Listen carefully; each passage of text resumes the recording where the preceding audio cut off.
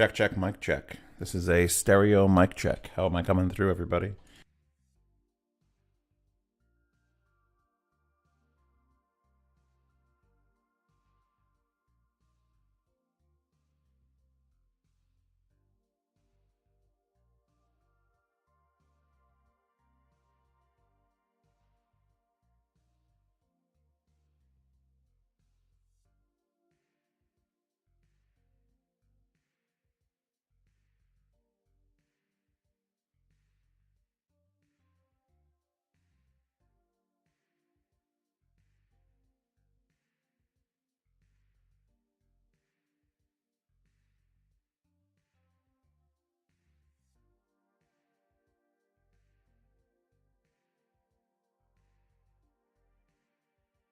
I guess I could unmute the microphone, although I don't have a noise gate installed, and I feel like I should have a noise gate. Also, you should hear me on an echo because I've got my laptop behind me to check this stuff. There we go. Okay. Bit of a delay. Now I'm going to mute the laptop behind me, which is going to be my check, make sure everything's working. Setup and hello. I need to get the video footage open. Oh God! Why is it so big? Oh, there it is. It's perfectly welcome. Fine. That's perfectly fine. Okay, that's it. That's the thing. This is our thing. I need to lower this. We're switching to headphones. Kick that off for a second. Let's put the chat back on. Hello everyone. Am I on top chat? I don't want to be on top chat. I want to be on live chat. I hate that it switches that. I hate that YouTube doesn't just let me see every message and stop being a bitch. Do it live. I heard left right. It sounds pretty good. These are the Marantz. For people who are going to ask, I wish I could link these. I should link these. I don't know if they still sell them. These are the Marantz MPM 3000s, which I think were like a $300 mic, and then I got a bunch of them for like $90. And yeah, no, we're doing. Here's what we're doing. For those of you who don't know, I went to Axpona in Chicago, which is an audio show, and I had a headphone section, which I mostly ignored because that's what CanJam is for. And it was huge. I don't think I got to see everything. There was a couple of rooms that were like locked at the end of one day, and we never got back around to them. You know, like JBL. I can't fucking believe it was JBL. I'm trying to help. Hold on. Someone else, the guy that was with me, Uber, is going to join Discord, but he wasn't in my Discord, so now I'm gonna. Actually, no. Hold on a second. No, I've got to put him in here. I gotta find him and add him, which apparently there's no results. Okay, that's good. I hate Discord. I hate everything. That's the thing. That's my new thing. It's my new me. Is I hate everything. Hello, everyone. Hello, Sawat and Michael Lin. Although it was Michael Yin, but it's Michael Lin. Let me see if I could find him. Where would he be under? I guess he's just under plebs. And of course he's under the letter U, so he's at the very bottom of the list if I try to find him. Like Uber. Uber. Oop, I think I just saw it. How does the alphabet work? STU. Uncle. Oh my God, this is moving so fast. I don't know how to use my server. Oodle-doodle-doo. Privacy settings, edit profile settings are a boost. Huh. How to Discord is the real question.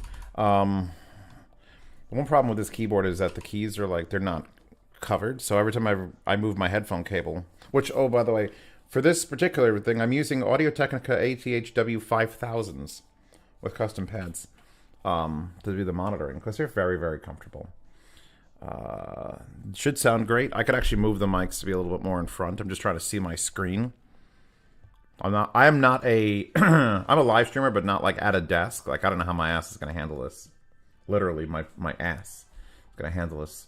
Because I took 3+ hours of footage of Axpona, which is the audio show, but they were playing music in every room and in the hallways. So dubbing over the entire video is the only option I have to put it on YouTube because maybe one or two will just skirt copyright blocks, but I can't verify it. So instead, we're going to just watch the entire thing here. Dub it over live. I will try to remember what's going on in these rooms. Which, honestly, the biggest problem I'm going to have is I don't remember what anything is called. So if you're like, Zeos, what speaker is that? Looks amazing. I'm going to be like, I really need to get... I'm going to have to reach out for help. Hold on. Admins. Can you give Uber permission in the co-host?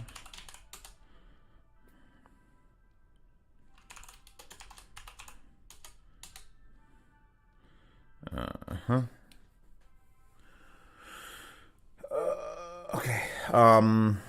Where are we? Who are we? Actually, where is everybody? Where are we from? Am I peaking? I need to be able to yell.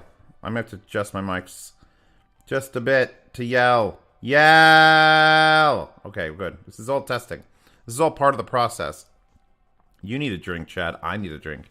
Ace of Spades is here. See, tell us about the after Axpona strip club trips. Any dirt you can share from DMS from Resolve in the Boom Boom Room. Well, I didn't go there with them. I kept the party small. There was a strip club involved. My Alexa's talking to me again. I try to go in every... I'm going to go to one in every state, but they all have different like rules and regulations, so that's... It's weird. I kind of wish there was a cheat sheet. Maybe there is. Maybe we're just missing out on the cheat sheet. Anyway, patrons chat. Ooh, oh, I got the mouse showing on that. I got to shut that off. That's stupid. Hold on. Properties. Is that under properties? Yeah, capture cursor. Let's shut that off. There. Now my mouse is invisible. Although my mouse is pretty cool. Okay. How much do I live Zeos? My most two hated things on this planet Earth are dubstep and anime, but yet here for Z-Man. I mean, there's no dubstep. I am playing a retro. I figured that just having silence and my voice in the background is going to be real annoying for 3 or 4 hours. So I found a YouTube video that claimed to be copyright-free synthwave. And then I ripped the video off YouTube, and then I ripped the audio out of it and converted it to FLAC, even though it was already compressed. And so I'm playing that in Foobar and having that mix in the background. Or wait, it should be mixing in the background. Why isn't it mixing in the background? What's going on here? Why is my Spitif not...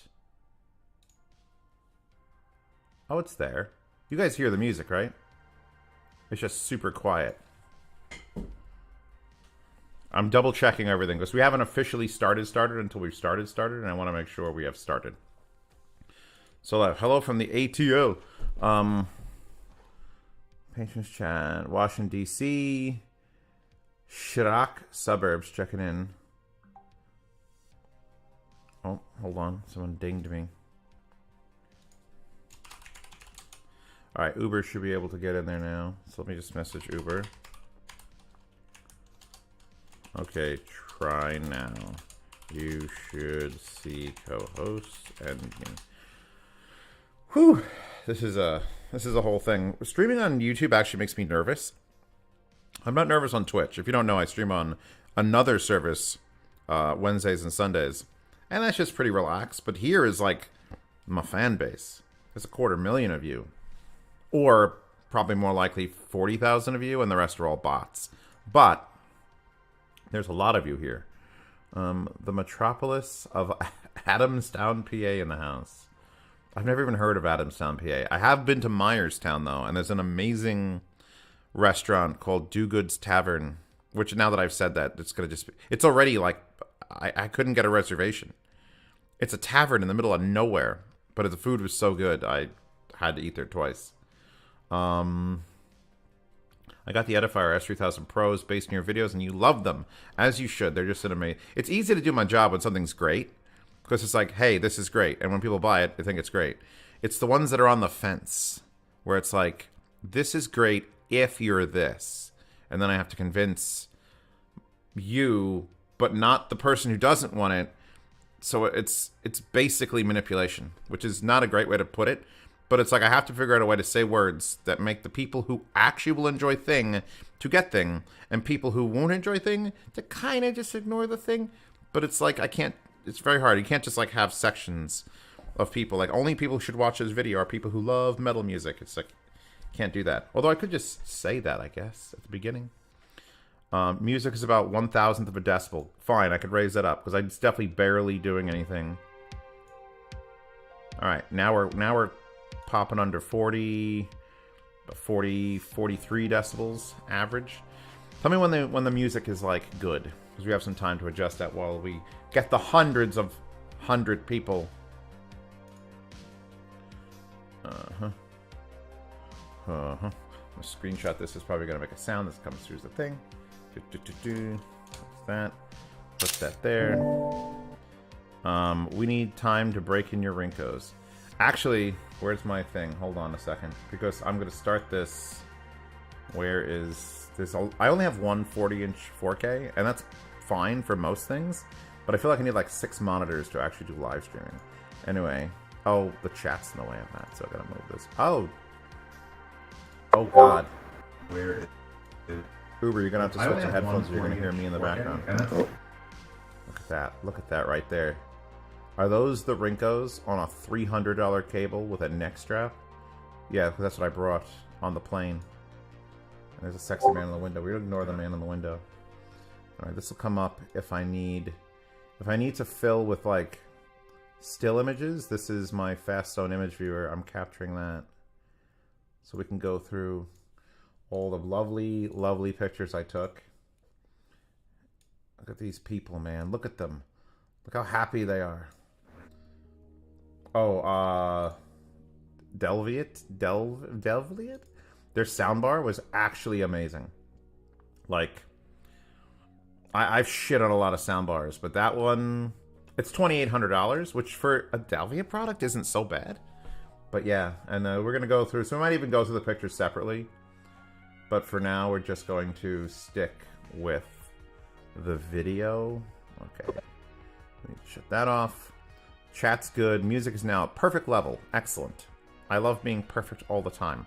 What did you think of the guy's best headphone setup in the world so far and a big-ass amp? Bean? Bean. Ah, we got a Decon here. Decon, if you would like to comment on... Actually, Decon, you're the perfect person. Actually, hold on. Can I talk to my push-to-talk? I don't know if I should push-to-talk. Okay, for some reason my push-to-talk is not activated on Discord. Let's figure out what's going wrong. Voice activity. Actually, voice activity is probably what I want. Output device to the Motu. Okay, for some reason my Valve Index is my input device, so let's change that. There we go. Okay, check, mic check. Check. Alright, Decon's here. Uber's here. Now, Decon hates everything, and if he ever went to an audio show like this, I would absolutely let him free to hate everything, because everything there is garbage. Well, no, okay. There's a lot of people's time and effort and passion in audio. I should probably prefix this video with this statement. I love speakers, probably more than headphones. I love music. And I love having like high quality stuff, but oh my god. Does some of this shit just creep into excess to the point where I'm actually physically ill? Are you saying that spending $3,000 on cable rising? There's a section of the video. If you're a patron or subscriber, by the way, you get access to the full unedited, no dubbing, like you could hear the actual stuff playing in the rooms and the conversations. There is a room, and I don't remember the name on the room. It's probably better for that guy. But when I told him that like my fan base was this big, and you know, you guys only make like a $4,000 speaker, but if you made like, because it was a small little bookshelf, and like if you guys made like a $1,500 speaker, a $1,000 speaker, you could really get it out there to the public, get the name going. And he looked at me and said, in all seriousness, there are people who use $1,000 speakers. Like it was literally, like he was insulted to the thought that people use speakers less than $1,500. And I caught it on camera, and I walked out of that room, and I just felt the passion that made me start this channel was the hate of the expensive asshole audiophile, and it just, my god, the flames just clicked right back on. And I'm like, you know what? Fuck that guy and everything about him. So, hey, welcome to this live stream. That's something which is... Oh my god, yeah, no, headphones, I feel like the biggest a-holes in headphones can only be so big. But in speakers, there's just so much more and so much more expense that it just feels like these people live on cloud 9 in their own delusions is what it comes down to. And you can take... Go, please. You have a better voice. Can I ramble a little bit about... There's a couple things which just both sort of going to different shows, both headphone shows, speaker shows, and shows that do both. And not just as a consumer, but also, you know, interacting with these companies as a reviewer, which does sometimes give you a bit of a unique perspective. There's a few things which really stand out. One is that the average age of people at like headphone events like CanJam and stuff is about 30 to 40 years less than if you go to like Axpona or something. I mean, there's people of all ages at both, but the headphone hobby definitely is younger overall. Welcome to beautiful... The thing that really frustrates me and I like about headphones is that with headphones, the average person is a lot more interested in what's actually going on. Why does that thing sound good? Why does that thing suck? What's the frequency response of that? What's under the hood of this product? Whereas in speakers, it's all I feel like speakers have such a wide range of people who don't know. From people who know to people who don't know. But then you cross a line where not only do people not know, you can't prove. It's much bigger. That line is 60% of these shows is the stuff that you can't prove why it's better, but trust us. And in headphones, it's more like, well, here's a thing and here's why. And the grounding boxes that you plug into that magically make things better are few and far between. Like, even I've come to terms with some specific speaker, like IEM cables. Okay, the resistance matters because it's such a small item, it's so efficient, and there's so much that okay, I can actually hear a difference. But speaker cables and power cables, and there's just things that like, well, show me the hard data. Like my friend Dan is an electrical engineer, and he told me if he ever went to one of these shows and interacted with someone who was trying to sell him something that he knows, he would throw down. He would straight throw down, and I'd be bailing him out. But I think we could probably get a GoFundMe going to get him out of there. But yeah, no. It's not even the like proof necessarily, but like in headphones, even if they don't have tests or evidence or whatever, they can at least tell you this is what we did, this is how we've designed it, and this is why we personally think it should be done that way. Whereas in speakers, it's like, well, you know, ours is much higher end, it's just much more expensive, it's much better. They don't tell you why it's actually different or better. They just tell you, well, this is much higher end. I feel it's much like more expensive. I feel there's like not all of them. There's do that, no but a lot of them need do. to explain it because you obviously wouldn't understand. You're not an engineer, so that's like that's their go-to. Is they just want to tell you, oh, just trust us. Just trust us. It's fine. Why can't I not trim that? There we go. We're gonna get this down. I want to have it visible so people can see who the hell's talking in... There we go. Boom. Move this up. Enjoy my on-the-fly editing. This is what real life is like, everyone. We'll leave a little space in case someone else jumps in. And, of course, our names will not line up with the time. The video is currently playing in the background. And... I should probably point out, okay, this is the headphone section, which was called Ear Gear. This was Ear Gear at Axpona, and it's not quite as big as a CanJam. And specifically, like ZMF is here. Black Ice Audio didn't set up an audio room. Black Ice Audio is one of the sponsors. Look at Zach from ZMF. If I put the volume up on this. Sponsored by ZMF. This video is sponsored. Oh, they actually showed up. Wow, you're a madman. Just because you live here? Are you using OBS. I'm a OBS XSplit or OBS? Girl. Only when I'm in OBS.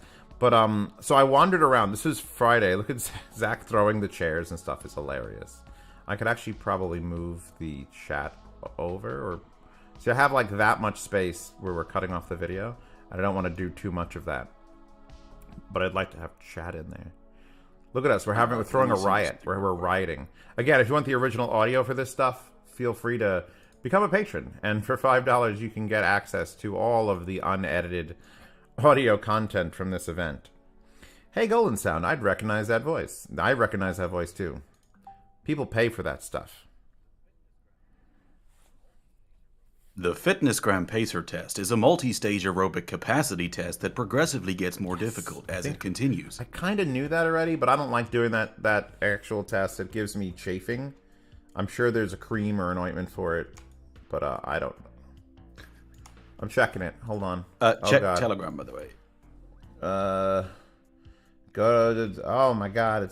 Can I do that live? Are we able to do this without exploding and breaking things? All right. Oh. Yep. Well, that's even better. That'll be even better. Okay, so hold on. Let me do that. We could actually remove this then. Remove. I got to do that on my regular stream. The website stjohns.k12.fl.us. They say, the Fitness Gram Pacer test is a multi-stage aerobic capacity test that progressively gets more difficult as it continues. I like Golden's revision of that more. Okay, boom. Boom. That's literally the reason I chose that Google Home voice. I was like, kind of sounds like the Fitness Gram Pacer test. I'll take it. So now if we have anybody else join. So now, the reason I'm letting the video play in the background and not really talking about it is because... Actually, I could actually play the audio from this section because there's no music playing because it's headphones. It was easy to do... It would have been easy to do like a can jam because there's no music playing out loud and YouTube won't freak out. Unfortunately, my GoPro solution with the mic unplugged itself halfway. And I couldn't tell because it's on my head. And I had a muted can jam.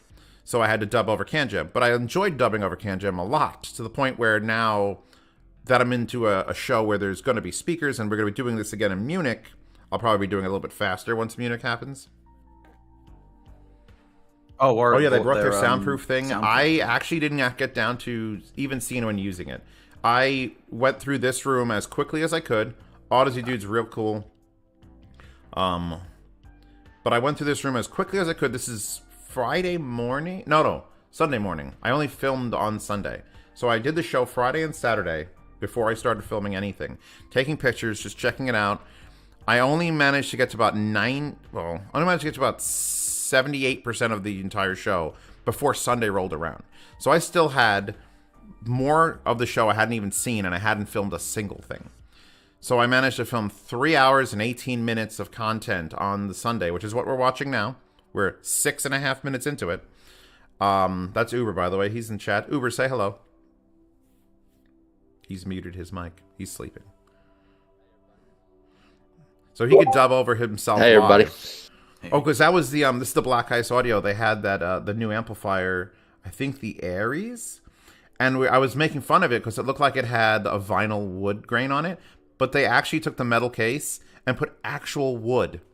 They veneered metal, and my brain exploded. I'm like, can you do that? Like we're trying to discuss it right there. It's like, can you?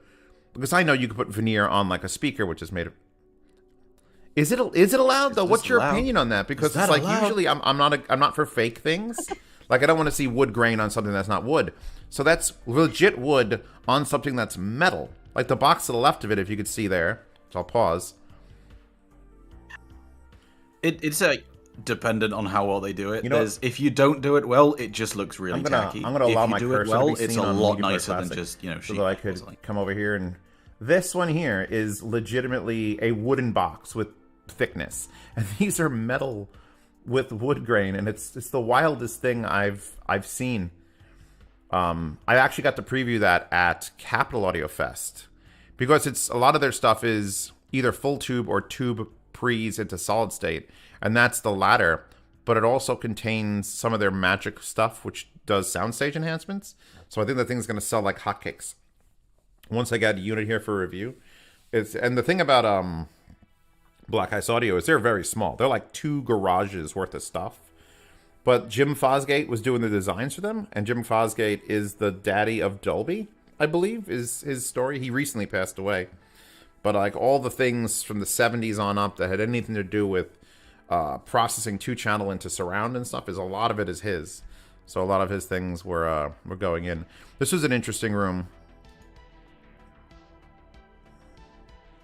to fade back in and forth. One of the things I like about the headphone area at Munich is that they've got like individual soundproof rooms. So you'll have 2, maybe 3 companies or something in a room.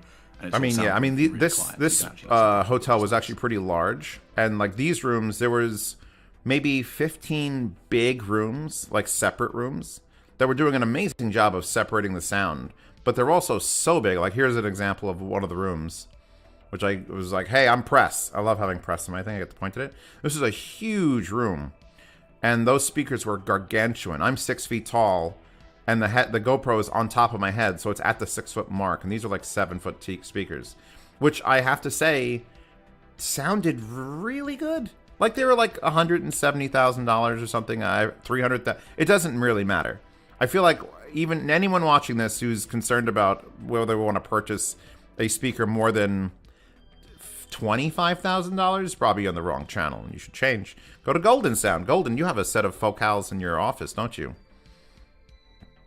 Well, what are those running? Those are like those little babies. They're not 25,000. I don't.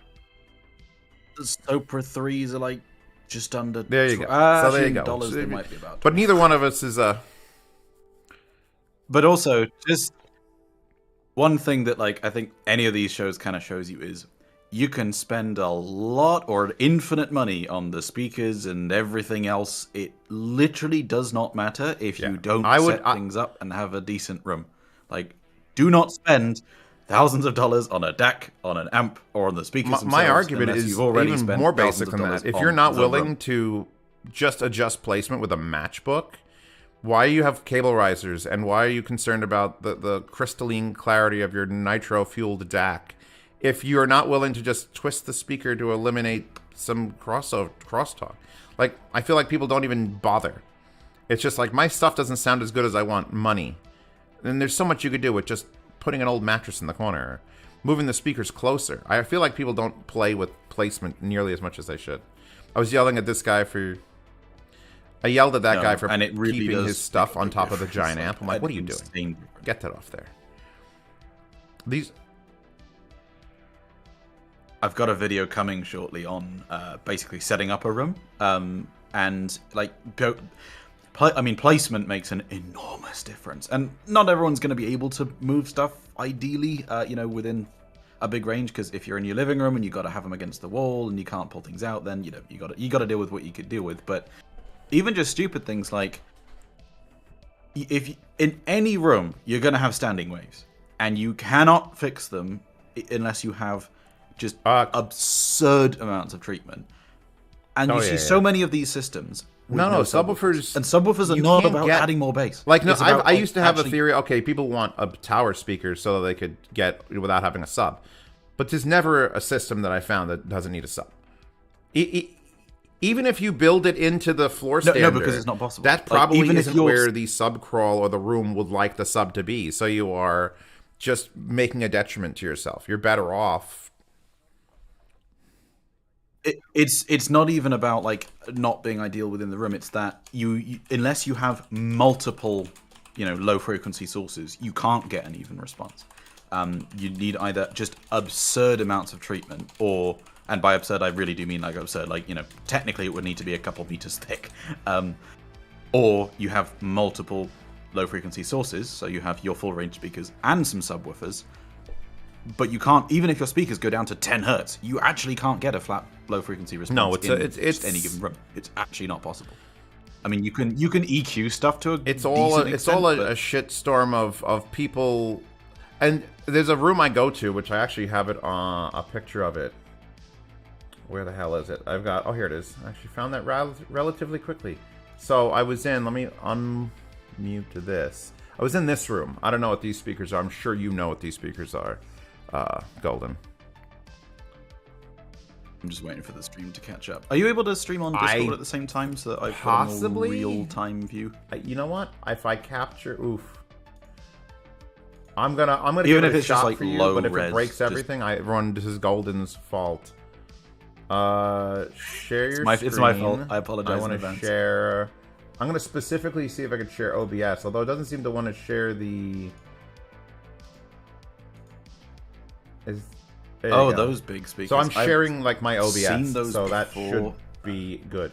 Yeah, these big honkers here, which let me shut this off for a second while we were looking at, what are we looking at? Oh, I love the panels on these. These are actually a unique speaker because it was all open. Like the back is just a giant, it was to direct the sound behind this. I'm okay with like expensive speakers if they're doing something completely wild. Like this is a wild speaker. This guy was explaining the fact. Let me see if I can get some volume from him. Hold on. There's a lot of And speakers hold on, which hold on, would let me work see better what with this a solid guy's speaker saying. being expensive. Probably. It's designed, you know, obviously. I actually reviewed a pair of speakers recently, the Broadmans, which fired sideways. I had a sideways firing driver, and my space that I review is in a basement, and there's just curtains and nothing behind it.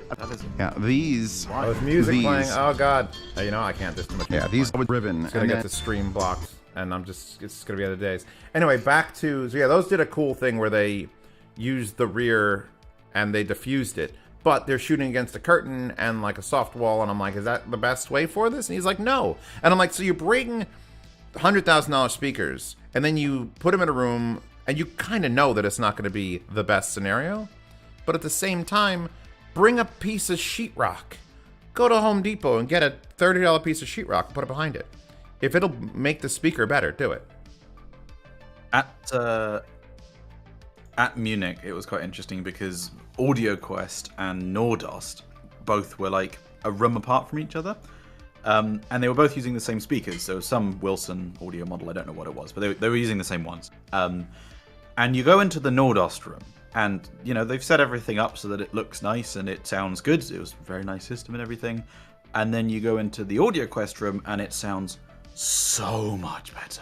Not because of they're using fancy cables or anything, but just because they'd actually played with the placement and tested things and put just a little bit of room treatment. Yeah, up, no, and it made it's astonishing. all of the difference. Here's the thing that's most impressive though: when I walk into a room that has no treatment at all, and it still sounds better than every room that I've passed for the last 15 rooms, and I pointed out to them like, "You don't need treatment." Like, nope, don't need treatment. Now that could do with how the speaker is producing sound. But I think a lot more to do with just someone placed it properly. There was especially this show, there was a common denominator of fail where every hotel room, they couldn't get all the furniture out. There was a 15-foot long countertop with a curved end that was like the desk that they couldn't remove from the rooms. So every room had to deal with this, and it was hilarious to watch every room deal with it differently. Some of them were just piling their mattresses under the cubbyhole. Some of them covered it completely with fabric, and some just said, fuck it, and actually put the speakers on the opposite wall to try not to get... It's hard in a hotel, I get it. I've been there. It's just watching companies try to deal with this stuff is you could tell how talented the people who are at the show are versus, the people engineering the speakers. By the way, someone said that they can't see. It's not showing who's talking. Oh yeah. Well, you know what it is? It's supposed just send some using instructions. some sort of. That is a problem with Oh god. No. Damn it. If you being yelled follow at the instructions, that just sent on okay, hold Telegram, on. it'll work. Go to this link. Click voice. God damn it, widget Zeos. servers. Oh my god, there's so much effort here. All right, hold on. Let me see. Go to this link. I'm going to this link. Hold on, everyone. Tell everyone what's happening on screen because I can't see it at this point.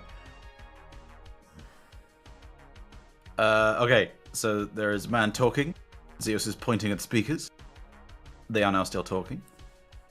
The lighting is... I got it. Did they? Can they not afford so many lights dark in this rooms? hotel? It looks really dim. So many. Click voice. What are you listening to? I don't know. I can't see.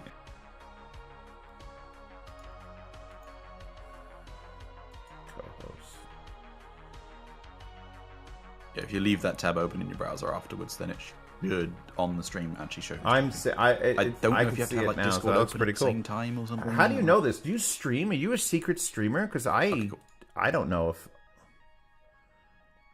everyone did. Anyone else I used know to this? quite a bit. Jesus. Not under Golden Sound or anything, Hold on, but so now if I go in here and completely change this, you still have my Twitch partner backpack thing somewhere. I don't think that helped at all. Hold on. Okay. Browser. I thought it changed the browser source to that. The thing is, it's the reason why our names are green is because I'm using a high contrast theme on Windows, and using a high contrast theme on Windows ruins a lot of stuff that Discord does. So it. Is it? Yeah, I see. Okay, yeah, because that's broken. Like if I put up a. By the way, this is the PS Audio room, which everything in this room is slightly less expensive than you think, but just slightly. Like those speakers are still 25,000, but this was the area where everything was like 150,000. So I was like, oh damn, that's $30,000. It's affordable. Yeah, no, the problem is I'd have to take my Windows out of high contrast, and I'm not sure if I could do that while streaming without it completely breaking everything. There's literally only 3 people. So you just have to know that Golden sounds here, I'm here, and when you hear Uber speak, Uber sounds like this. Waiting for it. Uber's not paying attention. Uber died. But yeah. I think he's AFK. PS Audio makes some cool stuff. Like I like the fact that here. Sorry. Their stuff's expensive. Yeah, but it's not stupid. He face revealed me though, so everything they make is garbage. There's a lot of R&D. Garbage.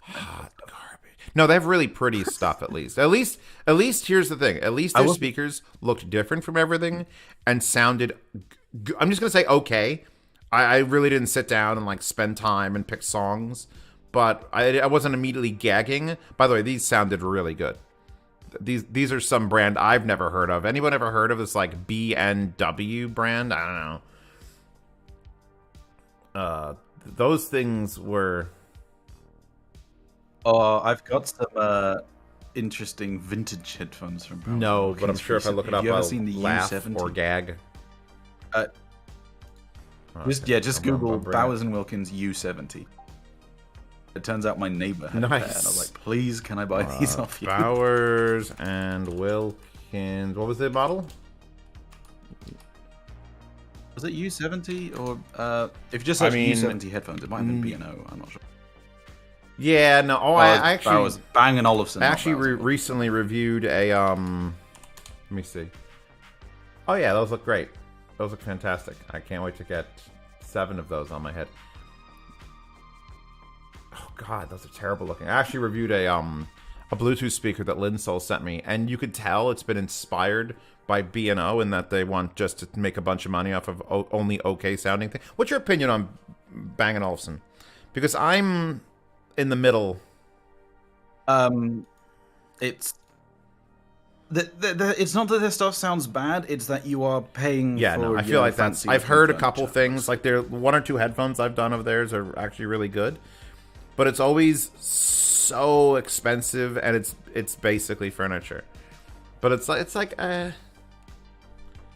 yeah, it's one of those brands where it's like if you're in the hobby effectively, you almost certainly would not buy from them. It's a brand that targets general consumers with a sort of high-end brand image, and they do that very well. Their stuff isn't generally bad.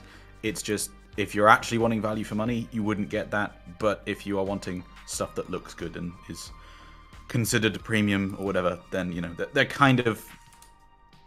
Oh, I know what I'm doing. Someone pointed out that we were talking over each other, and I know what it is. I had a 3,000 millisecond delay on things that would help. Because of when I stream on Twitch, the head cam has a delay of sending the video, so I have to delay people hearing the responses. So we should be good now. Ready? We're gonna do a little fun test, Golden. I'm gonna say 1, and you're gonna say 2, and then I'm gonna say 3. Ready? 1. Okay. 2. 3. 4. 5. 6. You lady.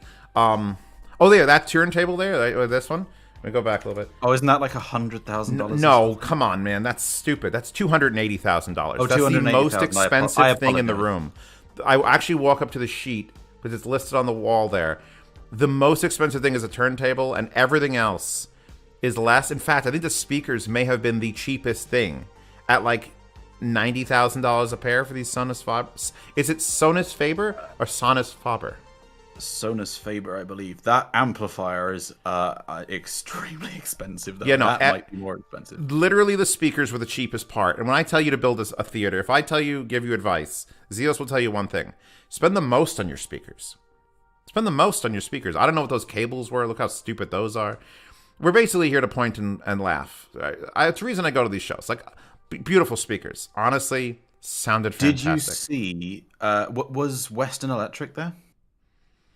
Western Electric had a room, but I don't know if I got to it because I had it on my list. It was on my list of places to visit because I know you constantly are dripping about it. But I was like, I'll get to that room, and I might have walked in the room. We'll find out in this video. They had the speakers that looked like Daleks.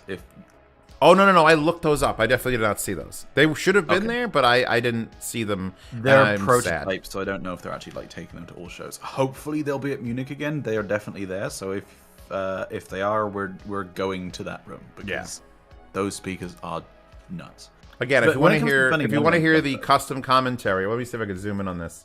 I gotta get closer. Let me see. I can zooming in. Enhance. All right. So the speakers were $140,000 for the pair.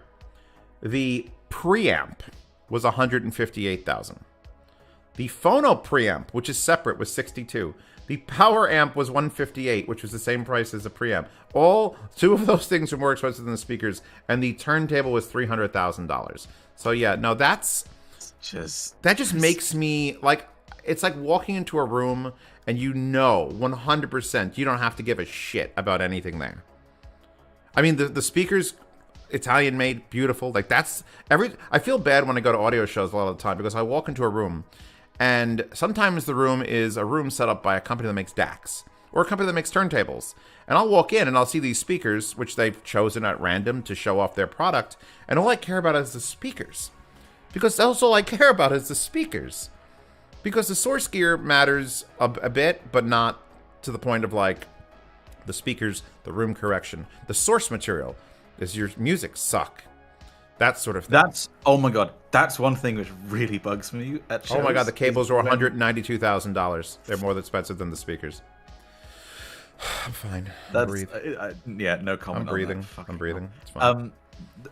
At these shows, one of the things that really bugs me is when you'll have a system like that or something, which obviously a grand total of 2 people in the world are going to actually be interested in maybe buying those things. Well, that's the thing, though. If you're selling it for so much money, you only need to sell 2. And then you retire. What I was going to say is, then they pick music where there's like really abstract jazz with maybe 2 things playing every few seconds or something, and it's like I can't. There's not actual music coming. The volume levels also are like, I walk into some rooms and it's like, am I supposed to be having a drink in a bar in the back? Because are you trying to sell me $100,000 speakers? Or are you trying to just chill while we relax? Because sell me the dynamics of these speakers. Play something that pushes them. Play it. Like I walked into some rooms and it was just like, come on, man! What the hell is this? If you're at Munich on the trade days, you can usually find a moment when the room's empty or it's quiet, and you can ask them to play something, and that's usually the best way to do it. But on the busy days, it's just like you got to go with what they got. Yeah, I mean, I couldn't even see this smaller show in the 2 days that I was there. Friday was just a press day, or it was Friday. I think all days were just open days. It was just real busy on Friday. Like, almost busier than the Saturday was, and Saturday's usually the busier day. And here's the other thing, like a lot of these, like Quintessence Audio Limited, I don't know who that is. This could be a lot of companies will show up that are just selling things. Like there are local hi-fi shops, and they'll bring a bunch of their hi-fi in. So you sit there and you're like, well, I'm talking about the speakers, and they just want you to buy their speakers. It's like if Radio Shack showed up to set up one of these rooms. Like Radio Shack doesn't own the speakers. Radio Shack doesn't own the DACs or the amps. They're just Radio Shack. Come to Radio Shack and buy things.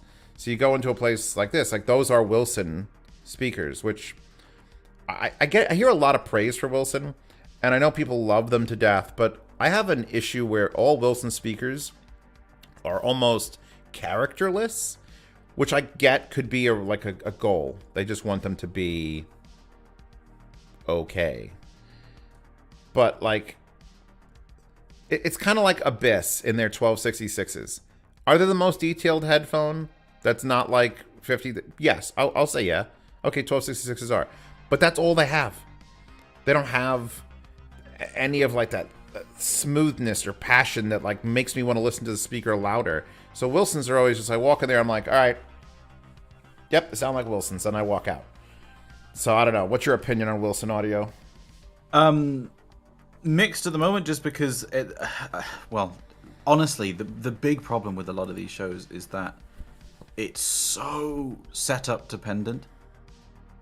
It's really hard to kind of compare a lot of the speakers when, you know, you try and listen to one model and they're in a room where they've been set up properly, and then you go to another one, and even if the speakers are maybe 10 times better, but they've just been plonked down in the room, and it's like, it's just not the same. I have to argue with someone who's commenting. If you want to help, we could beat this guy down. Are we allowed to do that? Robert. Can we beat down I'd Robert? argue that a $10,000 front end run through $500 speakers will absolutely sound better than a $500 front end run through $10,000 I mean, speakers. honestly, with that ratio, it would depend on how difficult the $10,000 speakers are to drive. If they need 200 watts per channel clean, you're not going to be able to get that out of a $500 budget.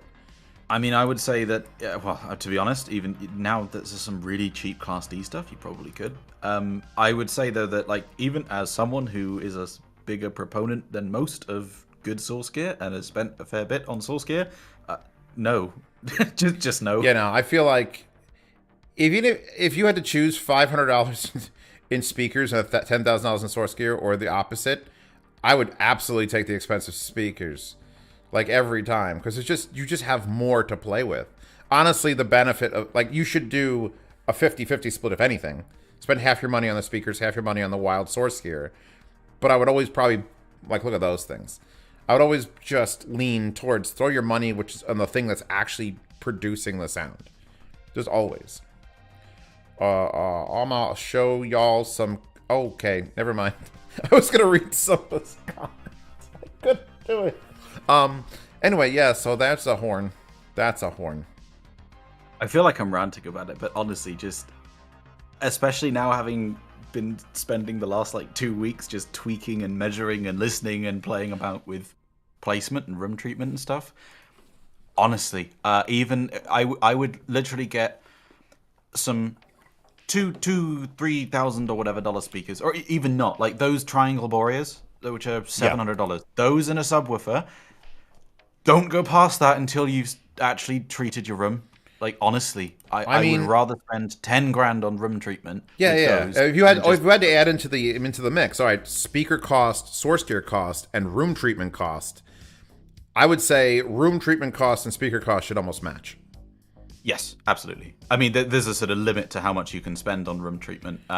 Yeah, I've seen people who spend way too much. Like, it just, how about this? Instead of paying for actual room treatment, pay for someone to come in and tell you how to treat your room, because most people don't know how. Well, you don't even need to do that. I mean, I got all mine from GIK, and they give advice for free. I mean, Vicoustic, I think you have to pay a small fee. GIK will just give you a plan and advice and explain why they've done certain choices and stuff, and it's completely free. You can literally just email them. You don't even have to buy anything. I have to say, that soundbar, and I'm not a soundbar person. I hate them personally. But that soundbar did some shit. Is it DVLA? It's a DVLA or I always say Delviate, which is definitely DVLA's thing is DSP, and they're really good at it. That's $2,800, and honestly, I'd tell someone to pay $2,800 for it. Number one, it looks fantastic. Like, that sphere in the center actually rotates. Like, you could rotate it forward or backwards, and it shoots the tweeter differently depending on what you're doing. And it made actual above my head sounds out of nowhere. So I have their card, and I need to get that, because it'll be the one soundbar I actually give a full thumbs up to, like, hey, this. Obviously, their other speakers there are insanely expensive, $5,000 each or something for the white ones. But they're one of those speakers that you cannot find. Like the I think I come back for a demo of those later on, and the drivers just fly out of the side of it. But you know, and they were doing like Dolby Atmos on and off demos with this, and it was just nutty. Sumba Listen says, room treatment is that important? What about the alternative DSP services? They're not mutually exclusive. Yeah, I would probably say both. You should use both. Basically, DSP is much better for it can be quite effective for treating low frequency stuff in particular, because room modes. I feel like you can't magic away. You can't put enough treatment in a room to fix a subwoofer put in the wrong spot. But if the subwoofer can be, if you can fix a room mode, it's probably going to be through DSP and timing. So that's something that, putting cardboard around your room and foam will not fix that. So you really need both. What I'd say is you can't actually, or I mean, you can with some like tracking the movement of your head. It's batch. It's called BACCH. But generally speaking, you cannot fix like reflections and decay time with DSP. You have to treat your room for that. But that's quite easy to do. Then low frequency stuff, it kind of depends on what it is. The most effective tool you can use is a subwoofer to actively cancel outstanding waves. That is the best thing you can do. Doesn't matter if your speakers go down to 10 hertz, get subwoofers. Yeah, subwoofers for days. And you got to do the placement. Now, are you still a proponent of the sub crawl, or do you think there's a better method than getting on all fours like a dog? The sub crawl's good. If you have a measurement mic, that's the better way of doing it. How would you actually use a measurement mic to do the placement, though? It's pretty much the same kind of thing. I mean, you get your speakers play. So basically, Okay, so I've got a video coming on this, so quick plug. Go subscribe to the Headphone Show, because it'll be up on there in a couple of weeks. But the step-by-step process is either just put your listening position either 38% back from the front wall or back wall, or if you've got a weird-shaped room, then use a measurement mic and put your speaker in the very corner of the room, play white noise, and then use the measurement mic and just sort of walk down the center of the room and find where the response is the most flat. That's your listening position. Then, from there, put your speakers. I feel like this is something you need a video for. So that video will be coming out on the Headphone Show. Yeah. We'll just point at that. Subcrawl's good. Measurements are a bit better. Go subscribe to the Headphone Show. I'll have a video on it. Yeah. Paul from PS Audio suggests putting a sub in near field and messing with the phase. I've tried. You don't need it near field. You should mess with the phase, because like the phase is actually the thing that's cancelling out the standing wave. So if your sub doesn't have variable phase, you need to place it more carefully. If it does have variable phase, then you can be a bit more flexible. Yeah, a lot of subs just have a phase switch for 180 or 0. If you do have the knob, you can do more. Also, I find if you sit real close to a sub. Oh, Pasta's here. Hi, Princess Pasta. She says hi, friends. If she wants to jump in the co-host for a bit. I know she's got things going on, so she may or may not be able to join us. She was at this show. The last day I was just running around like a lunatic with Uber. I was going to say words, and then they disappeared from my brain, so I'm just going to let everything sort of sit. Hi from France, says Brigitte Bardot, which is a very French name. What TV is that? I have no idea. I think it came with the room for them. Also, all those lamps in the corners. The Magnapan room. Okay, so my first chance to actually listen to Magnapans. And this set is the $1,000 set of Magnapans. And I heard it and was like, all right, why is everyone buying anything else? Goodbye. Granted, those subwoofers that are behind there are... What brand are those? Those are the angled ones? I could have told you if I reviewed this on the day, but... Those are very expensive subwoofers behind those Magnapans, but the Magnapans were doing, in fact... Apparently, you kind of need a subwoofer with Magnapans. Oh, you absolutely need it. I mean, there was only one set of flat speakers, flat panel speakers, that were using a combination of planar and maybe not even electro, it might just be multiple planars. But they, I'm yelling at these guys because they work for... The Magnapan crew is wild, by the way. It's a bunch of young dudes and cool people. So it was just like, here, play around here. I yelled at the dude for his hat being a flat brim hat. Do not wear a flat brim hat. Just got home from the gym. Pasta's got them gains. The Magnapans were hyper impressive. And I feel like... Oh, they're also running them off of Carver gear, which is kind of hilarious that everything there was less than like $5,000. Every piece of equipment individually. Obviously, ELAC, thank you. They were ELAC subs. Thank you, SV Ghosts. I was in the ELAC room, and I remember looking at the subs, and they were not cheap, but they were extreme. So they pushed rather hard. Anybody has a fantastic match for the Magnapan? Little dipole woofer. Golden Sound is now typing, but the other thing you cannot EQ away a null. Yeah, no, it's audio reproduction. If you're just happy with a Bluetooth speaker, oh my god, look at that gauge. Just be happy with your Bluetooth speaker. But then put your Bluetooth speaker in a better sounding room. And then get 2 Bluetooth speakers for stereo. And then start playing lossless music. And oh my god, it just keeps going on from there. So the goal I have, by the way, this speaker is entirely made of aluminum. Is this Magica? Those are Magicas, yeah. The entire... I wanted to pick it up, but I feel like even press is not allowed to like just yank that off the ground. I really like Magicos, but... I will say this. Magico made an appearance probably 5 or 6 times to the show because companies who were showing off turntables or amplifiers or other things were all just using the exact same Magico speaker. Which was great because I feel like if I set up one of these shows, what I would do... Look at the color of those.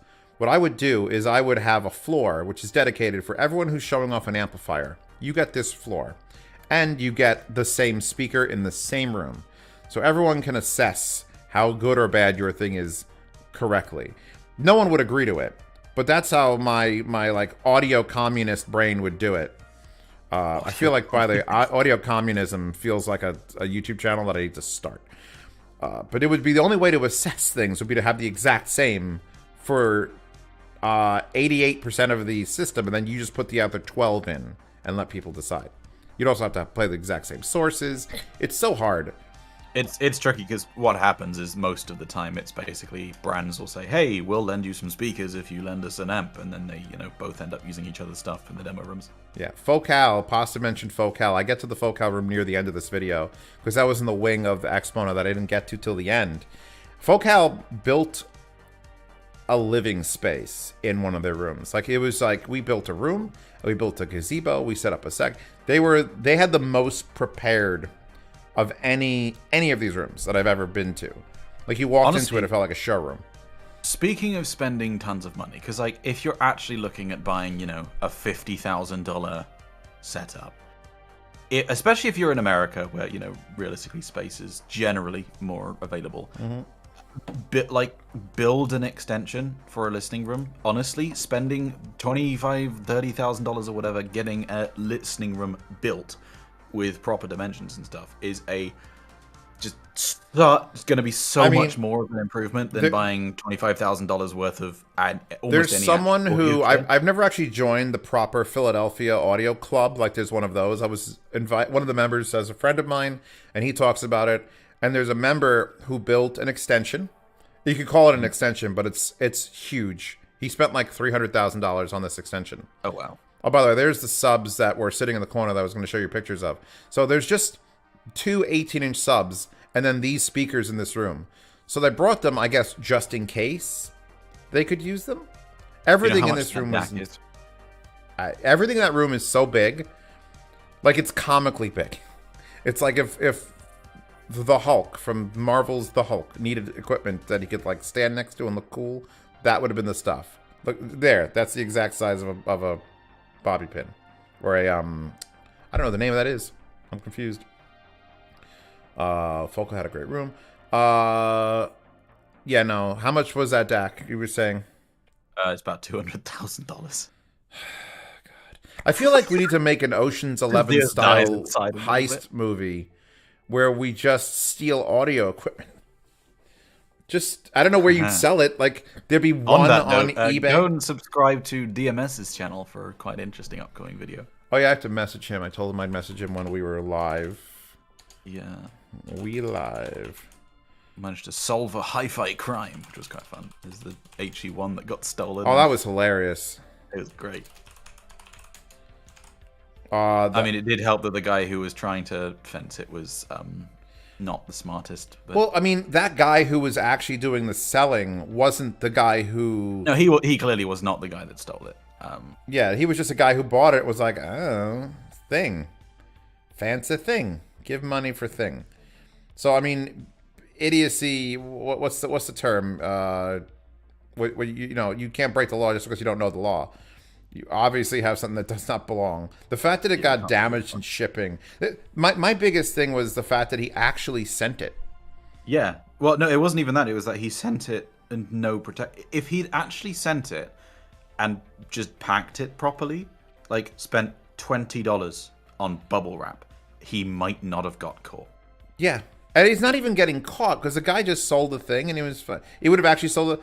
But, I mean, he obviously was just an idiot and not a scammer. Because a scammer would have said, I have this, taken pictures, done whatever proof he needed to know that it existed, and then just sent a box of bricks. Haha. Or sent nothing. By the way, those speakers are only $91,000. MBL is usually at these shows, if MBL has a big room and the big double towers, it is those things. It is the most, it is like waiting for a ride at Disney World. No one can get in those rooms because those are usually like the $1 million, that's $1 million speaker there. With They always have loads of plants in their rooms. Yeah, I love that, even though I know plants don't do anything. I just love the aesthetic of it. By the way, I'm in here not hitting on the girl from Yamaha, but trying to hit on the Yamaha amplifiers themselves. And the only thing that she said that kind of threw me off, because I absolutely adore the way that this stuff looks. I was like, are you ever going to get like the VU meters and stuff into your cheaper units? And she's like, well, to make it look this pretty, it's expensive. Oh my God, I forgot how that felt. The actual balance, when it like locked into the divot at the center, it was the most beautiful thing I've ever felt. But like, you can make a cheap amplifier that looks like that. It's just a piece of sheet aluminum with a hole in it, and then some cheap VU meters. But the real expense is like, there, look, oh, that's a look of a satisfactory knob. Uber knows how that felt. That was gorgeous. So, and this is the Yamaha. Yamaha had 2 rooms. Both rooms were filled with everything Yamaha. Oh, they had the L amp. Is that what that one is? I don't know what the actual name. I can't remember what the name of it is. It's one of their. Oh, they had their headphone there, and I basically told them, yeah, I like it, but I don't like it because that $5,000 Yamaha headphone has very strange space issues where the driver is so far away that it gives it soundstage, but at the same time it makes it just odd. And you might remember I reviewed a set of speakers that looked exactly like this. These are $15,000 version of basically the 3-way Yamahas that they sell for $200 on Amazon. They're gorgeous, like the piano black and everything, and I love the lighting choices they did. But it's like, I don't know if people are going to be buying a $15,000 Yamaha speaker. I don't know. I like it and hate it at the same time. I'd love to actually sit there and play with them, though, because just look at that mid-range dome. That is pretty cool. Sumbalisten says, no off-the-shelf DAC chips or even crazy DCS tech, just amplify the digital signal, I believe. Correct me if I'm wrong. I've not actually looked at their products, but it generally doesn't quite work that way. There's a lot of companies who will, have various marketing reasons as to why their way of doing things is the cleanest or purest or best.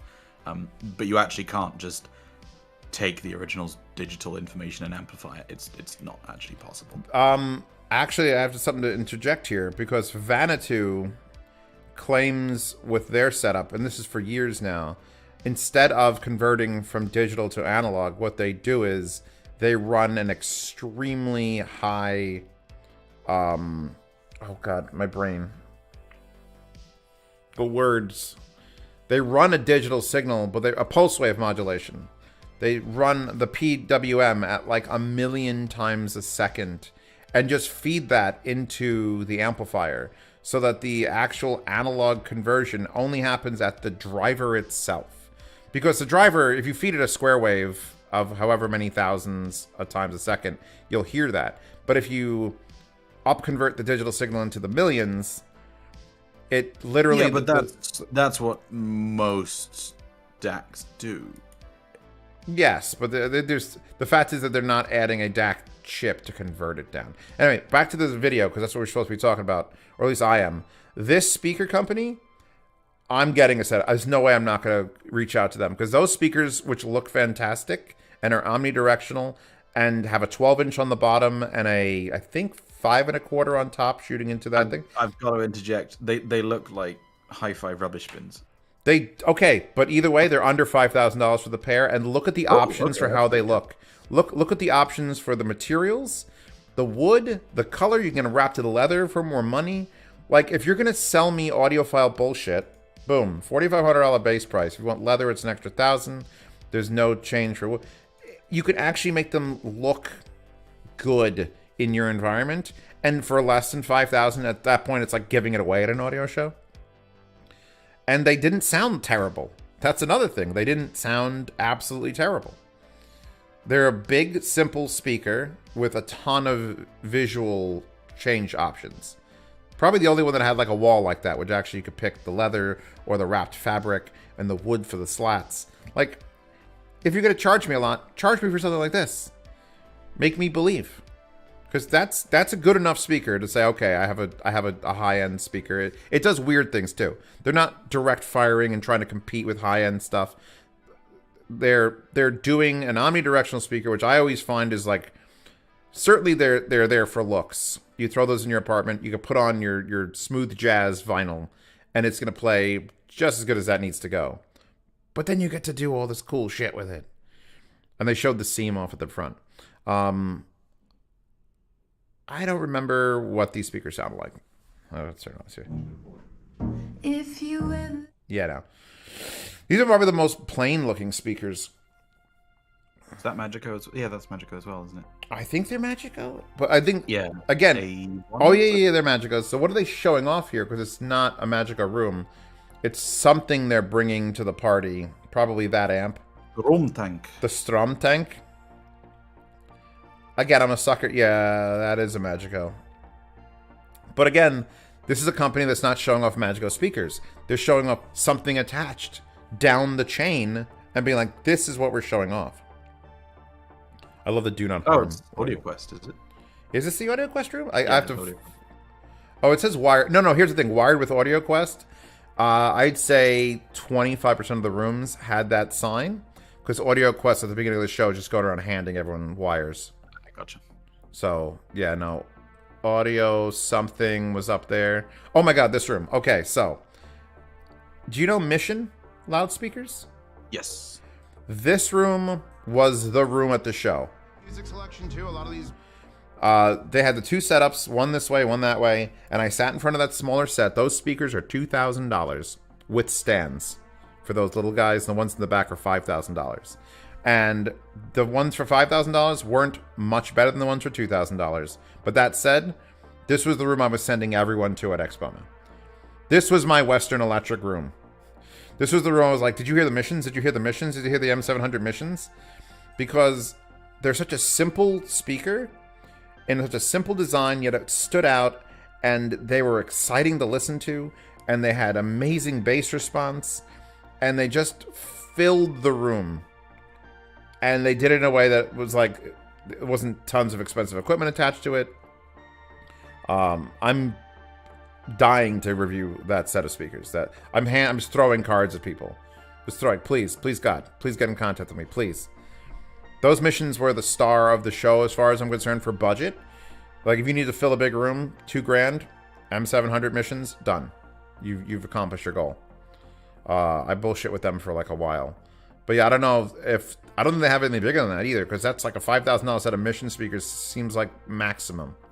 It isn't one of those companies that'll go up even higher and even higher. I think they assign every Brit a pair of mission speakers at birth. That's probably true. My father, I tell the story... I don't know if I tell it in the video and you could hear that live. Again, if you're a patron, a Subscribestar subscriber, for $5 a month, you can hear all the audio from this video unedited and uncut out. So if you'd like that, jump in. Patreon, Subscribestar. But my father recently bought a pair of Mission speakers on like Amazon. And the reason he did that is because he knew about a pair of Mission speakers back in the 80s. My father used to sell hi-fi gear, but not like high-end hi-fi gear, like low-end lo-fi gear, whatever. The point is, it was one of his favorite speakers back in like the 80s. Was just a weird MTM Mission speaker that was at my uncle's house forever until it got destroyed or water damage or something happened to it. So he recently went on a Mission kick. So when I saw Mission was here, I went in there to check for my father, and it turns out it's one of my favorite rooms of the show. Just absolutely. And they got. I like the white fascia. I like the fact it says Mission in big letters. It's like you should be proud of it. I love that the feel on that knob was excellent. Their little that amplifier I think was 1,500. Wait, hold on. Let me go back to it if I can. Oh. Enhance. $750 for that. Affordability at an audio show is like... That's what gets my rocks off. I am so excited when I can walk into a room and actually afford everything in it. Like, that should be like... I wish someone would hand me a pamphlet at the beginning of the day and be like, yeah, here's 75 rooms. You could afford everything in these 6 rooms. And then I would just go to those 6 rooms and be done with it. So that's a live, not live thing. L-Art. We're here. The footage is not. The Axpona happened 2 weeks ago. I couldn't. There was no way to live stream. The Wi-Fi was so bad at the show because there's never good Wi-Fi. It was so bad, man. I actually connected to the Wi-Fi. I got the password from someone for the show, and I was trying to just send images on my phone, and I couldn't do it. I couldn't even send images out on my phone. But yeah, I figured the best way to do this, because I was gonna have to dub this over anyway, because they're all playing music in all these rooms. So this is the way I'm coping with that. Is I got Golden Sound here. I've got Uber here if he wants to chime in on any of the things about it. Actually, Uber, are you here? What was your thoughts on the Mission speakers? Because I know I was jacking off hard about them. I would buy a pair, honestly. I mean, at $2,000, that's... If, like, you can't afford the big clips, like the big, like, Fortes or something, I would take those missions over the Heresies every day of the week. Every day of the week.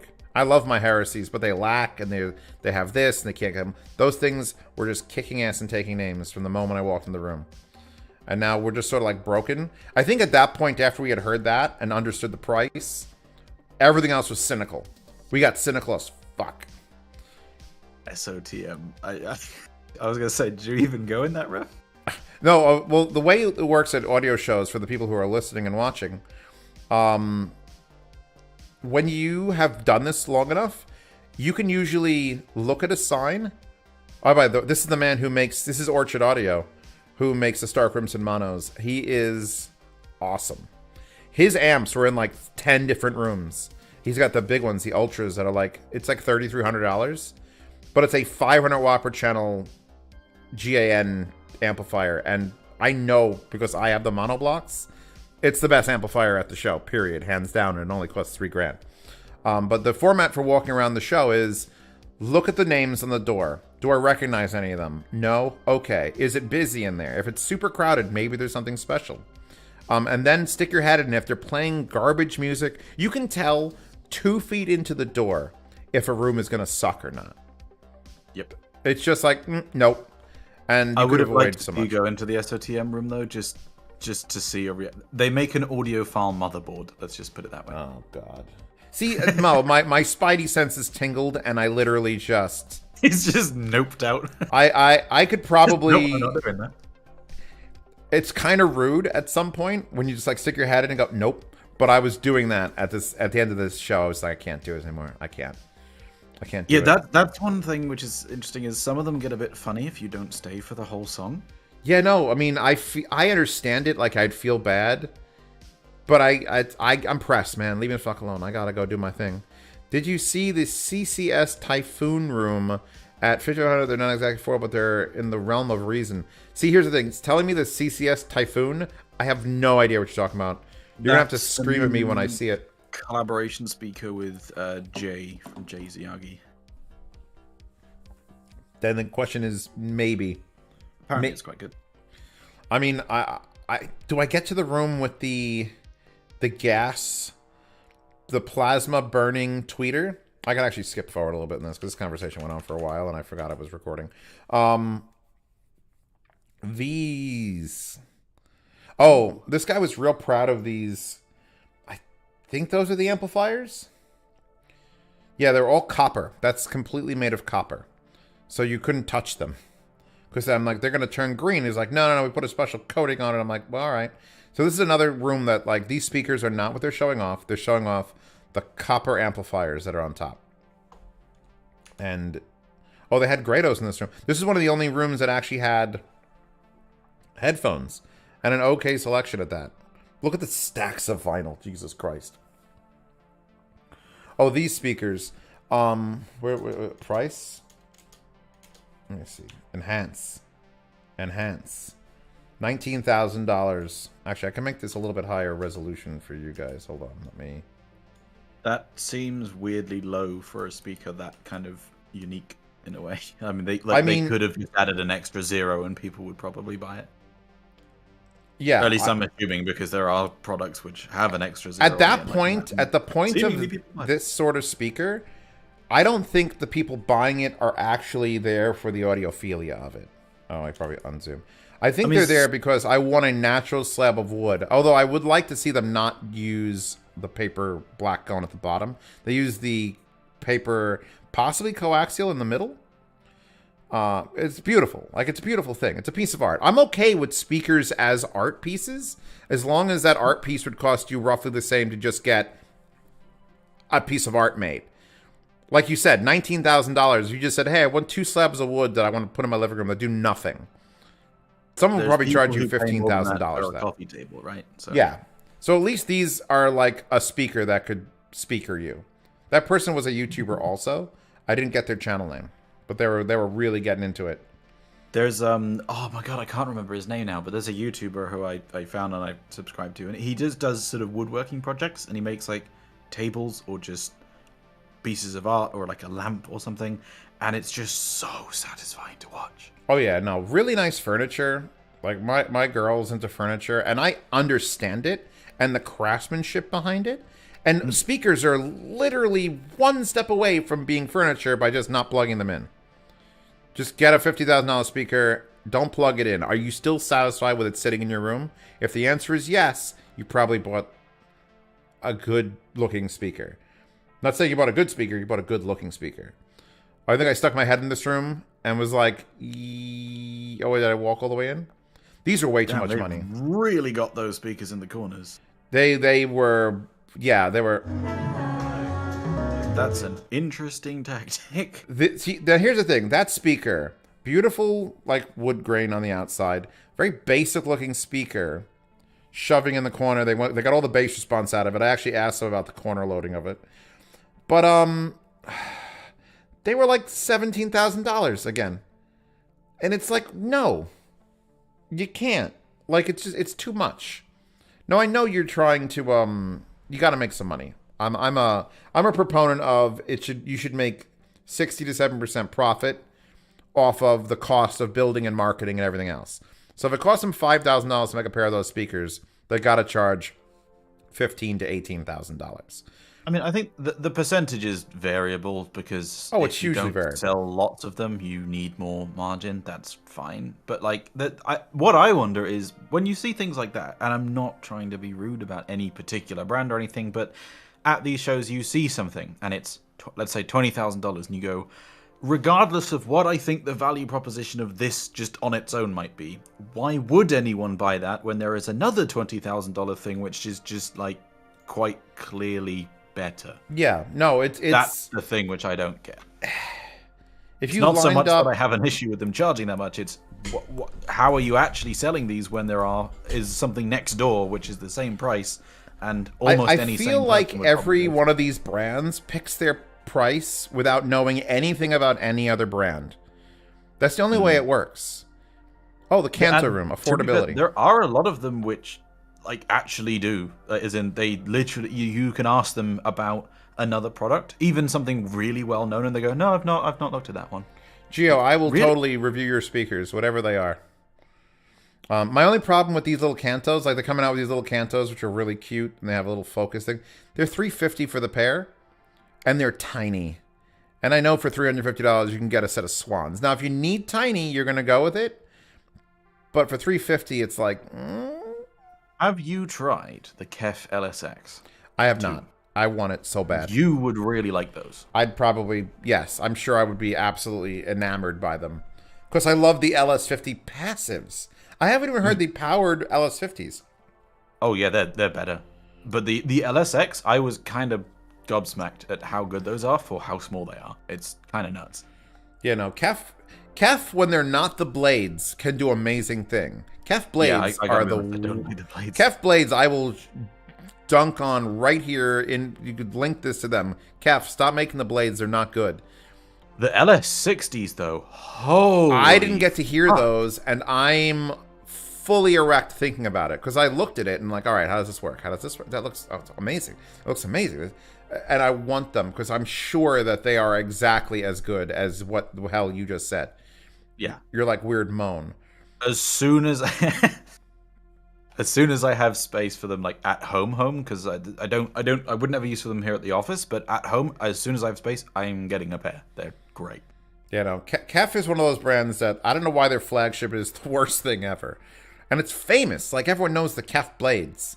Well, they've got the Muon, which is above the blades, which apparently is very good, but like they don't take it to any sort of shows or demonstrate it. Oh, that's good. That's exactly how you sell that. Is it never leaves home. I think that's one of those products though where it's at the, I don't know what the price point on it is. I'm just gonna look it up, but it's one of those things where if you are the kind of person who might be interested in it, it will be handled by one of your people rather than you. Where was this, says Ryan Sharp. Ryan Sharp, this was Axpona in Chicago maybe not. 2 weeks ago. All right, so this section of the video, I actually can link this. Oh, wait, can I link this? I think I can link this. Hold on. They have a wine rack? Yeah, well, here's the thing. This is the Magnapan press-only preview of a concept they did. I think I put this in the Oasis. Is this Magnapan? They look like these. All right, hold on. Oh my god, I got a complete mental blank of the name. No, those are Martin Logan's. Martin Logan's. But here's the thing: Magnapan was trying to show off that you could. I linked a video in the chat just now, which is like an hour-long separate video of the stuff that happened in this room. What they were trying to show off was not the speaker. They wanted to show off with an alternate brand. If you see, they gutted the bass module out of the Martin Logan. And those little black triangles you see, the triangle verticals there, that has 8 drivers in it. I think there were 6.5s. I couldn't verify because there was all shrouded in mystery because this was like a tech demo for them. And they put the wine rack there in front of the other one to show that it didn't matter that it was there. And what they were doing is they were filling in not just the low end. This guy was talking about it, and he says those towers, 8 drivers each on a 90-degree angle, so close together that the actual magnets had to alternate like the height, so the magnets would miss each other. But so there's 16 drivers there, and it doesn't just go. It's not a subwoofer because it reaches up to 10,000 hertz. And I'm like, okay. And then you have to blend it. It's like, yeah, there's a whole thing that gets done, but the man was too passionate about this project to do the demonstration properly. I don't know if you've ever met those guys. It's like when you talk to the engineer, and it's like he wants to tell you all about it, but instead of just showing it, this guy said he's been doing shows for 50 years. He was a super nice guy. But he started out the conversation with me of like, let me just confirm something with you. Do you believe orchestral music is the best music to test everything ever? And he started going into reasons why he thinks it is for 20 minutes. And I was just like, okay. Like, just play something. Please just play something. You should start a demo of anything with just loud music, the best you got. Hit me with it, and then I'll ask questions. That's how you do it. Anyway, so these little towers there, they're minuscule. You could see them. They're maybe 10 inches on either side and a triangular across the back. Those things to the right. So I'm looking at this. I'm showing that off. This is the thing he's showing off. He played an orchestral piece, and I was not impressed. It actually sounded muddied, and I think it might have just been the recording. Because he put on Poem of Chinese Drums, which is a track that I've actually used as sound demo. And those little towers, one that was behind a wine rack, made it feel like there were 10, 15-inch subwoofers in that room, set to 1,000 watts each. I don't know what was going on. He proved his point in the 2 minutes of that sound demo. Like, holy crap. And he was powering it. If you look, that's a shit amp on the left. The tube amp is what he's powering the Martin Logans with. And that little one with the white light is here, this one. This is just what's the small shit amp? It's either a Vidar or an A-Gear, I think. A-Gear. It was a smaller one. It was not a Vidar. It wasn't as big. And he was pushing both those towers with 8 drivers each with that. And he was doing some sort of, it was a DSP correcting like surround processor to the right that he's leaning on. I just kept handing cards. I think I handed him 6 cards. I don't know. Because he he just needed to turn this on, and I would have been sold. And he just kept talking and talking and talking, and I didn't have time. And I wanted to hear everything he had to say, but he couldn't even go into. I asked him how much is it going to cost, and he was like, "Well, we don't really know at this point. We haven't really looked in the." And then I asked him, "Is it going to be more or less than $10,000?" And he still couldn't answer me.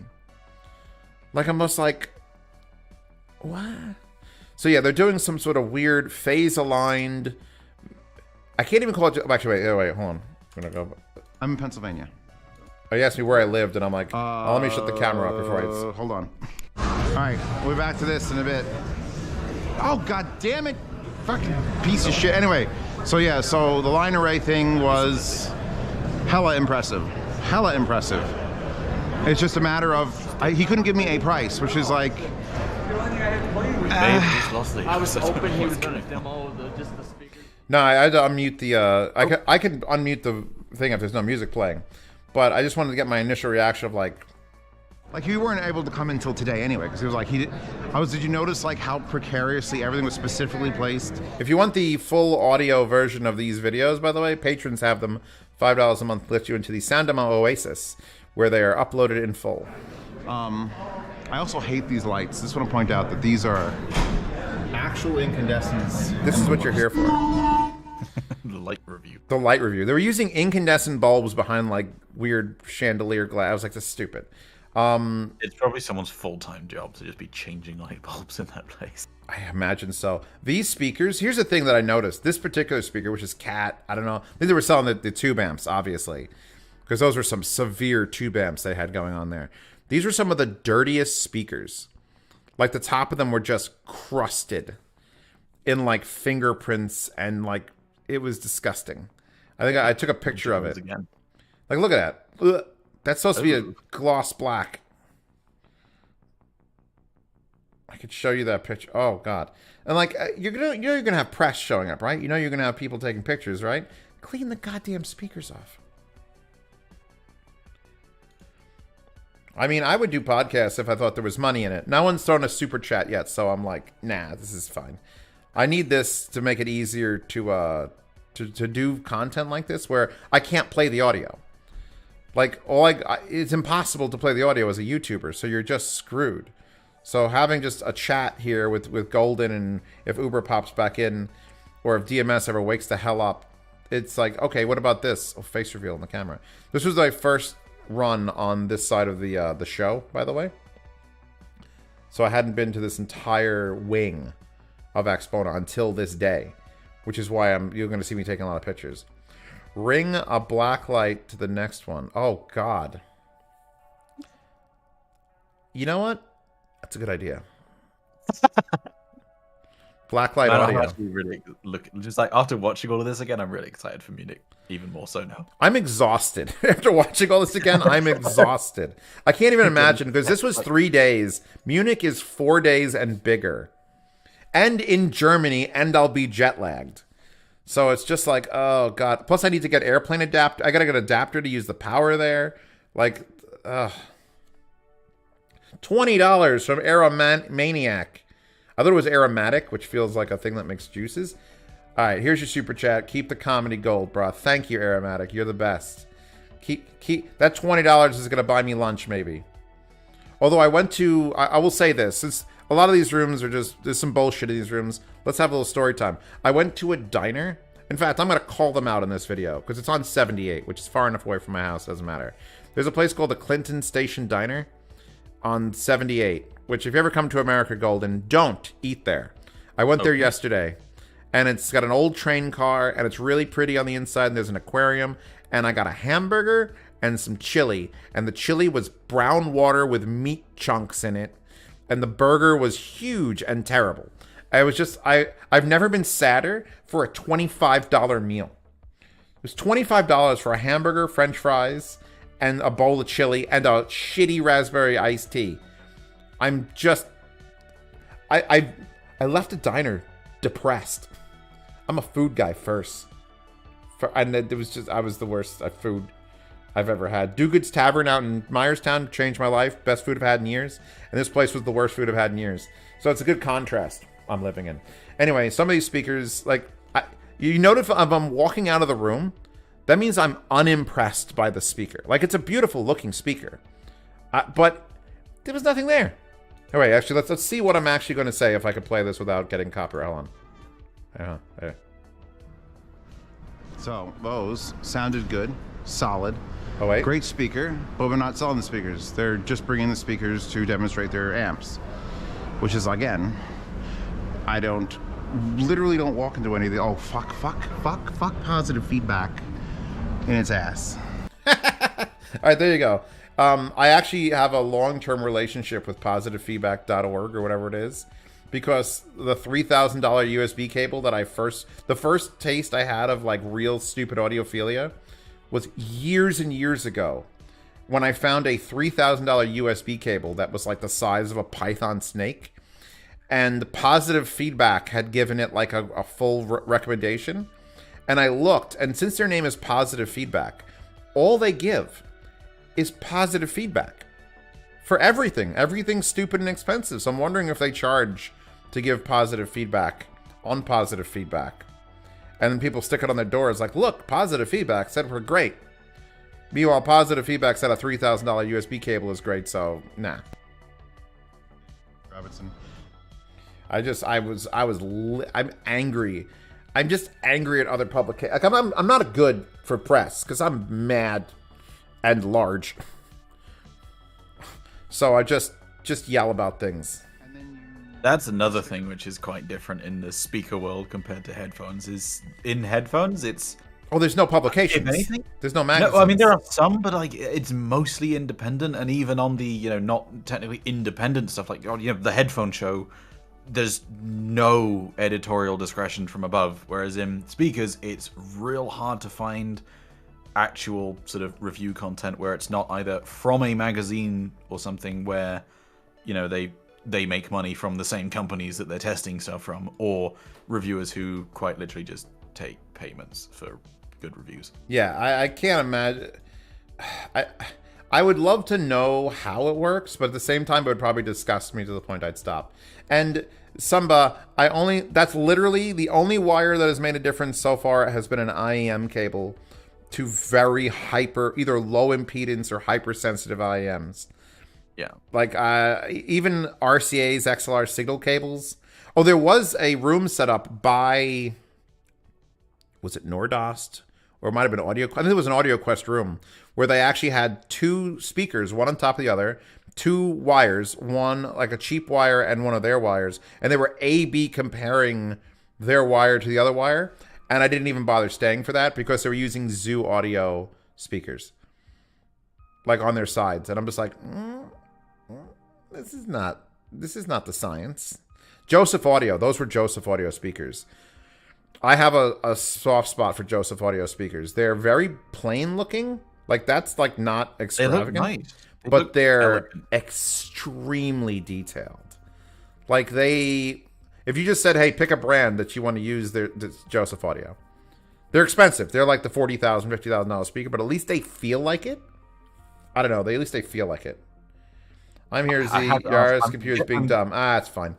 Uber can comment in chat. In fact, now, Uber, you are the king of chatting in comments. Go for it. I want to see you throw some shade at these people. I was going to ask, I'm guessing the answer actually might be no because you had a camera on your head, but if you were like talking to people there and like asking, because like at Munich, there was a couple of different companies and I said, I'd love to do a video on your products and stuff. Here's my business card if you're interested. And there was more than one company who literally just straight up went, how much, like, what are your rates? Or how much does it cost for a positive review? Really? And then when you say like, oh, no, I don't do that, they're like, oh, okay. And then you just never hear from them. Oh. So what you're saying is at Munich, I need to buy a yacht. My rates are going to be extremely high. I have one of the largest subscription bases. It's extremely. You could talk to my accountant, and I'll leave Mandy there just to. You know what would be really funny? Obviously, don't necessarily name the brands just because you don't need to, but like just see what the highest provisional agreement you could get for a positive review would be, and then like tell people what the number you managed to get was. Don't actually do it, obviously, but I mean, You say don't do it, but it's 2023, and I think I can make it hilarious. Like, oh my God, I could put on the most fucking fancy voice ever. And if I did like a joke review, like a joke positive review, even if it was of a $300,000 speaker, number one, no one's buying it anyway. Number two, is it going to hurt my credibility if I'm putting on the fancy voice? I don't think it's going to. I think everyone would love it. I think the company would be like, oh, this guy gave us a really good review. That was $30,000 well spent for this review. For $30,000, I will give your product a good review, but it's going to be in a funny voice. There you go. If you hear me talking really funny about a speaker, just know that Zeos got paid. That's all you gotta know. These people have too much money regardless. Let's take some from them. Those speakers look cool. The ones in the previous room. Which, no, those were really, those felt like audiophile speakers. Like these in this room are those Magicos again? These are like the Magicos that were in every room. Yeah. Very basic, but good. And it's perfect. I was fine with them being Magicos in every room. It doesn't even feel like a audio show level speaker because it's just really pretty. It's just plain. Look at it. It's got a tweeter and a driver. Really nicely built, inside and out. You'll get sued though. I mean, here's the thing. I won't get sued because I'll be doing exactly what they asked, just in a fancy voice. Yeah, you might get sued if you were to publish their name and try and do that. I haven't even made deals. Let me make deals with these people first. I want an Ariel Atom, a British thing. Should be very happy for me. Zeus is just gonna exit scam the audio community. The entire thing. I'm doing it right. We're planning the Ocean's 11 heist, but instead of actually stealing anything, I'm just gonna give out amazing reviews. Look at that speaker. Why wasn't that speaker in this room? Son of a bitch. Stack of cookies. That's right, I couldn't even get in the room. That room was closed. Fuck. Akora. Okay, so Akora is the ones that are made out of marble or like granite. So it's like basically they take a countertop and they cut it with a water jet and they glue it together. So you have like a 300-pound, absolutely no movement speaker. And I'm like, that's kind of cool. I like that concept. This room was also officially the loudest room I've ever been in at a show, to the point where I was concerned about, I walked next to the speaker to film, and then like the guy's just sitting right in the middle, and I had to cover my ears and run out of the room. That's how loud they heard these speakers up to the point where I don't know how they were even surviving this. Did you go to Mimic's room? I did go to Mimic's room for a hot second, and I'm like, guys, I'll be back. And I lied to them because I couldn't make it back. I'm still in rooms. This is Sunday, midday, because I had that hour-long demo, and I'm still going to rooms that I hadn't heard previously. All these rooms are new, which is why I'm taking pictures. God, it was so loud. It was actually... It hurt to be in that room next to those speakers. And that's a very first for me at an audio show. Usually it's real quiet, and then maybe one room has it like, oh, it's a little charged in here. Okay, we got some stuff going on. This room was by far the most. It was just up too loud. I love how they're using not crazy. Here, wait. I'm literally screaming because no one could hear me saying as I'm running out of the room. It was so loud that the GoPro's picking it up because the microphone's 6 inches from my mouth. But that room was absolutely absurdly loud, and I don't think it was showing off the quality of the speakers even in the slightest. It was just loud.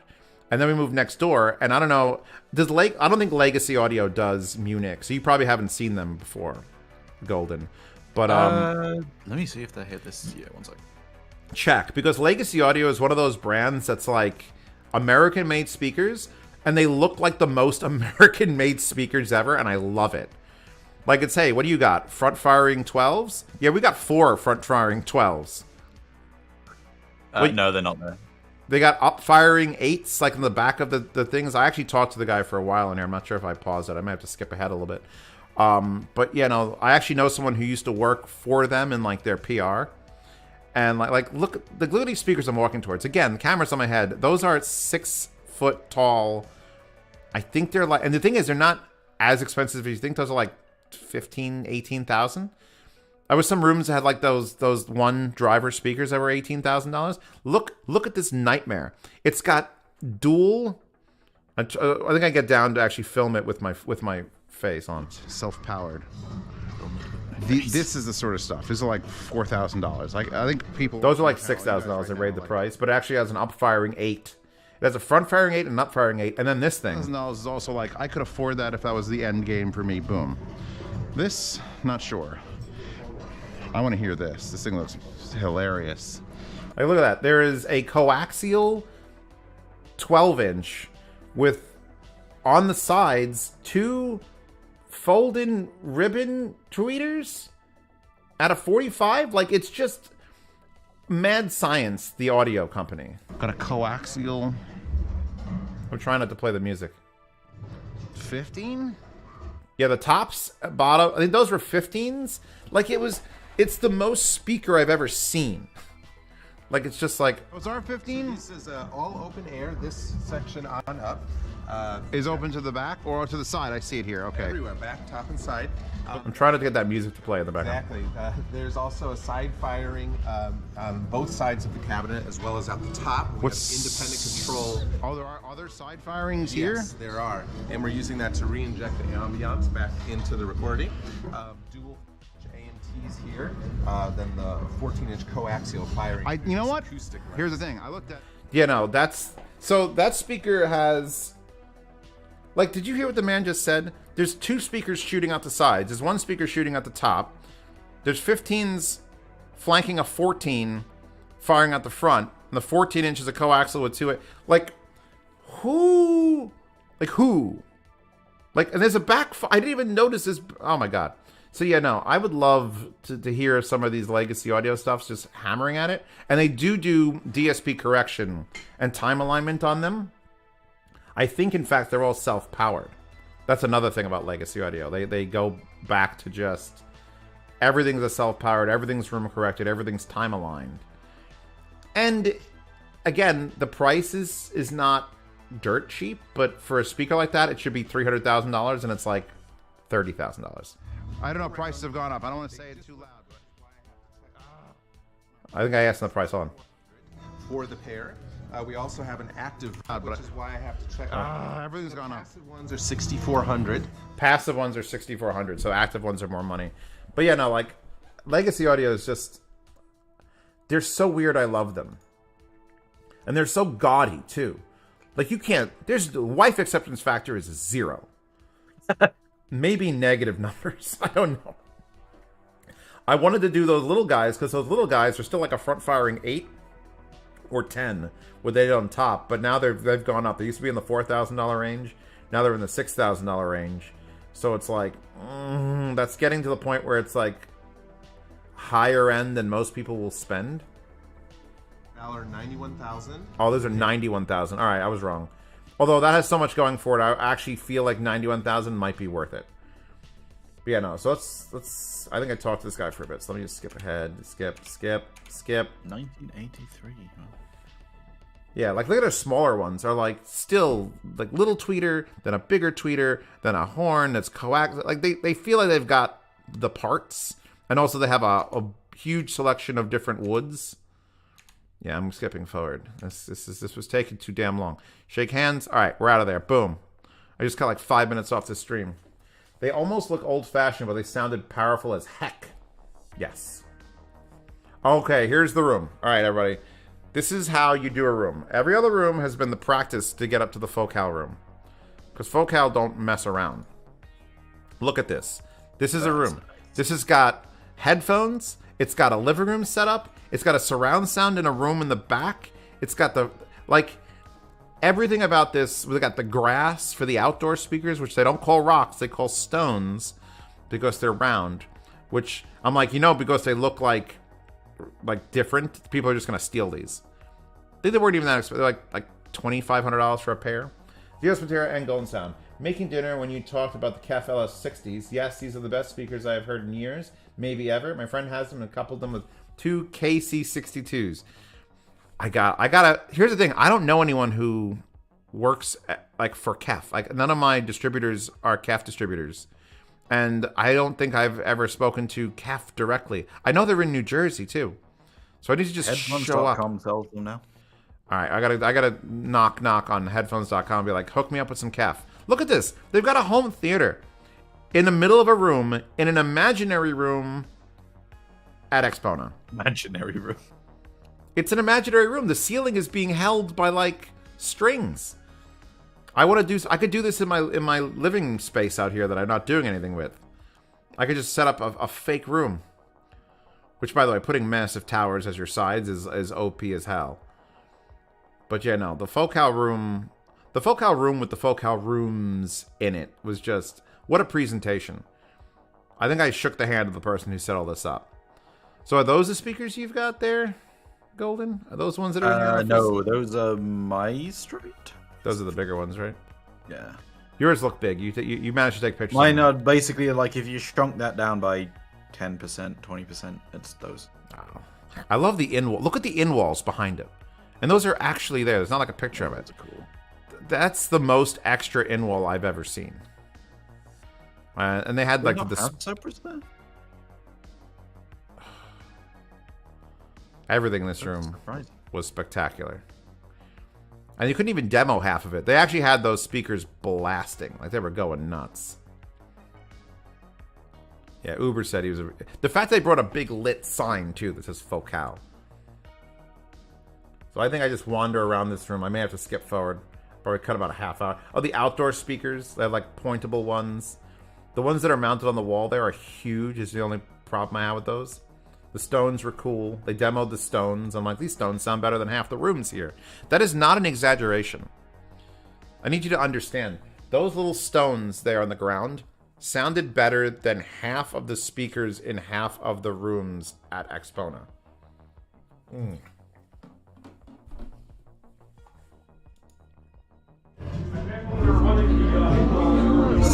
It's just room setup though, which is crazy. I mean, don't get me wrong, I really like Focal stuff, but like, just, I mean, if you look at that one, they've got it in a proper equilateral triangle. I think there's room treatment behind that. Yeah, no, they did their job. But the point is, it was going against other speakers that had also room treatment, and it was still doing better as a rock. That's cool. I've not heard those yet. I hope they bring them to Munich because I'd like to. They should line the hallways of Munich. So I have a pretty long conversation with this guy here. On the spelling, but where is name? Salisbury. Skip. Yeah, like look at the diffusion panel behind there. Like they were basically showing off their smaller amplifiers, which are still like $13,000 each or something. But it was. And those ones are good though. I've got those in at the moment. They're really nice. Yeah. Oh, so I finally left the Focal room. They had in-ceiling speakers and pergolas, and then I ended up in this area here, and Vimberg? I don't know what a Vimberg is, but this says Vimberg. Look at my burning mouse cursor. Oh, is it not animated? My mouse cursor is not animated on the stream. It's animated in real life. The strangest pair of speakers I had seen is these right here. And I don't even think they were just showing off cables, but look at these. They're wild. That whole top was like machined metal. That's cool. Yeah, and I don't like... I can't. I have too much music. Again, if you want to have access to the undubbed real-life audio version of this, Patreon and subscribers do have access to that right now. It is uploaded to the Sound Demo Oasis, where the sound demos are safe. Interesting, like, just look at the cables. Just look at our cables with art. I feel sick. So again, it's just, this is a cable room. I think it's a cable room. A lot of these rooms will either share, like if you have a pair of speakers you want to show off, and somebody has a pair of cables they want to show off, and someone has a pair of amplifiers they want to show off, but nobody wants to pay $6,000, $10,000 to have these rooms, you all split the bill. So I can never tell if it's all or nothing. By the way, you see that wooden box in the back? Yeah, that's just a grounding box that everything's plugged into. That will magic your grounds. The little cable risers, and they use some credit card holders, because God forbid it actually touch the ground. No one will take them seriously.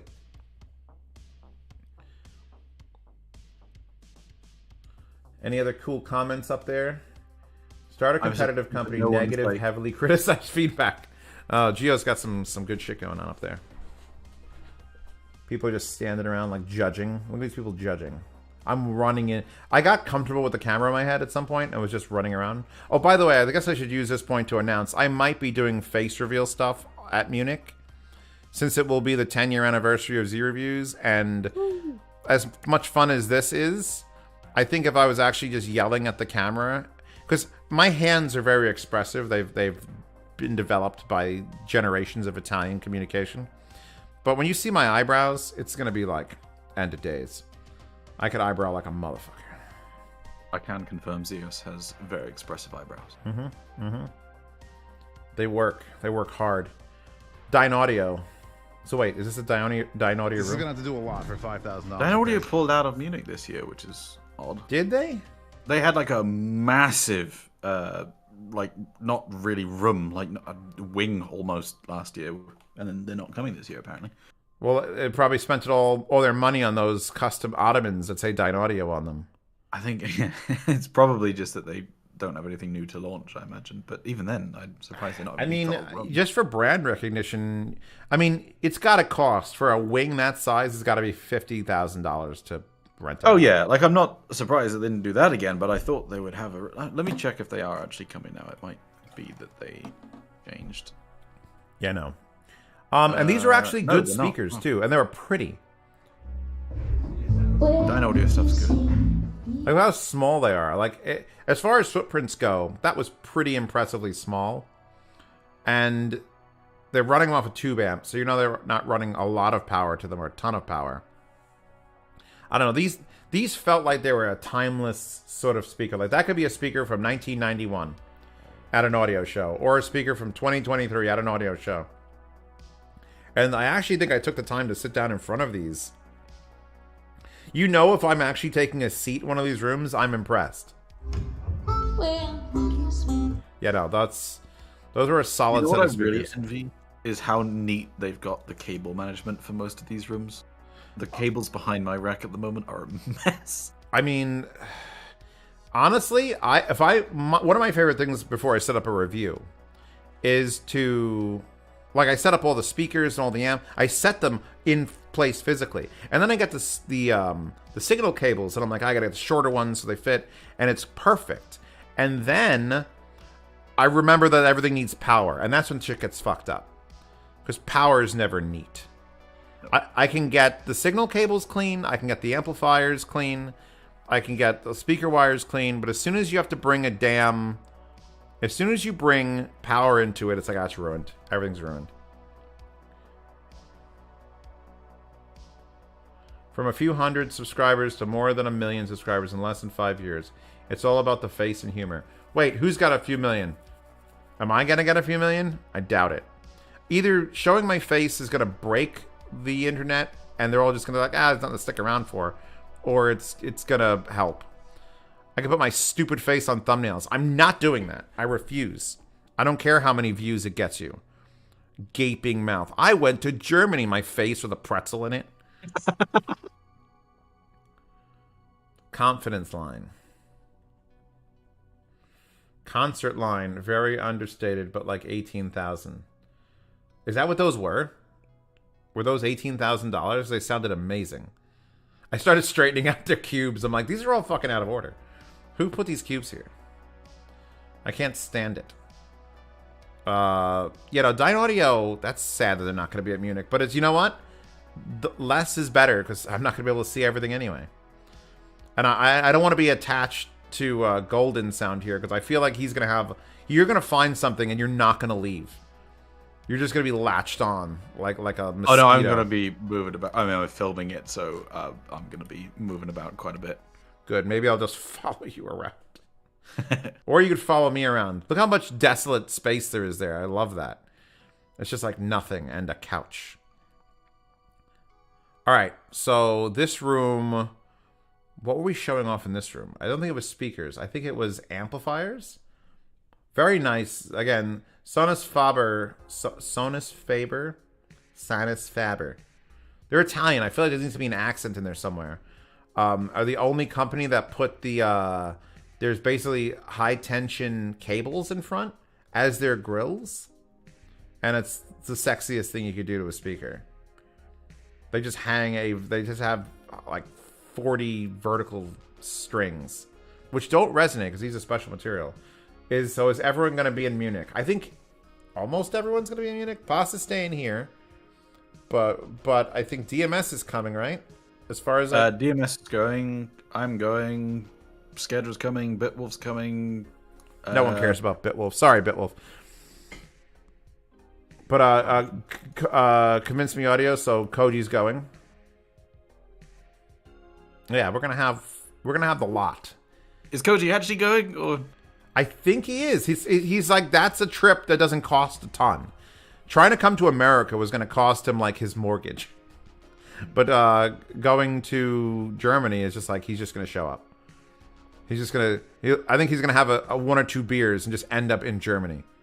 Like if he has 3 beers, he goes past. Only 2 beers, then Germany. These were very big speakers, but I don't think I like the way they sound. I don't remember. And again, it's a Nordost room.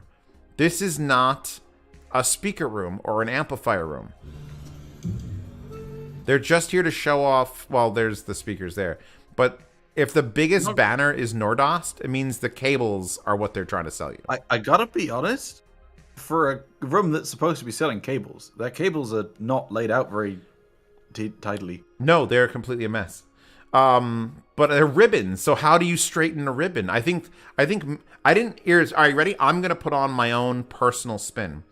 Because of the ribbon cable's broad nature, letting it free flow will sort of channel the emotion of the music. I'm leaving. As it passes through. Oh, TNA. So TNA, I found them at Capital Audio Fest, and they had like a $6,000 headphone and a $4,000 headphone. And they had a $10,000 headphone amp DAC, and I'm like, what the fuck is this? I've never heard of you in my life. And that's because this is the TNA everybody knows. They only just like leapt into the headphone arena, but they're coming from this. So a $6,000 headphone and a $10,000 headphone amp is like, that makes sense to them. But like you were saying earlier, the headphone arena is much smaller. Their headphones are really good though. Yeah, no. Their headphones are good. And I turned the knob on one of these, and let me tell you, man, you can just... Let me see if I get my live reaction when I turn the knob. Turn the knob. Yeah, the build quality on their stuff is just top tier. You know, I don't think any knob on Earth feels as good as those. And I got some Violetrics here for now. Hi-Fi Rose's speaker amp feels better. Wait, is that the one with the gears inside? Yes. I felt like it needed more grease on the gears. It's okay, you're allowed to be wrong. Here's the thing, it's gears. You need to grease gears so that they mesh properly. There's no grease in it, it's not good. I would put a Zerk on the front of that unit and grease my gears. And then have a drain hole at the bottom for when the heat melts it. Spraying WD-40 onto your expensive speaker. No. You gotta go with full like automotive grease. Yeah, you need like high fidelity, pure silver something grease. Yeah, something that costs so much that anti-vibration. Yeah. I mean, honestly though, if the gears chattered from the bass, headphone amp, and I know why now because everything over there is $22,000. Yeah, everything they make is $20,000, so their headphone amp being half cost is like, oh, that makes perfect sense. I was wrong. More $27,000, but Zeos, check out their lower end stuff. Sounds great. All right. Oh, I stole a bagel. I stole a bagel. I was starving, all right? Man's got to eat. There was just a bagel in the corner of that fucking room, and I just consumed it. I think I gave him bagel, like you want bagel? Here, take some bagel. This is what you got to do to live at one of these shows. Because there's no time. The biggest problem I had, Golden, you tell me if this is going to be the same thing at Munich, is you start the day and you're like, all right, maybe you grab some food beforehand, you get in, you do 3-4 hours, and then you get to that point where you're hungry and you lose 2 hours of your day. Because you got to leave the show. No, they have food at Munich. Like at the actual thing? Is it good? Yeah. It's okay. It's like a burger stand thing. It's not. See, no, I would want to go out and be like, let's get real food. If you want to get good food without going ages away, go across the street from the event center. There's this, like, I don't know if it's a museum or like a private car club that just happens to be open, but there's a restaurant there and it's really nice.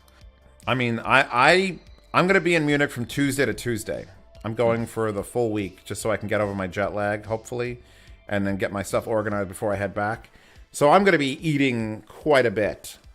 And that is why I'm continually asking for sponsors. I actually got Linsold to throw some in, and they're like, "How much do you want?" I'm like, "I don't know, like $500, please," because I feel like $500 is gonna maybe cover food for this trip. Because headphones.com, big shout out to them because they're going to be putting me up in the hotel at Munich. I believe they're putting you up in the hotel too, right, Golden?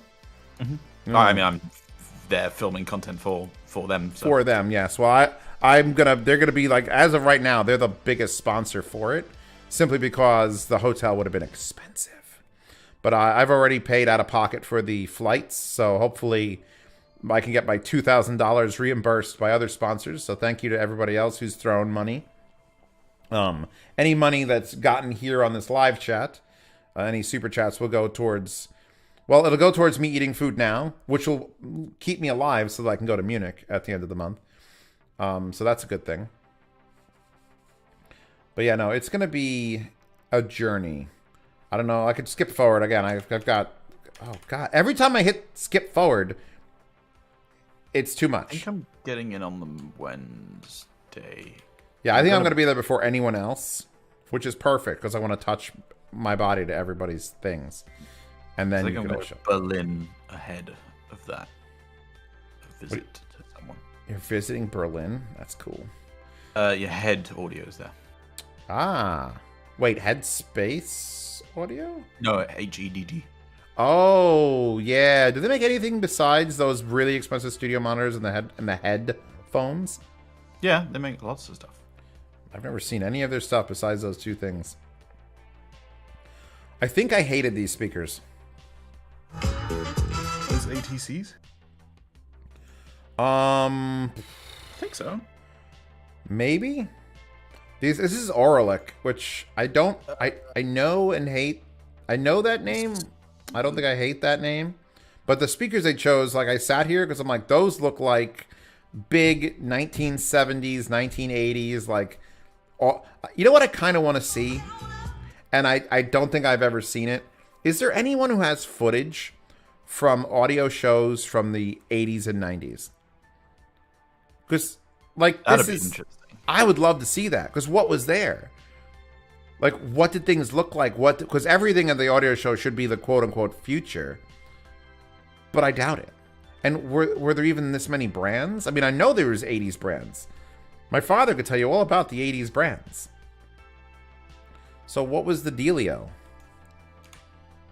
Hang on. How big is this? Is what she said. Anyway, now we're going to take a slight detour away from the main show. This was, and I don't know if they have this in Munich, so you could tell me. This is the, it's like the salesman hall. It's like the small tables. It's just like to sell your wares, to peddle your wares. It was called, what was it called? Someone else was there. I don't know. What is it, like OEM parts stuff? It's like I'm blanking out. It was basically like the workshop or the warehouse or I can't think of the word right now. Someone in chat, help me out. What would you call this? This was I'm going to the marketplace. The marketplace. This was defined as the quote unquote marketplace. So like this guy right here. Sells nothing but butcher block stands for things. Not even ridiculously expensive. And really nice quality. So I gave him a card. And I'm like, here, like the ones on the floor that are for like to keep something off the ground are like $200. But a good butcher block just to use on your kitchen counter is $200. So then you had like the larger ones, like $1,200. But everything was butcher block. Everything was beautiful. Let's skip ahead. Blocks are manufactured in Pennsylvania, so it's I'm from Pennsylvania. Yeah, they make they actually get the wood from Pennsylvania and ship it out to the West Coast to make these. And I'm just like, well, that's going to cost too much. They're there. I'm going to skip ahead a little bit. Oh, the Emotiva. So Emotiva didn't have a room at Axpona. They had a setup here in the marketplace. And look at it. They had everything there. Every amp, their new processors. They have a stack of subs. Someone was asking me about their speakers. I didn't even know they made a center channel as large as the one I'm about to show you. Where is it? Yeah, they have a center channel that's the size of a small coffin. Look at it. Look at that thing. That's like, if that's a 5 1/4 and that's a 6.5, that's 2 6.5s and then a 5 1/4 and then a tweeter in a center channel, which is just so much extra. That's the C3 Plus. So yeah, I need to really get back into the. That's if you got a really big one. I did. Emotiva hasn't sent me anything new as far as speakers in a while, and I didn't even know they made a huge sub now. But they make a huge sub. I do miss, in fact, I said it here. Small. I missed the big driver. My Emotiva self-powered monitors had an AMT that was twice the surface area as the ones they're using. And I feel like if they would have brought that over to their passive speakers, it would have been... By the way, this is how you show off a product. You fucking stand on it. That's kind of cool. Yeah, Munich's got something similar to this. It's like, if you took they've got basically these halls, which are kind of like this, although it's not all just sort of out in the open. They actually build these soundproof rooms. So some of the booths are kind of a room in the middle of the hall, if that makes sense. Yeah. And it's like, yeah, if you took sort of 10-ish can jams, about that much space of that, and then there's about 200 like rooms upstairs. And that's one section of Munich? No, there's like, that's the show. There's sort of 200 or so individual rooms. Oh, but and then individual rooms that they've built? No, individual rooms is in like, okay. you know, like you were viewing a minute ago, and then there's the halls. There's 4 of them. Each one's like 4 or 5 times as big as CanJam, probably. Yeah, no, it's gonna be a nightmare. All right, skipping ahead because the marketplace, while interesting, is like here's a Metallica turntable. That thing, crazy. In case you need a Metallica turntable, there was a Yellow Submarine one behind him. Skipping forward. We've got Just Audio. This is a local. There's the knob. Yeah. Wait. Yeah, take your time. Yeah. It's got a little bit. It needs. Remember those demos? I'll tell you why it probably wasn't that great. It's not on, so it's cold. That probably actually changes things. No, genuinely. Like, I mean, you're not wrong. You're not wrong. It's just like I can't use my volume knob right now, honey. It's got to warm up. I need to wait for it to warm up. Emotiva used to have such a huge setup on previous year with the whole cinema. What happened? Don't know. I actually didn't even have a chance to talk to them because they were running a raffle at that point.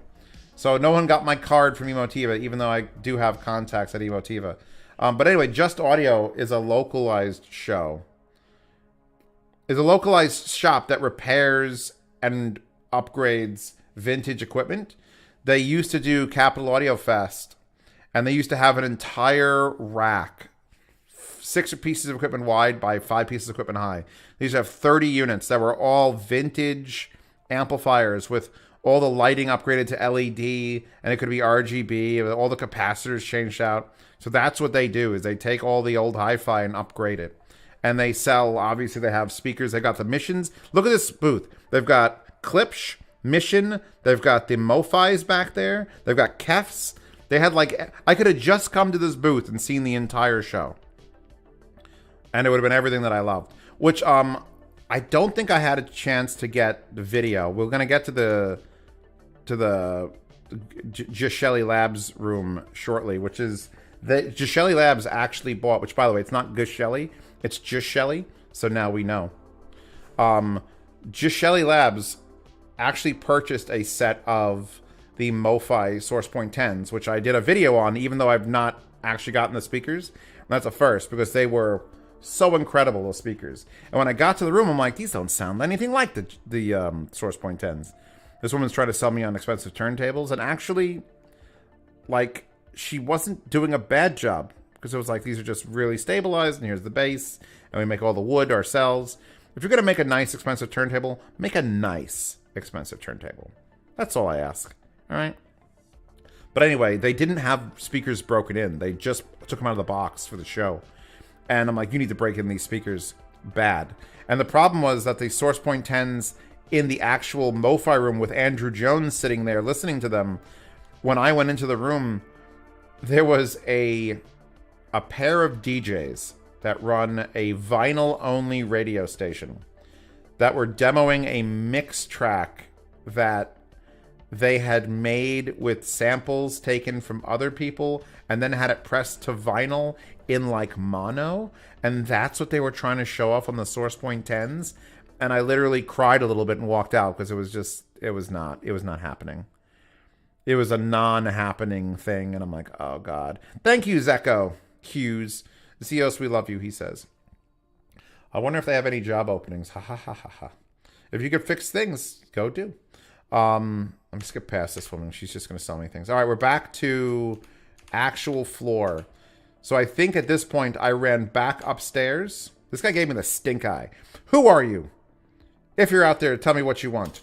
Anyway, he just like stared right in my eyes. And I was like, can I help you? And then walked past him. Because you got to stand your ground, man. You got to stand your ground. This room was completely empty. There's no one here. I'm turning up.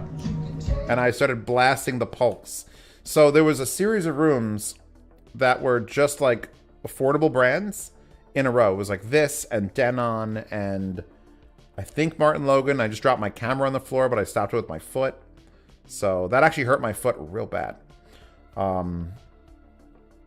yeah, these were actually pretty enjoyable speakers. Like for Polks, I usually shit on Polk, but really bugging me that one of the speakers is like right in the corner and then the other one is just sort of out a little bit and it's not that symmetrical and I mean, if you look, these rooms weren't really set up with like a ton. They're like, I got chairs. Know, but, like, oh, you surely that's actually going to sound really quite imbalanced. Well, here's the yeah, that one's also kinked in quite a bit too, compared to like that one's like out, 2, maybe even 3 feet, and then the other one's in the corner. Well, here, this one, this is the problem. This unit here that you see covered with the Polk blanket, that's fixed in the room. Every room has this. Out of it. You say bring it further out, bring this further in. No, move the right one so that it matches where the left one is, rather than having both of them sound completely different. They were just, they put up the thing. You could tell that this was, what's it called? What's the group that has, whatever group owns Polk and all the other brands underneath them. They just bought like 4 rooms in a row with like this, and this. Honestly, didn't sound too bad. Can't play. Again, if you want the real audio for this, feel free to check out my Patreon or Subscribestar. You get into the Sound Demo Oasis for $5 a month. You can get to all the unedited audio content that I produce, because it's just so much easier than trying to dick around with YouTube. So here's Denon, and Denon was showing off, I think these are DefTech speakers. Is there a lot of power going into those speakers? 400 watts subwoofer amplifier and 150 watts per chip. And they were playing the same song too, which was kind of interesting. I wonder if they had the same source going between rooms. But I would love to have, like, DefTech needed to have more stuff going, because Definitive Technology has some amazing, like, home theater speakers with like up firings and things. Sound United, thank you. Ooh, I want those Polk as towers. Were they good? They were good as bookshelves. So yeah, if you can get them as towers, you're gonna be good. Holy shit, I was in there at that time too. I had no idea you were there at that point. I hated those guys. Wait, which guys? I don't even know where we were. And Andrew was showing them all. Oh, you hated the guys with the vinyl. Yeah, okay. No, I agree. And I was just like, please stop. Because the SourcePoint 10 demo at the Capital Audio Fest changed my perspective on what I thought was possible with speakers. And we didn't quite get to that level with anything I heard at this show. Maybe the missions came close. And actually, we're going to get to the end of this video. Let's change rooms real quick. Ready? Boom. And we're in another room. Boom. The missions probably did it. And then there's a Cabas. Cabas is French, so I'm sure they'll be at Munich. They had a set of, and we'll see them here. I think I filmed in there. I definitely filmed in there. Which are these? These are Bowers and Wilkins. Bowers and Wilkins. Yeah. The machine. If I just sing the music, it won't get copyrighted on YouTube, so that'll be much better. Depends on how badly you sing. Oh, terribly. No one will want to buy. Okay, then you should be fine. Yeah, no, these were only a $7,000 set of B&Ws. So that's like, I put $7,000 in my mind since I have the Bucart A700s. Those are $7,000. I'd say that's about the maximum I'd expect a normal human being who just happens to like music but isn't quite an audiophile psychopath. That's how much you can spend before I start giving you the stank eye. $10,000 total, $15,000, $20,000 total on your audio equipment. Fine. I have to be fine with that. But that said, $25,000, $30,000 on a single thing, you had better be able to write that off. Because your job is audio. Or you are just so rich it doesn't matter. These were weird, and I think I walked wrong. Well, I gotta see something. Hold on. Wait. No, we got into this one. I remember this one. All right. I thought of playing something so bad I left immediately, but the woman was like, "Hi, how you doing? Here's my card." And I'm like, "Yeah, okay, goodbye." You clearly love those. Here, let me show Yeah, you these some are more. great. These are the greatest ones. I'm leaving right now. So good, I couldn't bear to stand there just in case, because I might buy them or something. Oh, yeah, no. There's still an hour left of this footage, so I'm going to skip through as much as I can. That's just like bullshitting in the hallways. Which, by the way, was a very pretty hotel. But it was not truly in Chicago. Last time when I was in Chicago for Can Jam, that was in Chicago. I stayed under the Sears Tower. There was like a hotel right nearby. And I ended up walking across the city. And so I set my GPS to walk to the Sears Tower from here.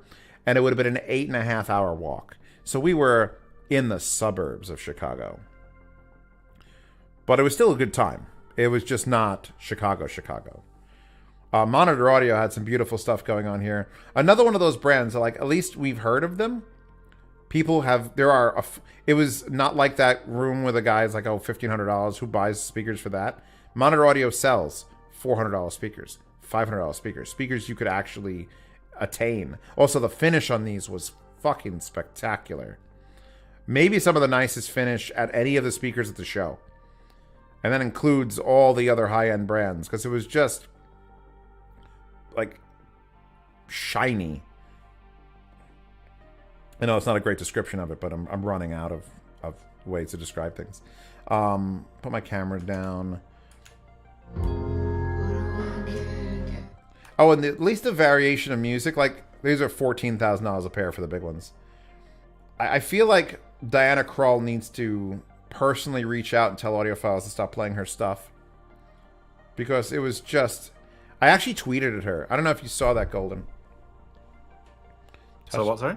I actually tweeted at Diana Krall and asked her why the fuck won't they stop playing her music at these shows.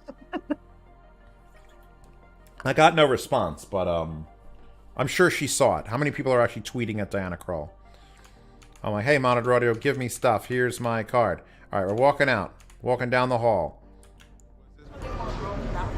Zeus, can you say touch my camera through the fence? Touch my camera through the fence. Thank you. We're going to do it sexier. Was that good? That was good. The Paradigm Room. This was...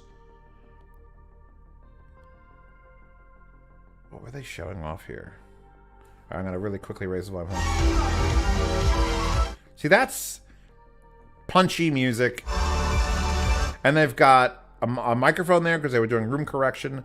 And they've got a subwoofer on the ground because they actually understand you need a subwoofer. They also had bowls of candy, which, let me tell you, if I set up one of these rooms again, I'd have $500 in candy and water bottles just for people to take, because that's what makes people come to your room. That and bags. People love free bags. I don't remember if I don't think I liked these. And I usually like Paradigm. So I don't know what was wrong. Again, no sound dampening. Placement seems fine. They've actually got it. I think Golden would even like approve of the way that's set up. It's just they weren't doing good. Let me see if I skip to the end when I actually talk in the hallway about them. How much were these? Hold on. Zooming. Enhance. Enhance. $2,400 a pair for the speakers. $4,000 for the sub. $5,000 for the amplifier. See, that's like... It's an expensive room. But compared to the other rooms, this is like free. They might as well just be giving this stuff away. Compared to the rest of this show. They were alright, but they were lacking something. Yeah, I feel like they could have probably changed source or done some more noise canceling or room treatments, and that would have brought them up to the fold. But, like, this room kind of feels like an afterthought. Like, there's nothing in it. And, you know, God bless companies for coming out, and I handed them my card, because I know Paradigm makes good stuff. This was just not that stuff. It certainly wasn't set up to make me... Now, I'm not gonna judge that room harshly, because hi Paradigm if you're watching this, but it was a little bit too much going on in there. I don't know if it was a music choice. Also, that subwoofer, $4,000. And I feel like that's too much. Coke! Elevators finally. Alright, so now we're moving on to elevators. And we're heading... Again, if you want the unedited, undubbed over version of this, Patreon and Subscribestar have that. Linked in the description. Along with all the sponsors for this video, I'd like to also make sure everyone understands. Oh, Gishelli Labs. The whole Gishelli family is amazing, by the way. Look at them go. They're into music. Their room, I had some criticisms about the room, but I expressed it. Like, their room was too dark. Their daughter there did all the lighting. She's doing all the promotional stuff, all the name tags and things. And it was just, you couldn't see half the stuff that was going on in the room. But yeah, let's get in there. Oh wait, this is where the guy with the ear comes out? Oh, the ear guy doesn't come out. That was cool. Like, look at that display. Hold on. Right. They truck all this up from Florida. They literally drove the truck with all these shelves and units and pieces of glass all the way up from... I don't know how the GoPro's handling the colors in here, but... It's so crazy that I can hear your voice down the hall and know exactly. So yeah, I emanate. But yeah, no, these rooms were super cool. Now, it's interesting to also see a room that wasn't a speaker room. The next door room from Gishelli was the speaker room. This was for their amplification and to show off the wood. And if you haven't seen the new Gishelli Lab wood, it's insane. That's Grumpy Goose makes those by hand.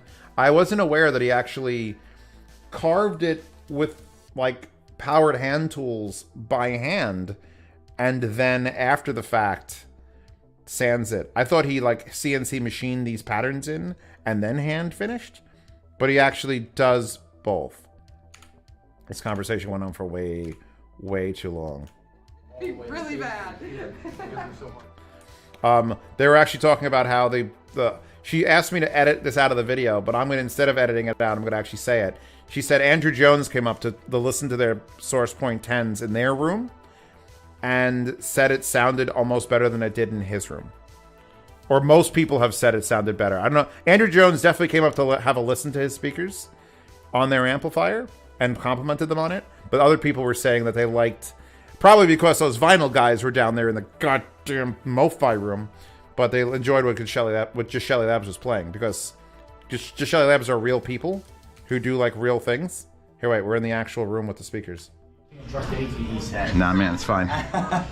This is America. Z, what's up, buddy? Playthings. Oh my God. Playthings of what? I don't know. I can't. I've still not heard any MoFi stuff yet. Oh my God, those Source Point 10s are my be-all end-all speaker. This pair wasn't broken in, and I literally gave them the inverted wave file to just place them against each other and have them break it overnight, but they didn't do it because when you're doing these shows, you're wrecked. So I understand it. But look at that amplifier. Like, I don't know if I get close enough with the GoPro in my head to film the wood, but Grumpy Goose goes in there and hand carves the entire case. And it's going to be literally him that's holding up production. Because to do that, to make it And especially at like, it's going to be like a $2,500 amp, but it's so worth it. Also, they put sneakers on there, and I'm like, I disapprove of all of this. But you know, Gishelli Labs is super cool. They're a great bunch. And they got the I think who gave them those sneakers? That was the reviewer. Cheap Audio Man? Randy, the Cheap Audio Man, gave them a set of Gishelli sneakers. And I'm like, that son of a bitch. I didn't bring them any gifts that were also apparel. So I'm skipping ahead a little bit because I just... Oh, wait. Can we enhance? Pan. By the way, it's called the Zuffa, which I'm just going to make so much fun of it. Like, you could just see. Let me go frame by frame. Oh, God. I love the old school VU meters on it. I love the glass, the plexiglass window on top mixed in with the wood. I don't think they've actually measured the output power yet because they're still tweaking and changing parts enough that it's going to change. So they don't want to announce anything. But this is what Gishelli Labs needs. They need a big thing. A big expensive thing that they're going to sell very few of. But the demand is going to be high enough to draw people to the rest of the stuff from the brand. So this is just... yeah, no, that's... Put that right next to the Rose audio stuff. It's just... It's so pretty and so nice. Do they make a tube? They actually are working with a guy. If you look behind them, behind Cody, right, there are some tube amps there. They're working with a guy who makes tube amps. And they're thinking he could do the tube pre-side of things. Because Gino doesn't work with tubes. Working with tubes is like a lifelong thing you have to develop. You have to know how... There are tone controls on the amplifier, and it's hilarious because this is the prototype. So he got the wrong pots, and they're backwards. So when you turn the treble down, it actually turns the treble up. When you turn the bass down, it turns the bass up. He's like, yeah, obviously that's not going to be in the final one. It's just these are the pots are backwards. So he didn't want to rip it apart to fix it for the show. But yeah, those corners are crazy. Yeah, no, it's a beautiful piece of equipment, and it's made by he probably could charge more than they're going to charge, but that's not their style. They work with such small margins, and I'm always just like, charge more, charge more. Instead of selling this for 160, sell for 200. It's worth 200. I'm glad that I've actually got to go down after I record this live streamcast. By the way, that cabinet that they have this stuff on, they went to IKEA and bought it. Once they got to the show, like, we need a piece of equipment. And they bought that at IKEA. And then they put the lighting in it. So, doing an amazing job showing it off. It actually felt, like, lively in this room. His actual name, Grumpy Goose. What's his real name? It's, Chris O'Neill. Chris O'Neill does the Grumpy Goose stuff, yeah. I'm going to skip a little bit. Now we've got the whole clan in. God, that's a pretty fucking amplifier. It's one of those things that, like, I'm almost afraid for them to send me one because I'm going to obsess over it. It's going to be the only amplifier I use for, like, the next forever and ever and ever and ever. You know, this is just small talk. Good. That was the one concern. It's always there. It's like, oh, good. All right, skip. I start playing things. I'm here forever. I just said RC hate. Do the amp? Does the amp not have XLR in? Yeah, it does. I just didn't have an XLR. So, like, I didn't. Oh yeah. So they drove all the way up from Florida, and they forgot to bring XLR cables to plug in their balanced amplifier to their balanced DAC, and that was the sound you heard it come out of my face. It's like, oh god. Where do you get XLR cables in Chicago? Apparently nowhere. All right. This is me doing crowd control. Kill me. And then it clicked instantly. I'm like, oh, I gave it away. So yeah, that's Rachel, and the Archel is her amp. She gets to solder all the boards for that. So they named it after her. And the mother, and then the fist fight, and then there's just everyone's getting inside for pictures. And did we finally get away from it? We're all gonna give her a big group hugs. All right, cool. Bye. Fidelity Imports. Okay, so this company had like 10 rooms. And this is all Q acoustic stuff. And you know what? Acoustics makes some cool stuff. I have... Hold on, let me back it up. So the speakers you're running here are $1,500 a pair. They were fucking amazing. The amplifier's $4,000. The whatever the hell, the DAC is $7,000. But the $1,500 a pair... Look at them. Look at the towers. They're so clean. They're so neat. They sounded good. I have the 3030Is. I could never part with them. I need to hook them back up again for some reason. It's coated in glorious woods. How could you not? They're at an audio show. There must be XLRs somewhere. Yeah, but the problem with you'd be surprised. You would have to go and be like, hey, Audio Quest, you got a set we could borrow or buy? And it's gonna be like $13,000. Oh, this guy, oh my God. All right, so this man right here, I have a story. I was getting business cards from everybody. This man hands me this business card, and he had to take it out of a drawer because it's the only that could contain it. It is like the thickest, strongest, most sturdy card I've ever received. It's a slightly different shape. I handed him a Staples card. I felt so bad. He's just looking at it all like, oh, is that it? Well, I literally forgot all my business cards at home because that's what a professional I am. I just forget all my business cards. And I had to print all my business cards. I updated them at least, but I spent an hour in a hotel room redesigning them on Friday or on Saturday to have them printed on to pick up on Sunday. No, I picked them up Saturday night. So I designed them on Friday, picked them up at the end of day Saturday, and I had Sunday to hand them out. So I was just running around like a chicken without a head, just throwing business cards at everybody. But at least they say Hi-Fi Guides, 500,000 visitors a month, which is actually true, by the way. Or half a million page views a month. And then, you know, my channel is now like 264,000. So I'm like, I put that number on the card so that people would take it seriously. Also, it's pink. You can't not take it seriously if it's pink. Here's a nice big set of panel speakers with no subwoofer. And that was doing actual low end. So I was rather impressed by those. Did I film the price? I don't think I filmed the price. Again, I would love to be able to tell you which model of everything these are, but I don't have the brain. Patrick Bateman's card. It's so pink. Oh, God. Oh, God. There's several versions of that meme that I enjoy truly. One of them is when they have pictures of dicks. They're just handing it to the cards, and it looks, and it's just a picture of a drawn penis. That's a great edit. The subtle thickness of it. We should do a headphone one. They should do a headphone one. There's also one where people are sharing cat memes, and that one's fucking adorable and hilarious. Where it's like, look at this, it's like a big fat black kitten. It's like, oh God, the subtle thickness. You know, these speakers. Let's see Paul Allen's cans. Let's see Paul Allen's cans. Those are everywhere. Yeah, they're everywhere. Yeah, but everything. The other equipment is grouped. I keep walking in the room. Yeah, okay, they're everywhere. But yeah, no, this was actually a really impressive set of flat panels. Look, when we're smiling and having fun, they're playing good music and it doesn't sound like shit. I just want to have fun. It's an audio show. I keep walking into these rooms and feeling I'm walking to a funeral for my uncle. It's like, oh no, it wouldn't even be my uncle. It'd be someone else's uncle that I don't know. And it'd be like, oh, I didn't know him too well. Yeah, no.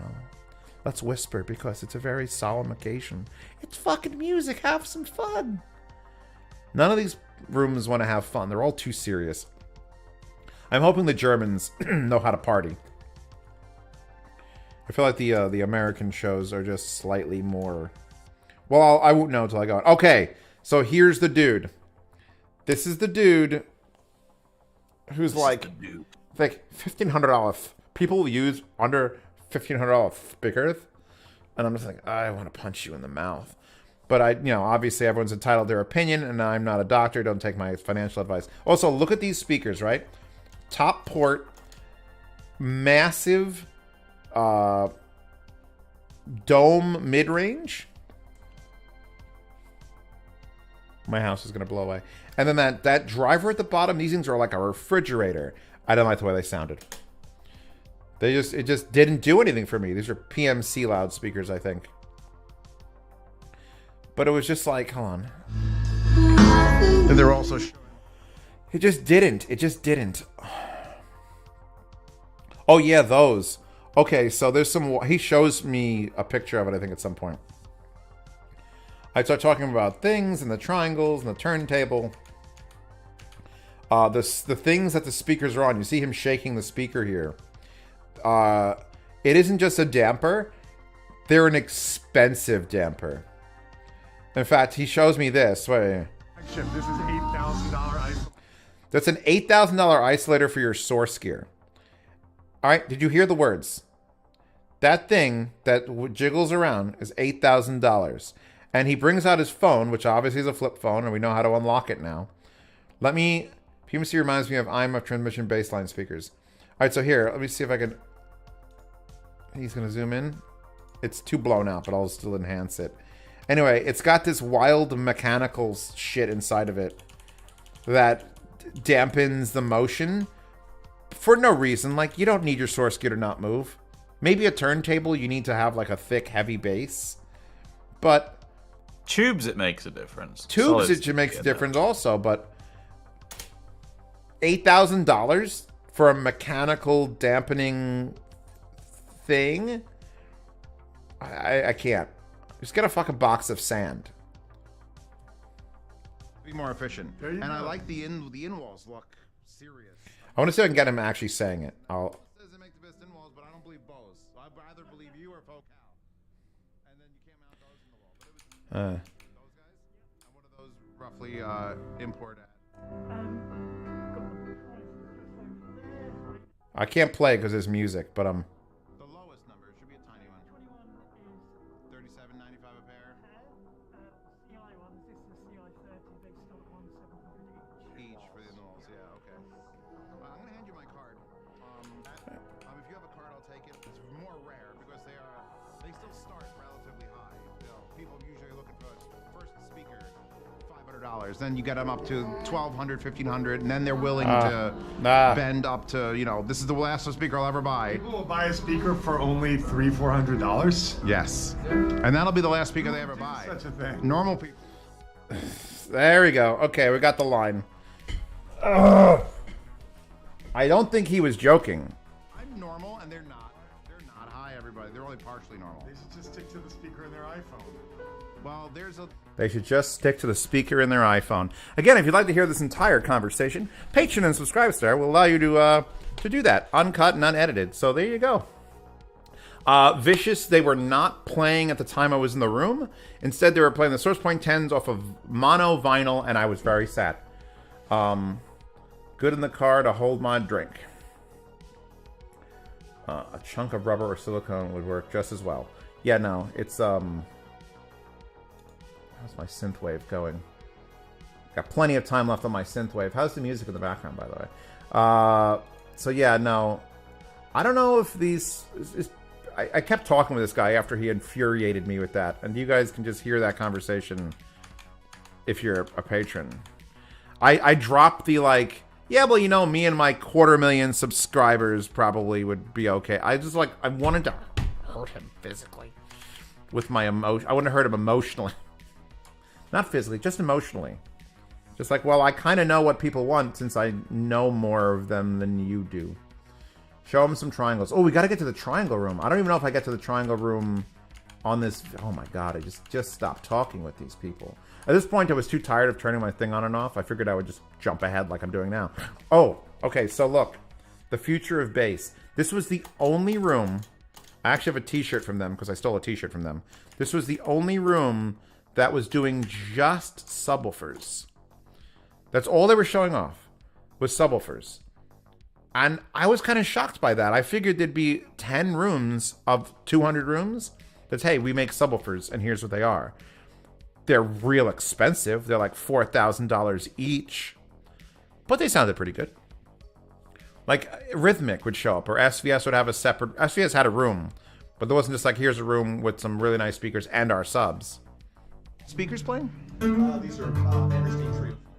It's very hard also to show off a subwoofer for musical purposes if you don't know the speaker, the room, and the track. But yeah, these were really nice subs. When he said the price, I was like, oh, I'm going to be sick. Just got here. Is Pasta here? She was in chat a while ago. Probably not now. She's got things happening in real life, so she can't join us. She was at this show, and you might see a glimpse of her every now and then. I'm currently in the listening of multi-$1,000 speakers. Or If it goes out, just ask me if I stop. You know, we're gonna skip ahead because if I'm just listening and you guys can't hear it, there's no point. But yeah, I do got a T-shirt from them, which I actually wore on the plane home. So I was the asshole with the Magnapan trucker hat and an LCH. It is LCH, right? I'm not reading it wrong. Yeah, LCH sub. That has a plurality of nested horns. So It's got a variety of nested horns, in case you're wondering. That's what it happens. Actually, if hold on, is Golden still here? Golden, you still around? I'm in. Yep. Opinion, do that. Well, just tell me, subwoofers as like a medium, audiophiles don't like them, correct? Most. I think that a lot of audiophiles have a sort of like purist thing against them, but they're allowed to be wrong. Because this was the only room at all of Axpona that was just a subwoofer room. They were here to show off LCH audio subwoofers.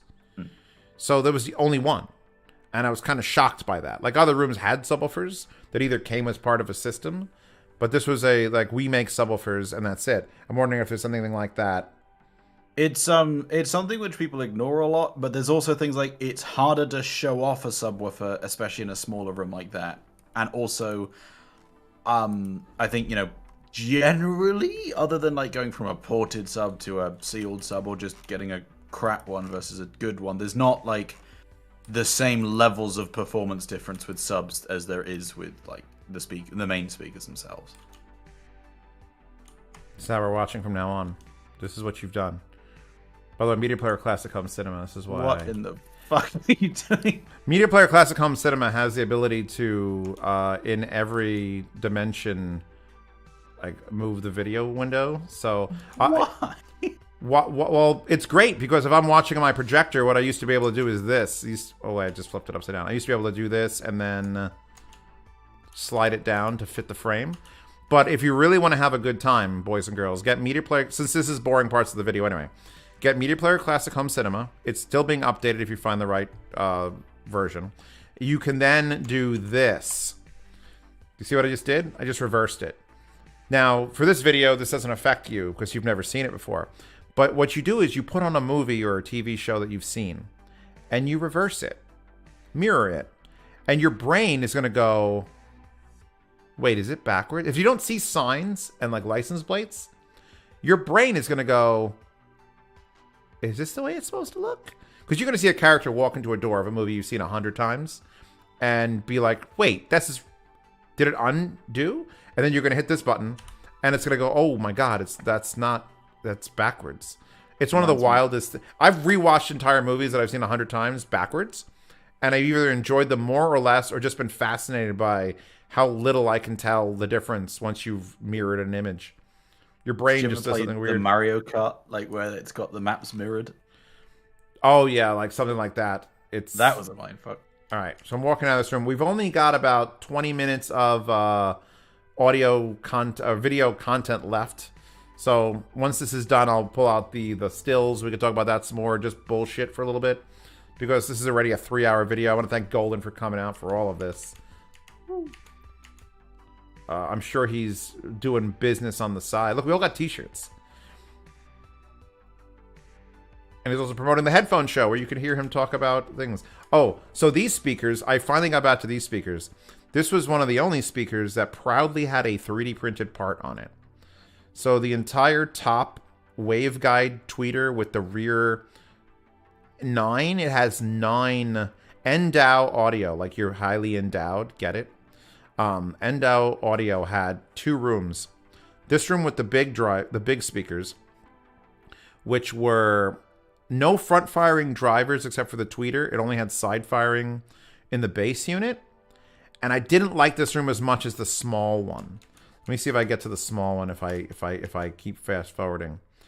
But the cool bit about these were the extremely deep 3D printed tweeter horn, and on the back of that horn, if I can get to, come on Zeos, get Do your job. I'm going back and forward. Let's see if I can break it. I don't know if you're gonna be able to see it. Sorry if I'm making everyone sick, by the way. But that weird horn-looking mofo, it's in the hallway here. Oh yeah, I walk into the small room, thank God. Yeah, there you go. Where he's pointing out.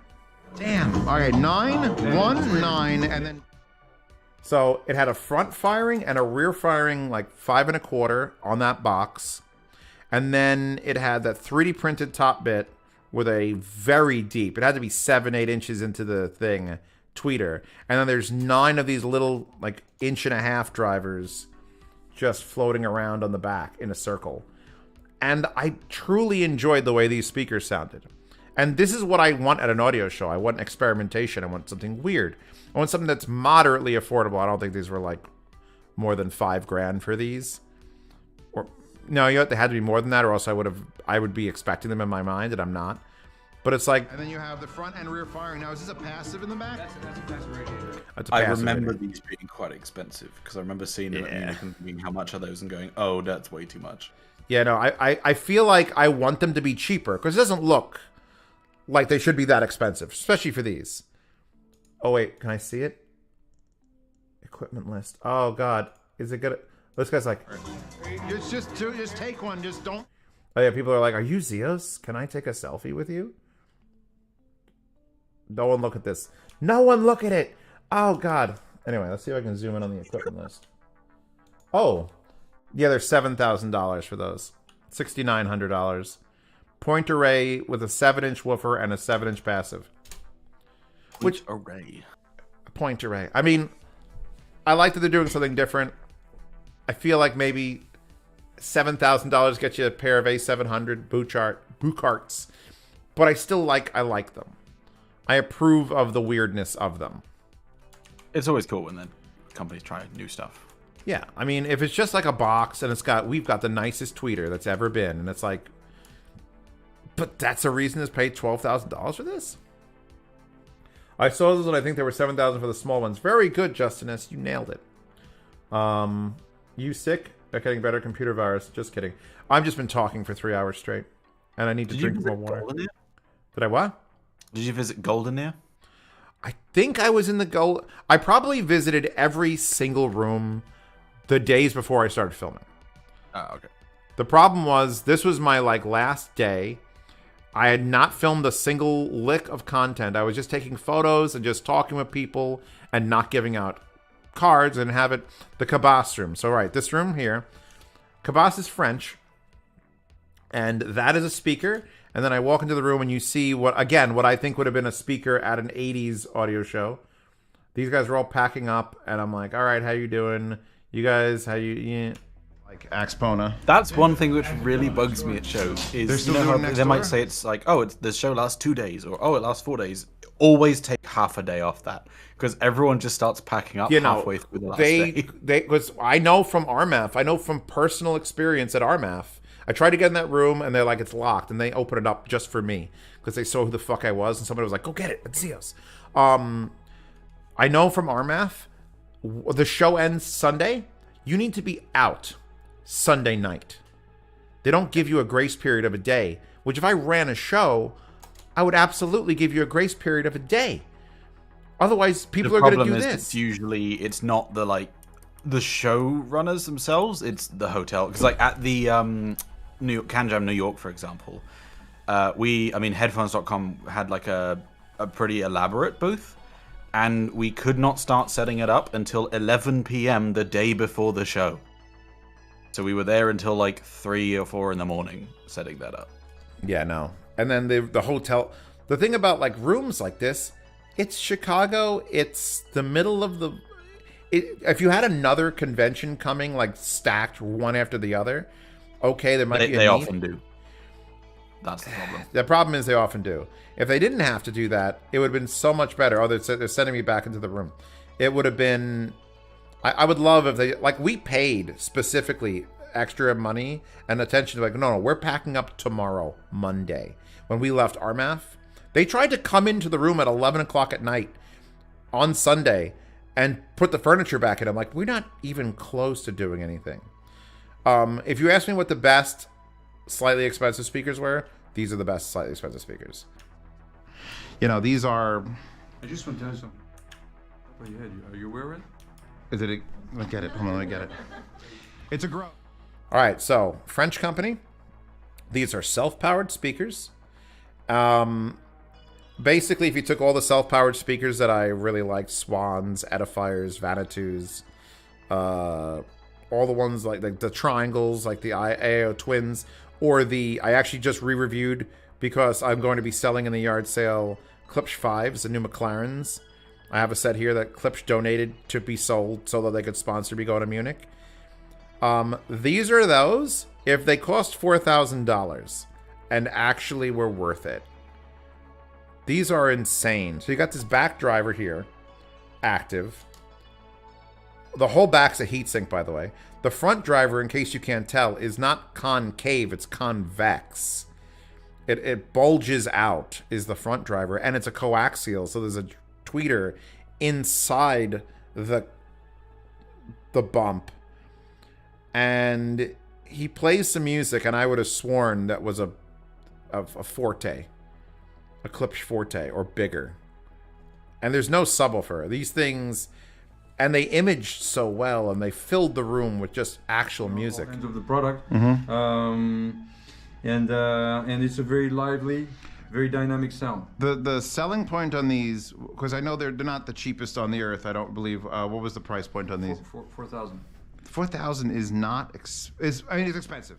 It's expensive. I'm not going to lie to my audience and say it's not expensive. It's expensive, but if you're like, I need like a tiny little speaker.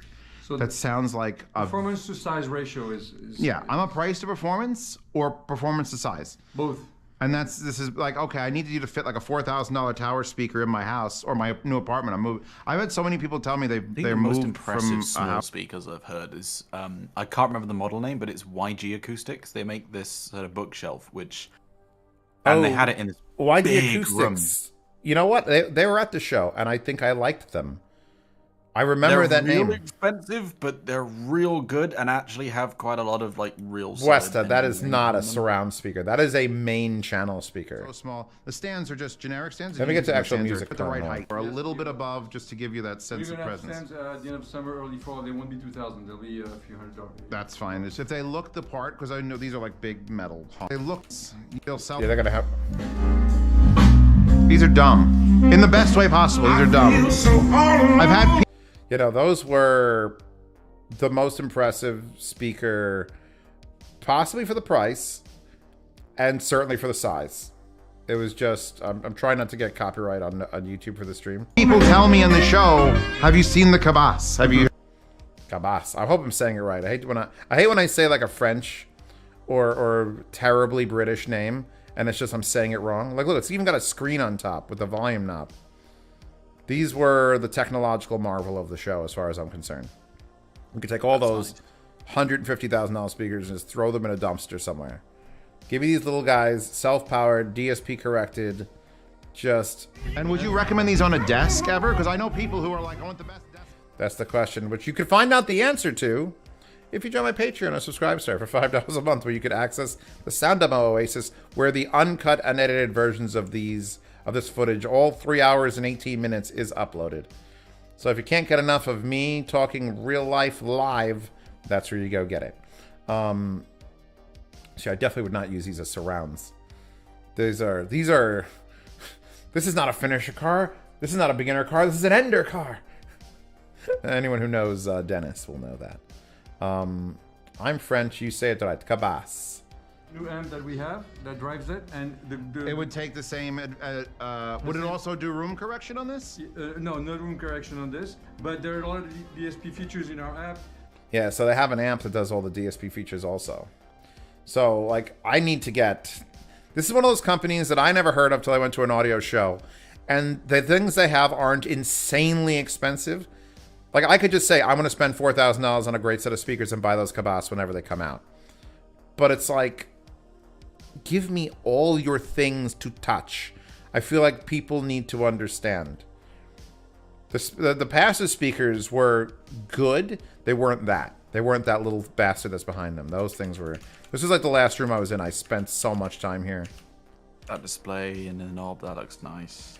Yeah, no, you're a little far behind. But yeah, no, they were just quality. And they were different. Like, carbon fiber inverted cone driver coaxial. Like, you don't get much more different than that. We put that backdrop. We put them in front. We run the room calibration, and we need to move them. So now I don't know if these might be the best of show. These might be the best of show. Taking it from the missions. Look, Uber just nodded because it's like they did room correction. There's no sound dampening in the entire room, and they sounded as good as they did. The end. Classic. Like, we just did a good job making speakers. So yeah, no, these are the winners. I'm gonna do my sign-off stuff in a bit. Anyway, thank you to my sponsors again. If you're watching this on YouTube, there's links, and if you're not watching this on YouTube, hello patrons, and enjoy the rest. Send me off. Give me something.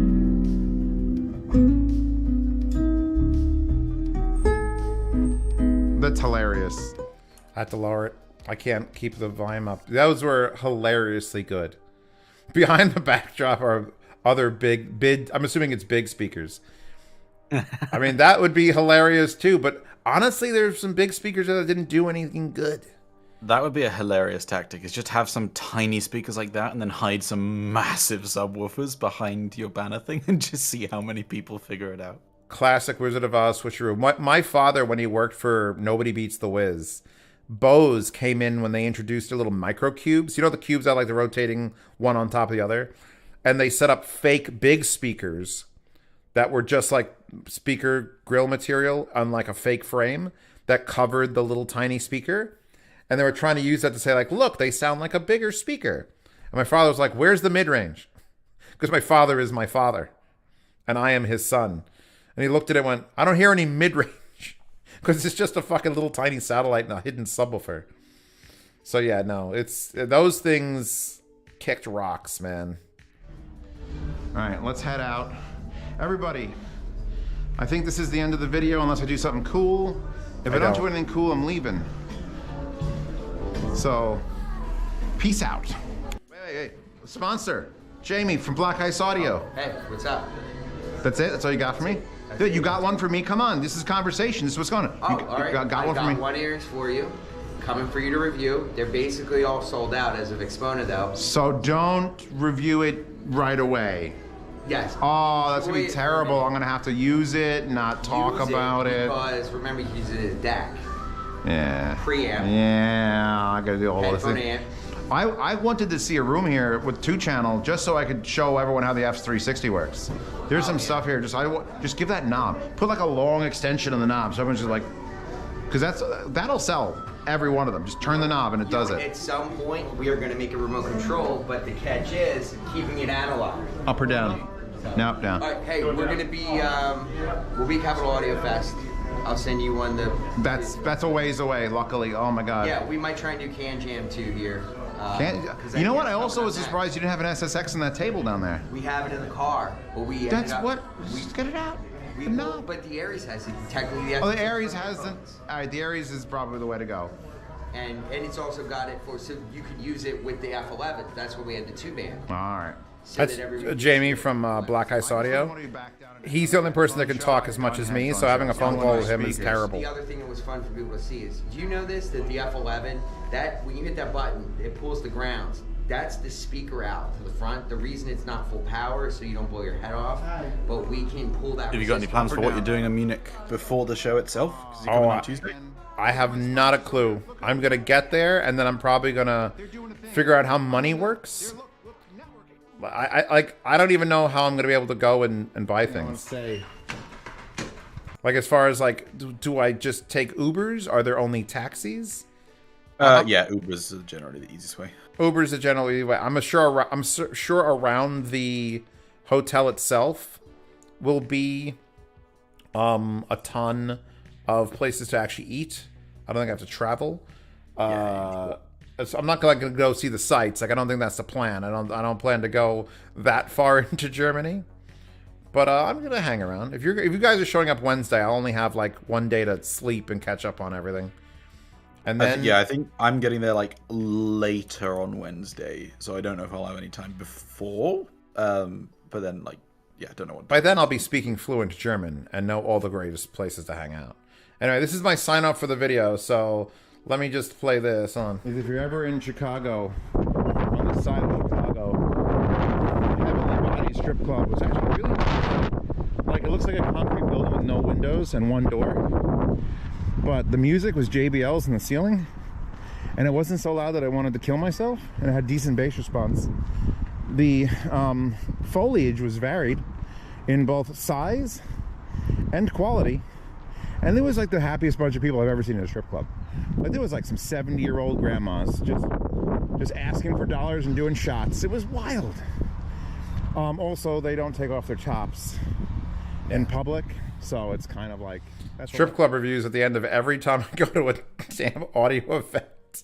This is why my girlfriend has to be with me always. Although she will not be in Munich, unfortunately. But you can still check her out on Twitter and things and follow her. Properties to power a rocket ship. As charming as that would be. Kelly, did you actually dance and roast beans with them? Best speakers in Chicago, by the way. I managed to throw the Swan OS 10s in my checked bag, which almost brought me over the limit. But I can't do TV speakers, and just they sound so good. So Chicago, this stuff I actually filmed before. But my recycled outfit wasn't exactly fireproof. I got a Residences Inn, which actually is a full kitchen with like a refrigerator and stove. No stove, refrigerator, cooktop, sink, dishwasher, microwave. So I was actually able to save some money by making food. Residences Inn. Look for a Z Cooks at some point. And I did film a Z Cooks. Oh god, this is kind of great, but kind of terrible. Yeah, Manfred. Welcome. Actually, this is the very first thing I filmed when I walked in there, and then I had to stop it. So, to Jurassic Park. Wait, no, Axpona, 2023, Chicago, Illinois. So here's what's happening. I put an S at the end of Illinois because it's there. It's actually Illinois, but this is the third day. Oh no, it's too early for this. Go. Where are you? Here or there? Marketplace? I didn't get to see him in the marketplace. I've been to this entire building. I've been all over there for 2. That's it. That's all you got to know. We'll see you. I'll see you, man, when I get in there. I'm going to do my... It's going to be a nightmare. All right, I want to introduce you all. So there was this duck, right? Let me get to the duck before this video ends. It's got like 10 seconds left. Wasn't sure if this duck laid eggs here or was dying. Take your pick. But someone gave it like a glass of water. Hi, duck. How you doing? And it was just chilling, like, right around where all the people were, like, by the exit doors. So, I hope Axpona Duck is okay. But yeah, no, that was it. That's been... Yeah, okay, I said that. That was that. And all I can do now is undo this, if we wanted to go over actual photos. But, you know, questions in chat for either me or Golden Sound, who wasn't there but knows these brands better than I do. I gotta give him that. I like speakers, but I don't know, like, once you get out of the, like, Polk, Denon, you know, Swan, available on Amazon, once you get to those people who are just like, people buy speakers worth $500, it's like, yeah, Which one was the most neutral? Wilson's. Probably Wilson's. That's the cable guy. He was very nice. That guy is the guy who puts me in touch with like Death on Ray. And he always has the X-Duo stuff. Like he's like the importer of X-Duo and things. It's great. SV Ghost says thanks to Zeos and Golden.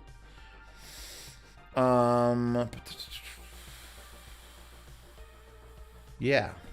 Alright, so any other pictures or photos I want to go at? So, there's what I brought. I brought the low-res audio hat. And I brought the Zeos hat, which you guys don't know I have a hat with Zeos. Brought the T. The Codis T. We've got set up the line to check in. This is why you're pressed, so you don't have to check in that line. It was a nightmare. Also, I didn't realize how big this show was actually going to be. Let me see if I can get some speakers here, because I was taking pictures the entire first 2 days, actually all 3 days. I was taking photos, and I only managed to film most of the show at the end. So if there's anything here that I didn't film, let me at least go through these. Magicos again. Magicos were everywhere. I think those are Magicos. All right, just double check. Yeah, those look like Magicos. Let me move this up so it still says Axpona. So yeah, I also was taking this camera manually. Which is better, the Swan M300 Mark IIs or those Rabase Realtos? Oh, you mean the ones I just heard at the end? Probably those. They're $4,000. I mean, I love my Swan M300 Mark IIs. I have to put them in a room next to each other. You know what? I'm going to say I can't judge. So if you see blurry images like this, that's just me being bad with an actual real camera. Those, see, like I didn't show these again, but this looks like a speaker and audio show. You've got a separate box for the top and bottom. You got this random metal bracket that like connects the two together. What are those? Marga? Like, I feel like all speakers at an audio show should be so weird and cool looking that you just can't. This room, there's the sound bar. Look how nice the photo this takes, though. When it's not your phone and it's an actual lens, mirrorless. Again, blurry. I didn't film in this room. These are always like the weird, like, oh, I'm an elf. I'm an elf. Look at me. I don't even know what brand these are. Actually, wait. Oh, those are Vivid Audio, apparently. I'm sure they're just absolutely insanely expensive. Like, there's a line between, like, this is cool and this is from Mordor. It's just draw the line, man. Hey, Z, bring me some swans to Germany because there's not any resales in Europe. I'll just fill my checked bags with swans and sell them in the car parks. No one was actually using a reel-to-reel, but they were reel-to-reels here. God, they're so pretty and so mechanical. I don't like the blue on this one, but big speaker. VAC amplifiers are overpriced, but they're very, very pretty. Just gonna put that out there. All right, tell everyone. Someone yell stop if you want me to stop. Like, look at that volume knob. I thought that was pretty cool. Also, fingerprints on things really bothers me. Please stop touching things if you are setting up a room. Or at least wipe it down. Like, at least wipe it every once in a while. Yeah, it's like there's some. Oh, that not Bayes, the one before. What? Where? Describe it. This company, Finesse or something. Audio. They've got like a bookshelf speaker, which is really good. The one with the checker pattern on the. Yeah, those were nice to look at, but I only made a list of like 20 rooms I had to get back to on Sunday. And if this wasn't on the list, then it wasn't on the list. These bays were hilarious. I want you to look at these, everybody. Let's zoom in, because it's a carbon fiber tube, right, that loops around, and then you have a driver here shooting down into the tube, and then a driver here shooting up into the tube, and then this middle bit was like, I don't even know, a circular ribbon, and I didn't like the way they sounded. So you could have a speaker that looks like this, and it could just be, eh. Like, what's your response to this, Zeos? Eh. These, I've heard these before, and I forget the actual name of them, but can I read that? I could almost read that.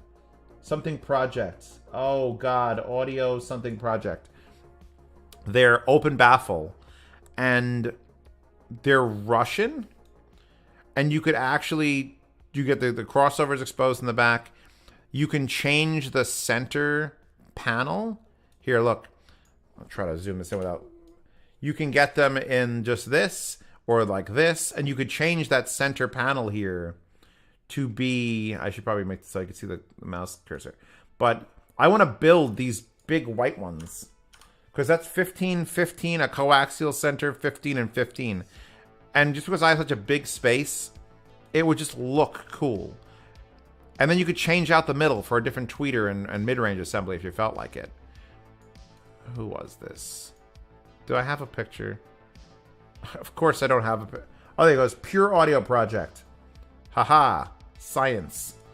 Now we're doing the enhanced thing. I wasn't reading chat, but they said Pure Audio Project several times. Must sound like a tube. It kind of did. These were actually really good. I think these were expensive as fuck. Oh yeah, look at those. Sexy.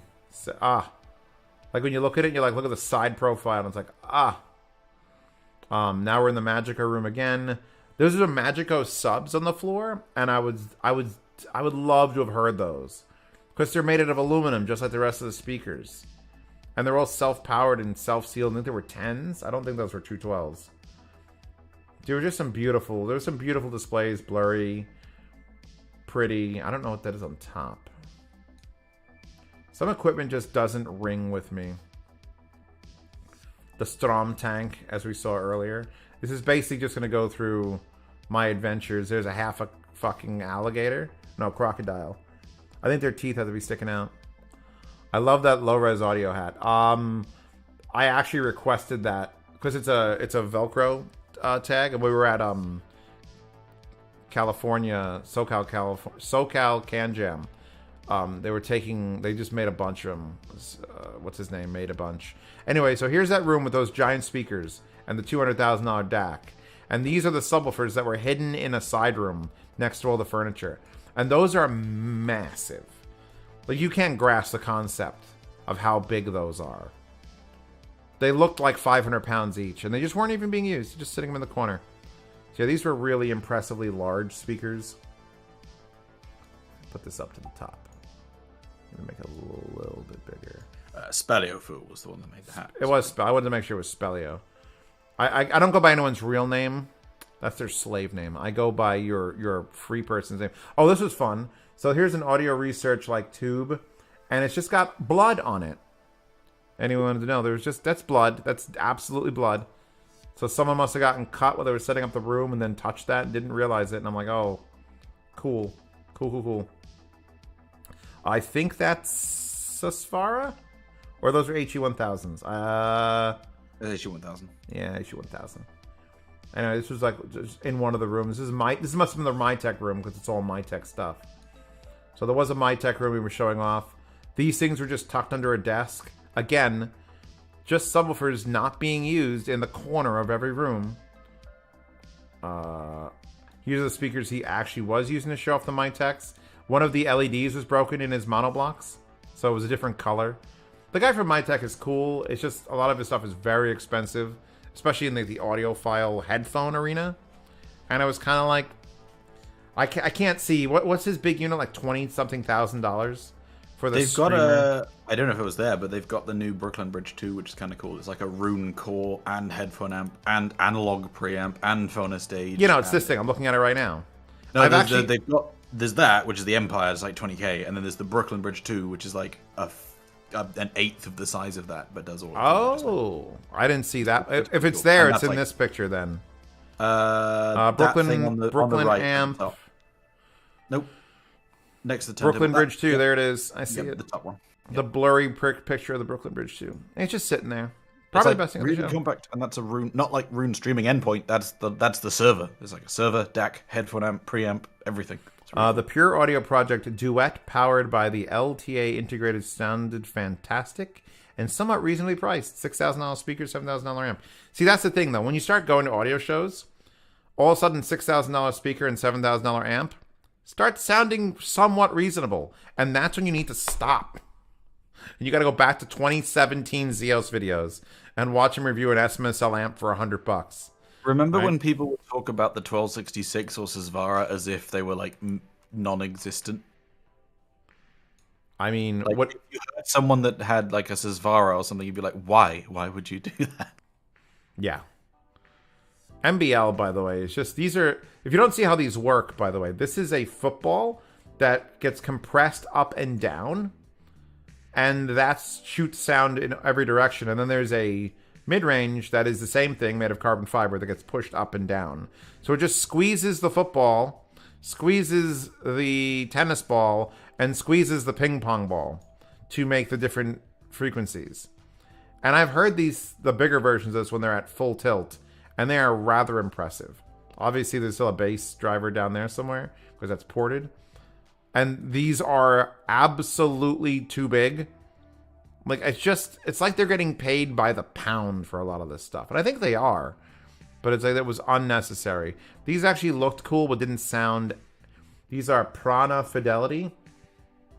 I was less than impressed with these. I'm pretty sure. These things are hilarious. I just love how they just sit there. Like, they're what are these? Linkwits. I don't hate them. They're completely open baffle on top. I have no idea what those are, but they look like they're from the movie The Fifth Element. Those would absolutely be in John Baptiste Emmanuel Zorg's office. What the hell is that? Is that a penis enlarger?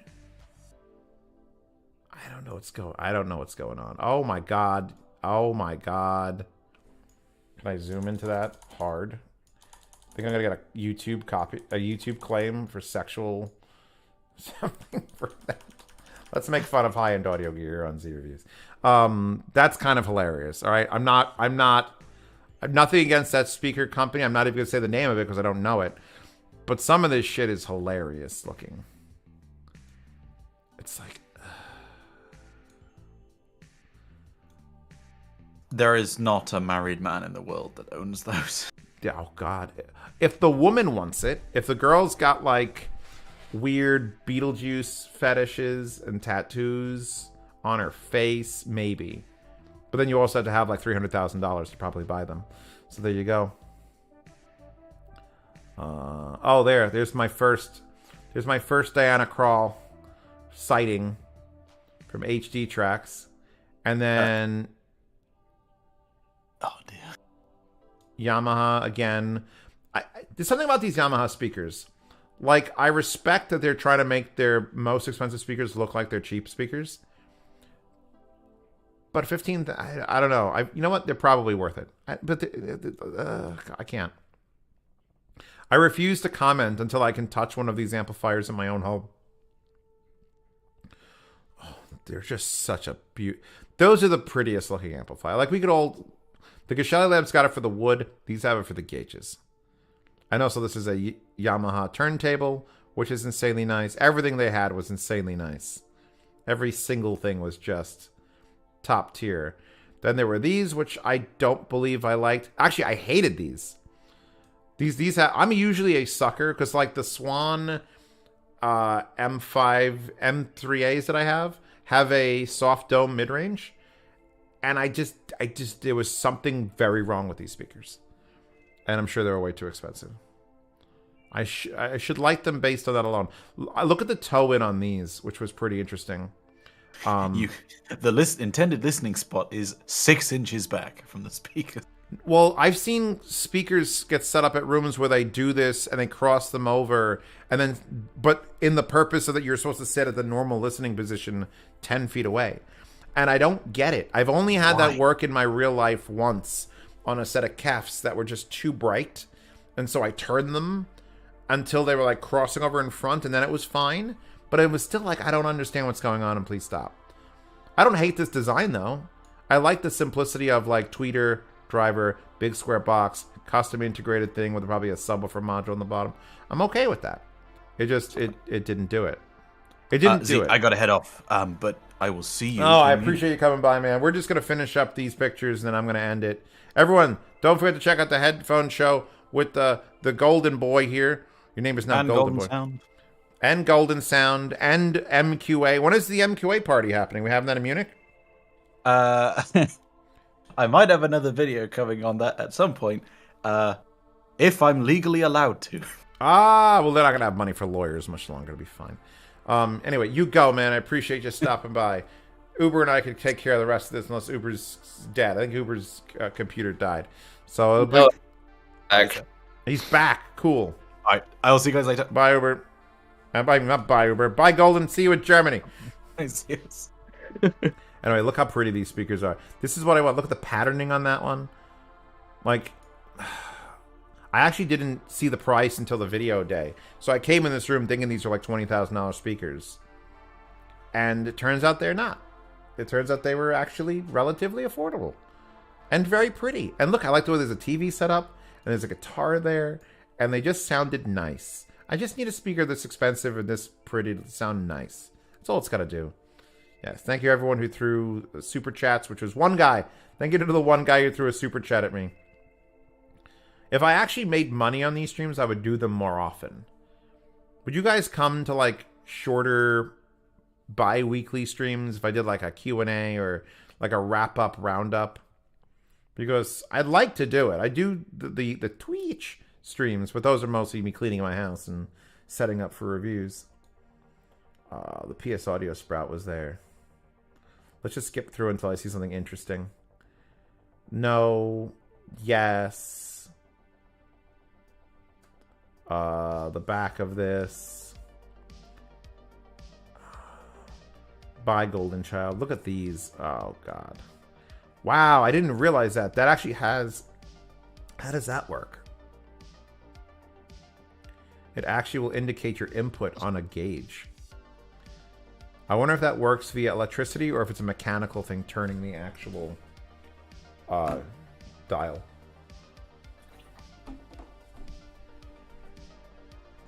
The lean, we got that fat lean there. Interesting hole configuration on these would probably drive me a little bit nuts, but you know, whatever. The simplicity of the Twitch streams are cool too. Oh, there's the lean. There's the lean. Oh, there's those corner-loaded speakers, the audio note. Some thin ones. Some Techniques. This might have been the Techniques room. There was a Techniques room, which I didn't get to film. Yeah, their amplifier. I don't know why they put the VUs, which you can't see because it's overblown here. But I don't know why they put them at the bottom. Yeah, this is all Techniques stuff. I like the fact that they had like a water jet cutaway of the speaker. Like this, you could tell a company is like a big company, like Techniques is a big company, because they could do cool stuff like this. I want to hear these because that's a coaxial front-ported Techniques speaker, and they weren't even that expensive. They might have been like in the $1,000 range, but come on, man, you can pull it off. My blurry ass picture of the SVS room. This is like found footage now. Tough call. I've been a Maggie guy for a while, but the PAP stuff impressed me both when the room was somewhat reasonably priced. Shorter, more condensed would make me want to watch them more. Streams or what? Because I'm just doing this because I had to go through 3 hours of footage. But I mean, I would love to do like a 30-minute Q&A stream once I show my face at Munich, and I'm not like afraid to be on camera, because it's very hard to do a live stream like right now, like we're doing, where I'm not on it. Although I could add my webcam if I felt like it. Okay, wait a second. I would have loved to have gotten back, because look at this. You see this? This is a human man. In fact, it's Uber. Say hi, Uber. Uber is Hi. a normal-sized human man, and that is the speaker we are listening to, right? Look how fucking adorable these are. Super narrow, little tiny drivers, little coaxial butt plug, side firing, adorable, right? We're gonna have chat guess. Chat, how much are these speakers? I think I remember within $1,000 how much they were. Anybody want to guess? Come on, guys. Let me see chat. Light up chat. What are these? What are we looking at here? How much is this speaker? I don't know the name of it. You don't know the name of it. All you got to know is the size of it is small. And they actually sounded good. They actually sounded good. That's the thing. We were in that room. We were excited. Ooh, a little tiny baby speaker that sounds great. How much could it be? What are your guesses? I'm going to wait on chat. I need 5 solid guesses. 13,000 from Rich D. 24/7 from Justin. 3,000 from Townsend. 15,000 from Geo. 4,000 from James. I'm going to give it to wait. Okay, so Geo and Hi-Fi Photo Brian are the closest. These are $16,000 a pair, I think. Like 16.5. And I just looked at them like, a fucking what? Because they were good. And if they were $3,000, you could get away with that. Wife acceptance factor, super high. Style, super high. Little tiny things. Look at them. What? Yeah, they were over 10 and under 20. I believe they were $16,000. I was so sad Because it was like one of those like, oh, someone could ship me one of these. I could get it for review. It's small. I could send it back without costing a fortune. But just know. These are the biggest upset of the entire show. Because I wanted them to be affordable. And they just weren't. And then we went to the Canto room, where these little guys are the new ones, the ones in the ends, with the sub out and everything. $350 for those, which I feel like is a little bit high for such a small speaker. But if they could... It's going to be hard for me to recommend a $350 little Canto. Considering for $350 you can get like one of their bigger speakers. It's going to be just because it's so small. What's the foot on the other side? What, this? That's what's holding the speaker from falling down. Because it's so narrow it would fall over. So they just added its back feet to stick out. Anyway, back to the thing. Krell, I've dealt with Krell. They're up in Connecticut, I believe. These are Joseph Audio, I think. Wait. No, those are Van Gaybirds. There was like a weird name. It was like Van Gaylord. These might be Van Gaylords. And I only took pictures of them because of their name. They were okay. This is the guy with the copper amplifiers. Do I get a picture of the amplifiers? No. Turntable on the floor I thought was hilarious. Oh, so wait. Where are the speakers? These speakers here, which were expensive, but were really nice. Like the wood finish on them was nice. This is the crossover for the small one. And anyone who knows anything about building a speaker, you want less components on a crossover usually. This is the four-way crossover for that speaker. It's just a sea of parts, which you lose power when you have a crossover this complicated. So it's a 32 decibel per octave 5th order UCC four-way crossover unit. Part of the Callus. It was just insane. And then the missions came up.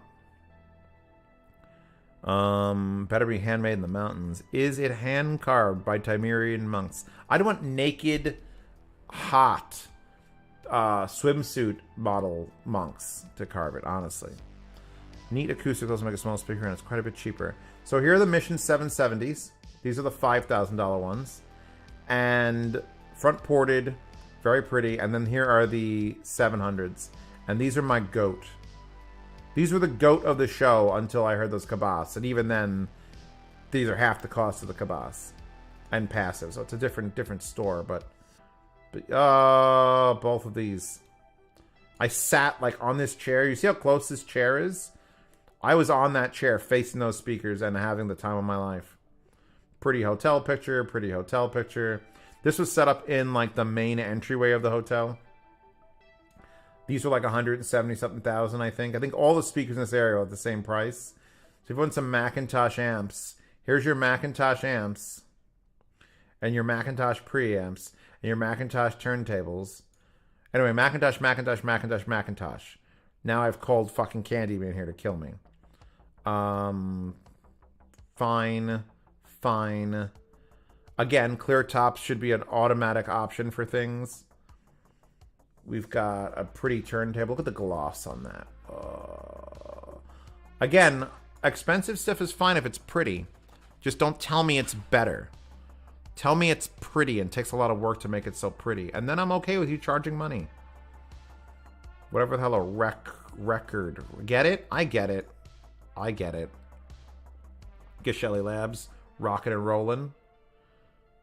Yeah, they had... Let's see what they had here. They had the Archel 3 there. And where is it? There's the Mod House Planar. For those of you who managed to steal a listen. With a Viking Weave cable. So that's one of the newer revisions of the Mod House Planar. And then they had some Grados, which I don't know why you'd show anything off with Grados. Some ZMFs. Sennheiser. Bear Dynamic? What are those? Bear Dynamics. Gotta be Bear Dynamics. And then the Deconi Blues. But yeah, no. Mod House Planars. God. Do we get good pictures of that? Like, just look. Just witness me. Did I get a better picture of this without? Just Shelly. I love that one connector. It's just it's just an 8-pin with one connector. It's like, I would hide that. Or plug in 7 fake wires. but like you could see the texture on top. Again, all carved by hand. So yeah, everything here, glorious. We've got another room, don't know. I'm just going to skip through these real quick. These things throw a lot of bass. We heard that earlier in the video. Those are kind of ugly. Again, I don't want to be bad for companies, but it's like, I like your amps. Look like Satan's inside them. That's cool. But then the speakers are just like, I don't know, put more drivers and make them shiny. I guess they were trying to add what most people might own. When were grottos all the rage? That's the real question. Oh, it's Mark Levinson. Okay. Still, looks like a cool computer case. You'd win something for sure. This was a set of subwoofers that was like $4,000 each. And it was cool. All right, let me explain. I kind of like breezed over it in the video. But these are expensive subwoofers, but there's no driver exposed. It's like two 10-inch inside this box entirely. And then there's just those two front ports that allow the subwoofer to come out. And they're tuned for like accompanying speakers. So they're very good. They were just real expensive. And then here's more of these, which blurry. And then there's your 9 drivers wrapping around the back. Very good 3D print, by the way. You could just make out the ripples from the printing process. Orchard Audio, Stark Crimson Ultra, which I asked him to send me one of these. Also, apparently makes a little streamer, which I didn't think a streamer would be that easy to make, but apparently you can make a streamer. I guess they're trying to... might not. Okay. I keep seeing chat like move, and then it's not moving, so it's a little weird. I took a picture of this because that turntable is above their eye level. Like, at that point, you have too much equipment. You really shouldn't be dealing with a turntable above eye level. These are also granite speakers. These are the ones made out of, like, actual 300 pounds of furniture, of kitchen cabinet. Amp and Sound was there with all their amps. This room was shared by it. The Cabas, the first day I walked in, I just remember writing it down after hearing something. God, look at that. Just look. Look at me. GR Research has these. They're not terrible, but I've heard them sound good and real bad. Those are the two options. Felix Audio, I've done one of theirs, but this is their, like, when they do wood right. I think I showed this at Can Jam. I love that the heat sinks on this are the name of the company. And then backwards, because they couldn't figure out to rotate it. Like, just rotate it. It won't be P's, but it'll just rotate it. Pretty insides. More Cabas stuff. More Cabas stuff. See, these are like $36,000 a pair.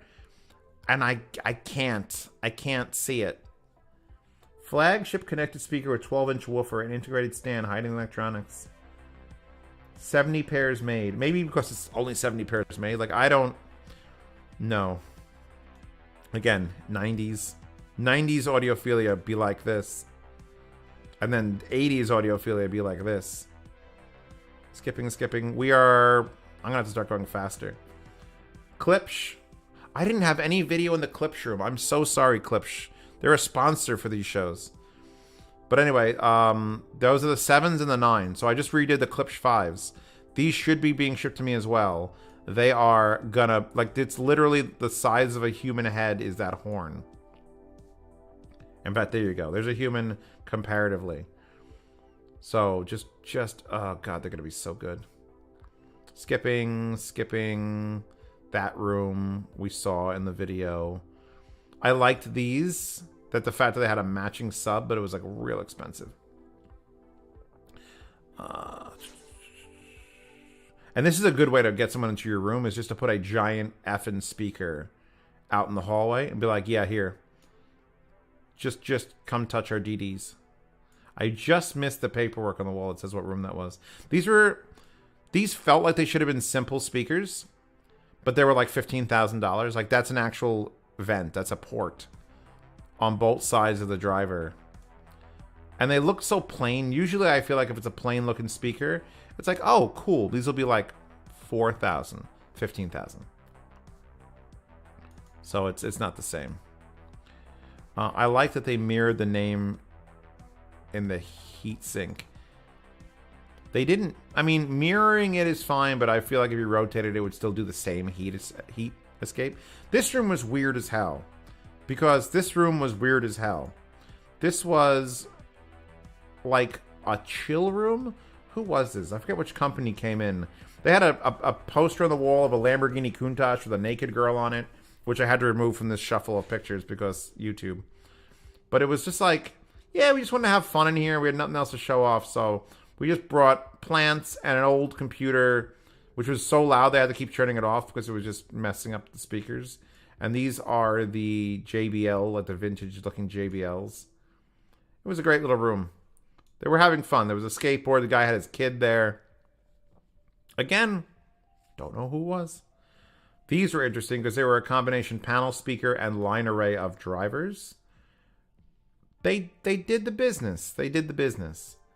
Those are good drivers too. Those are Dutch and Dutch actives. Yes, thank you, D&D. I wrote down on my thing Dutch and Dutch. I just couldn't remember that it was D&D. Don't try to make me explain this. That's gaffer's tape that says Kimber welcome. Oh, Rupert Nev. This is a Rupert Nev actual mixer that was in this room, and I'm like, you know what? Fucking respect.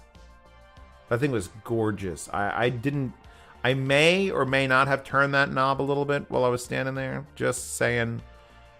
It's like, oh God, give it to me. Oh, this was the Kimber cable room. This is where they were trying to A/B Kimber cables. Like different cables.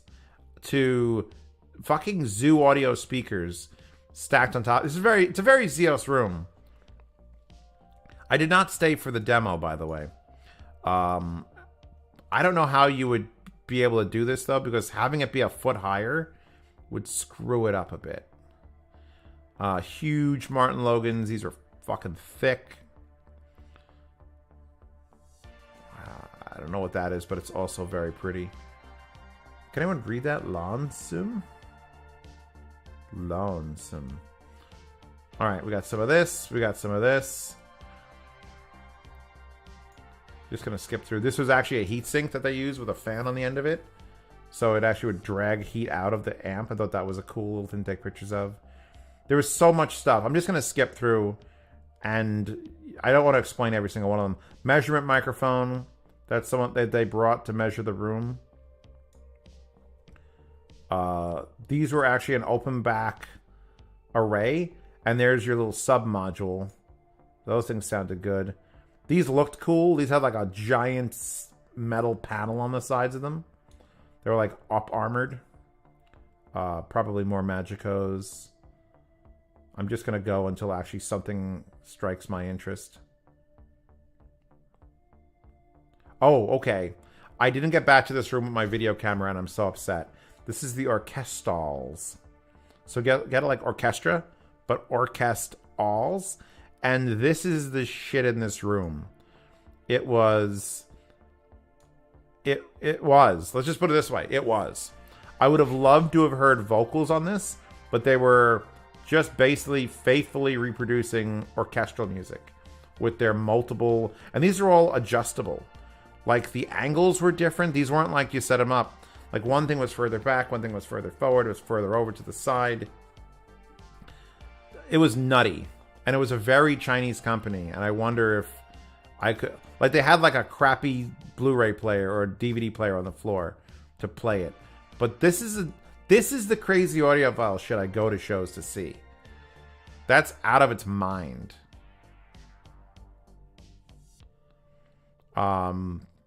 These are really nice. I forgot who does this.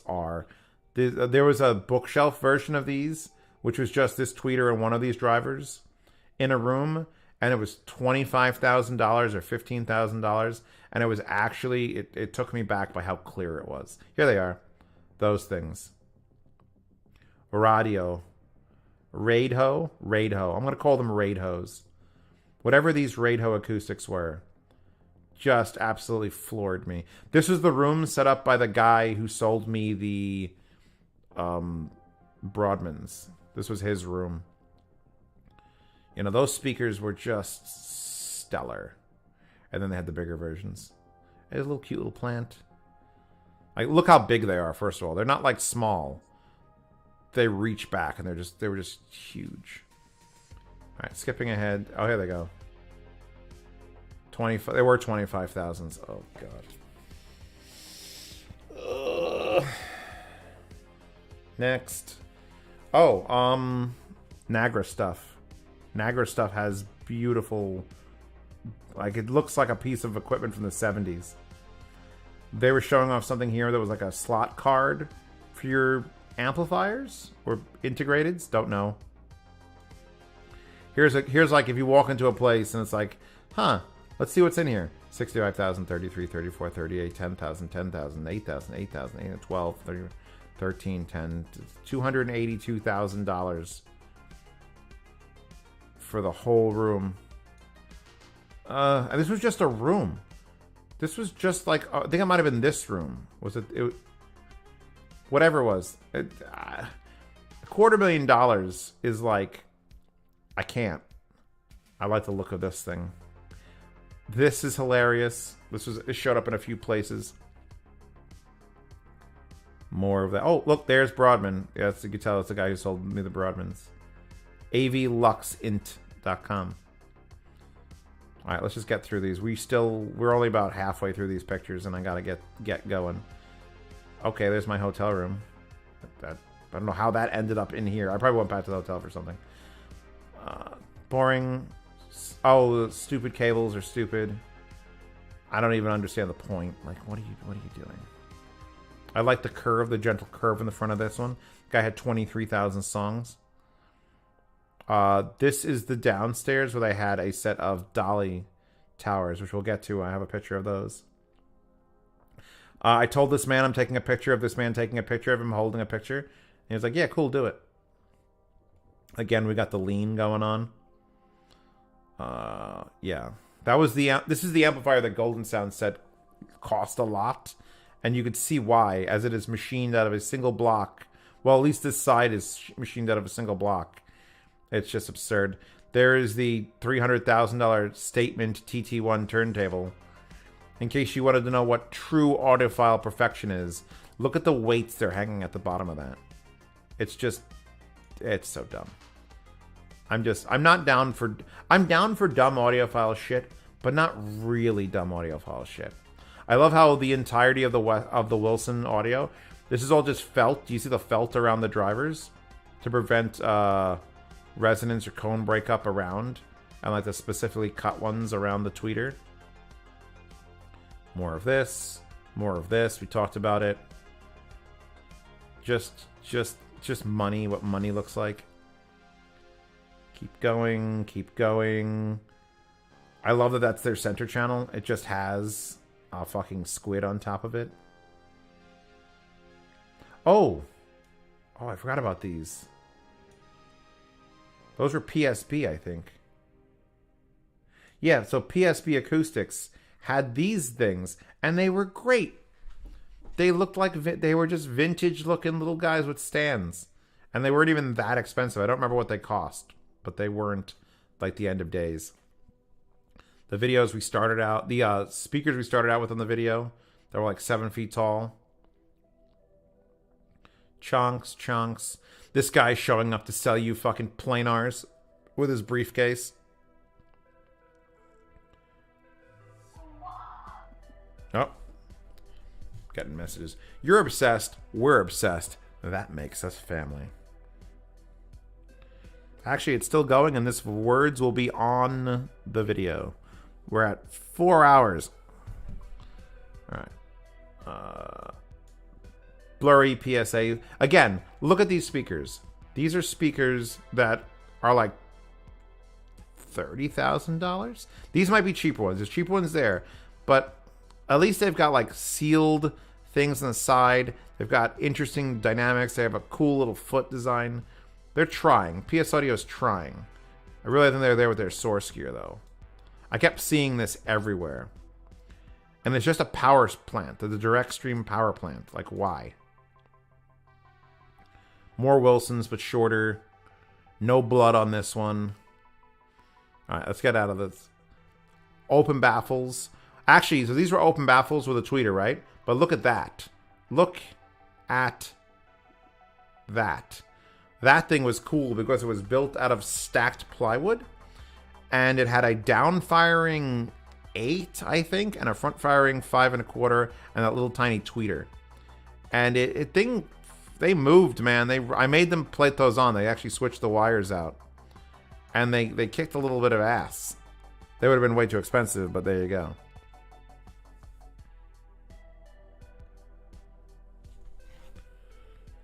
Let me see if Pasta wants to join. Moving. A lot of these big, they womped. Those womped. Let me see anything. Hold on, wait. Reading chat. Dolly Towers in the atrium were 110,000, powered by 8,000 NAT streaming integrated. Yes. Which is a weird ratio, but perfectly fine. You know, those VU meters, amps, the same Alibaba special meters with custom backlighting. I mean, honestly, that's how I would build an amplifier, is I would just buy the cheap ones and then just shove a good thing onto it. So we've got... I find with these particular, like, horny speakers, these are horny speakers. In the wrong room, they just hurt. Everything hurt. Also, look at the size of this compared to a standard turntable. In case you're not understanding exactly how friggin' large that is.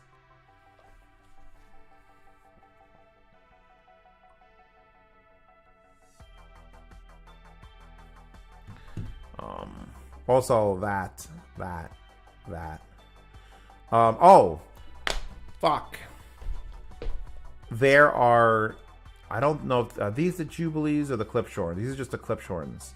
So yeah, there are the wired with AudioQuest Clipshorns. By far the biggest speaker in any small room. And probably not placed properly, but oh my god, did I want a set. If you've not seen Clipshorns, there you go. It's like a refrigerator. This room again. I really liked the thin stylus on this. Or the tone arm, I should say tone arm, not stylus. The tone arm was just like, it was like, look at me, I'm fancy. Then I had like wires shooting out of it. Cage tube. Little triangles. I don't know what that is. It just says Everest. A lot of things say Everest. I found that like apparently Mount Everest is big. Oh, I didn't get back to this room to film in it. Okay, so you see these speakers? These weird as fuck. So there is an up firing, but underneath speaker. And then there's these weird tubes that I think are ports. But then it's also like, it's got a head. It's got like a hat. And the back of it has, it's not a tweeter. I don't know what it is. I don't know. These are some of the weirdest speakers. And it had to come on the special stands. Oh, and I think it was this room. It might have been this room. Have I heard Karma speakers? Maybe. You see these cables that are insanely thick? Yeah, they got magic crystals in them. I'm not joking. Apparently, not the speakers, but like the grounding boxes and these had crystals in them. Magic crystals for adjusting the audio. I didn't think I'd find it in real life. Baby, is it you? Hello? Yeah, but they've got like backwards speakers, which I can respect that because it's a different dispersion pattern.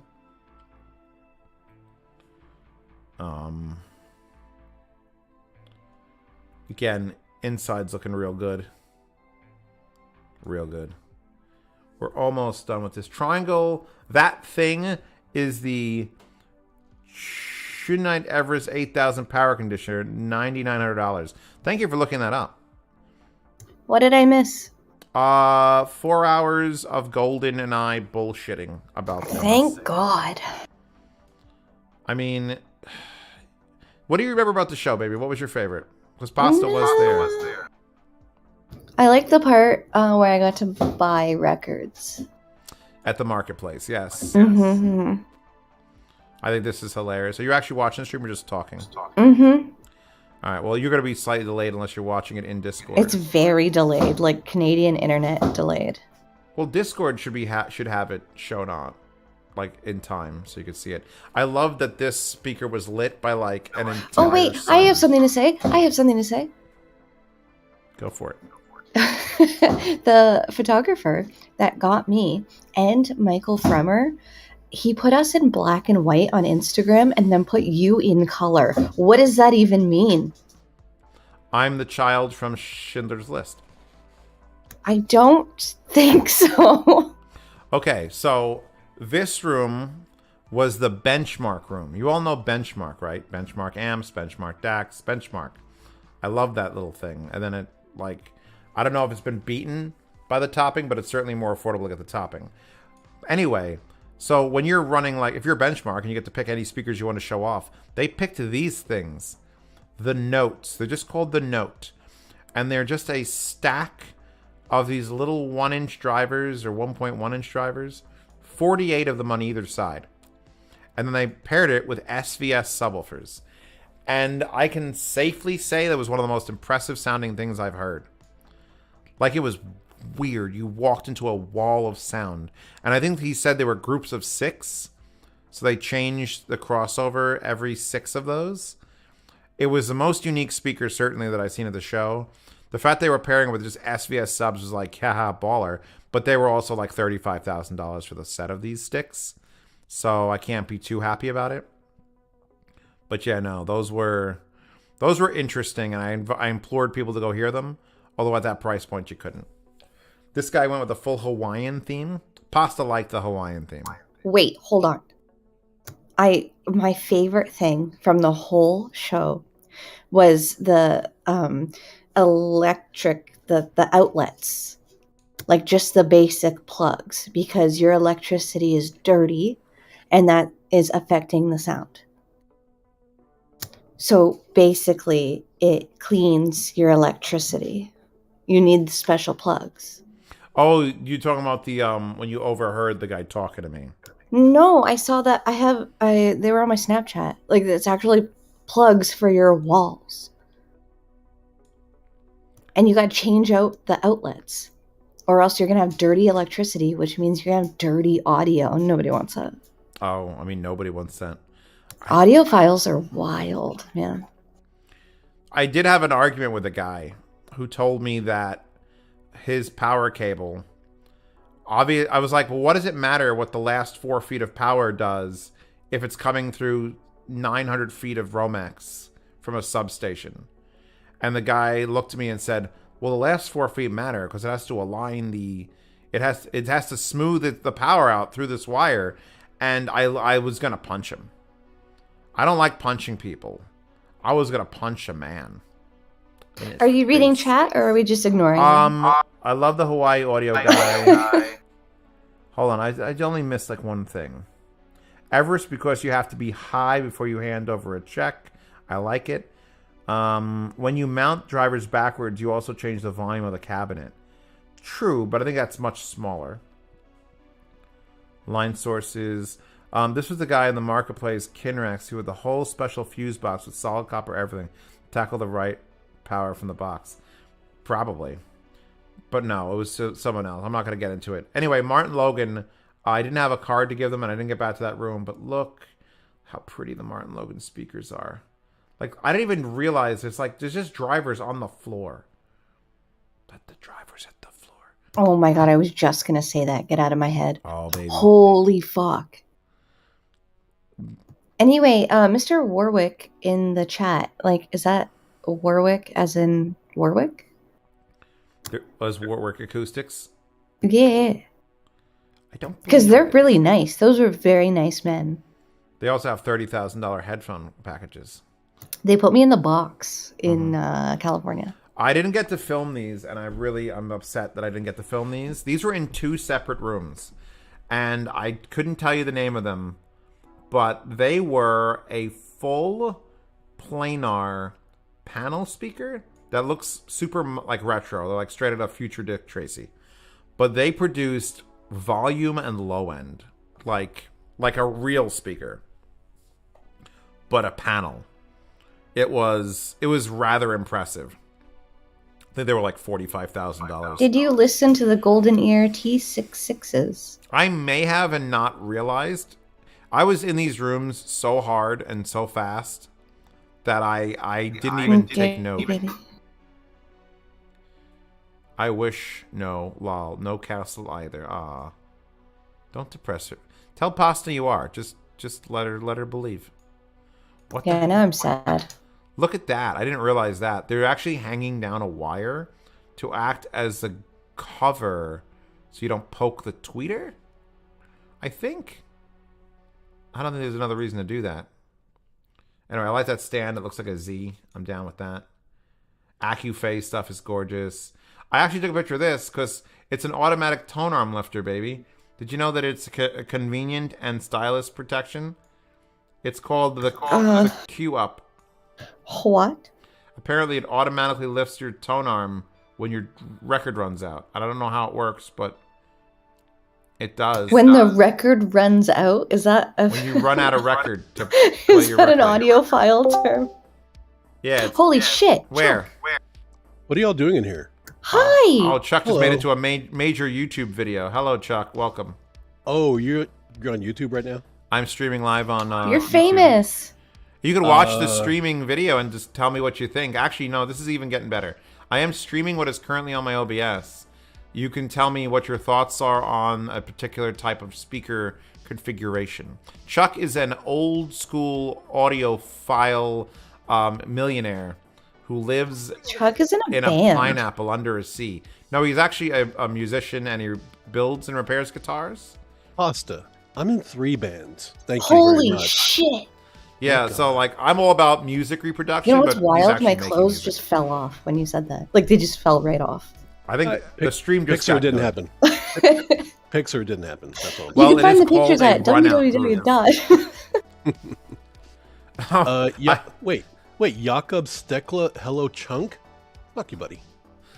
Keep it friendly here, Chuck. Jesus fucking Christ.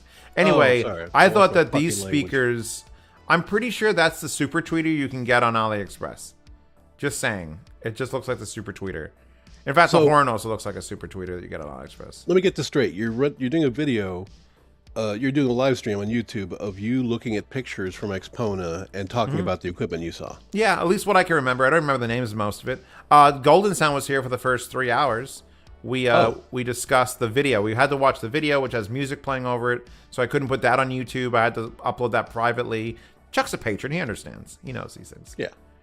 I like the wood on this. I love when the wood is like this. I just like it. It's nice. Wait. Chuck, Ma'am. you buy his content, but you don't buy mine. Buy his content? No. You're his patron. Well, that's not the same thing, though. He's buying my content. Yeah. I pay him.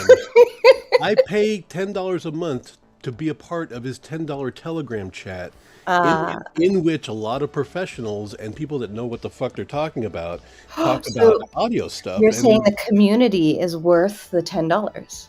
I believe so, yeah. Very nice plug. Good job, Chuck. It's not about Z. It's about the people he attracts. Chuck, Let me get that the straight. check will clear next week. I promise. Yep. Okay, good deal. Anyway, these were interesting, but I'm okay with like little coaxial. Are these full range or coaxial? When they have the little horn thing, that's full range with like a little tiny PP hole port in the front. It's just like I don't think you can say that on YouTube. tiny PP hole port in the front. Okay, hold on. Coaxial means dual axis and means you have one main driver and you have a second. I higher feel like frequency once driver. you have the flared paper cone, though, that's like Fostex. I feel like that's a full range driver and not a coaxial. You feel like? I mean, I've never seen a coaxial with a flared paper cone. I've seen it in car audio. Well, there you go. 98% of the speakers you see there use drivers you can get from Parts Express. Cool. Actually, He's probably right. Actually, there's a Parts Express room. We're gonna get there in these pictures. Hold on, we're moving along. These were boring as hell to look at, but sounded okay. It was a Yeah, real I'm clean bored. setup. Pasta. Baby, you can't leave now. You We just got here on force. I saw you were in here, and I thought I'd go and see what you're up to. What are you up to today? I went to the gym. Of course. And got to do some cleaning up around Parks the house. Express. With your bodyguard? Did you go with your bodyguard? No, I just go with a couple friends. Okay. And now you're doing what today? Just cleaning up. Yourself or your the house. Oh, okay. All right. Ew, I just got an ad. What the fuck? An ad on YouTube. I don't even know how that works. Anyway, the Parts Express room was really cool. The guys in there were really cool. And they talked about the new lines of like speaker drivers that are coming out. And I'm like, I want to build speakers. And they're like, we could set you up, brah. These are some of the speakers that people have built and brought in. Or the speakers they've built at Parts Express to test things. So that was kind of cool. Like, look at that little coaxial up there.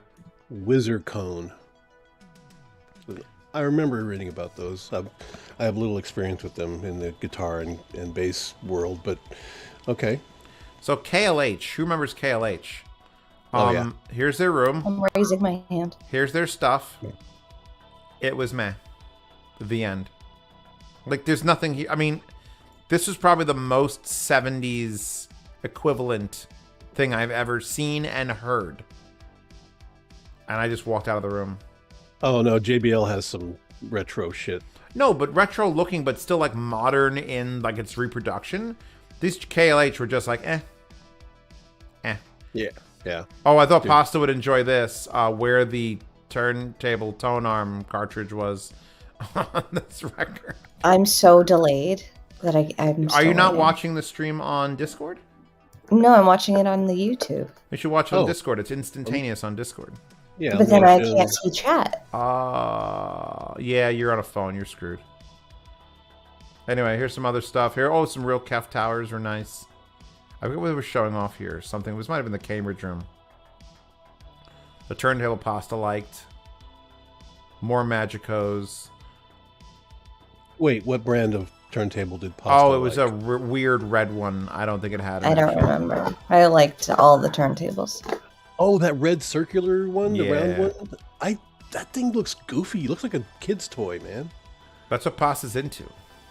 Oh, I don't remember liking that. What do you? I sent you a lied picture to of it before you were there. You're like, "Ooh, what's that? I like it."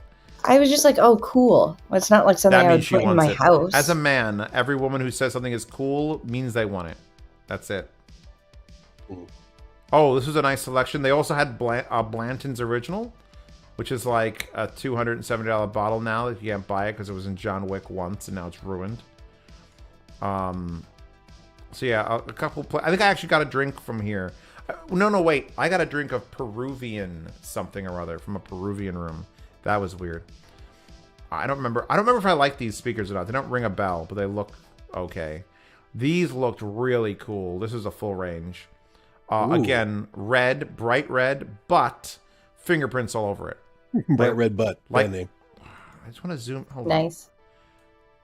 Like just disgusting fingerprints all over it. I wanted to clean their speakers. Uber wanted to clean their speakers. Like, you have these beautiful speakers. They're standing out like a mofo. Clean them, please. Also, this tube. Do I have this tube is 12 inches high. There's a business card, and there's tube. Tube. Say it with me. Tube. Tube. Are you going to keep this VOD up? Yes, this VOD is going to be immediately published as soon as I hit go. As soon as we hit stop, or it's going to be up right now. This speaker had some of the nicest finish I saw at the show. Like, look at that. Like, that's just, oh, I mean, it's God. highly polished. I'll give them that. But it was like the wood grain was neat, and they had the individual cuts of the metal strips down it. This had to be a Sonus Faber because it's they're the only ones who do the string grills, where there isn't actually a grill. It's just a series of highly tensioned soft cables that don't. Yeah, I read resonate. I remember reading there was an acoustic reason for that being superior to a mesh grill. Okay, so this is the top of the line Triangle speaker. Triangle, also a sponsor of me going to Axpona, so I have got to feature them in this video. Thank you, Triangle, for sending me to Axpona and partially to Munich. This is their highest end speaker. They did not play it nearly as loud as I wanted them to play it. However, look at the finish on that. That's the 40th anniversary. That is a shiny Sapele, I think. Sapele. It's whatever. It's wood. Either way, that was Champion God. Studios 101 says get some Hi-Fi Guides branded wet wipes to hand to folks with glossy speakers. No, Nice. that would mean... Well, wet wipes and microfiber towels. That would mean advertising the Hi-Fi Guides website, which is not awesome at this point. It's the forums. It's all about the forums.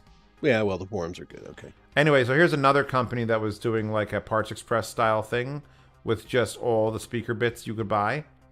S&B. Yeah, they're old school. Yeah, they are old school. Oh, here was a nice little stack. Look how cute it is. It was just a benchmark amp on a benchmark DAC on a streamer. It's kind of cute. That DAC is huge. What does it do? What do you mean? Why does a DAC have to be that fucking big? It's not. That isn't a big DAC. This is that amplifier is like half size. It just looks huge. There is in real life. It's a little tiny thing. Oh, okay. Probably 8 inches wide. Anyway, they had a bunch. In fact, I think these are the speakers that are on the GR Research ones that came. The weird oval ones. Ovoids. Those are car audio speakers. Why are they bringing them to... No, that's not a car audio speaker. That's a hi-fi speaker for narrow speakers. I have a speaker here that uses those. I have to reassemble it because it is a whole long story. I've explained already. But about someone who didn't know how to build them, built them and sent them. And they used hot glue to hold the wires on. And I'm like, that is not... That's not how you do this. Anyway, so let's keep going. We're almost done with these pictures. We're at 388 out of 558. Oh my God. I'm going as fast as I can, baby. First of all, isn't that logo like something else? I feel like that red oval logo is something else. It's like a tool company, I think, maybe. Something. I don't know, something. Oh, you know what this was?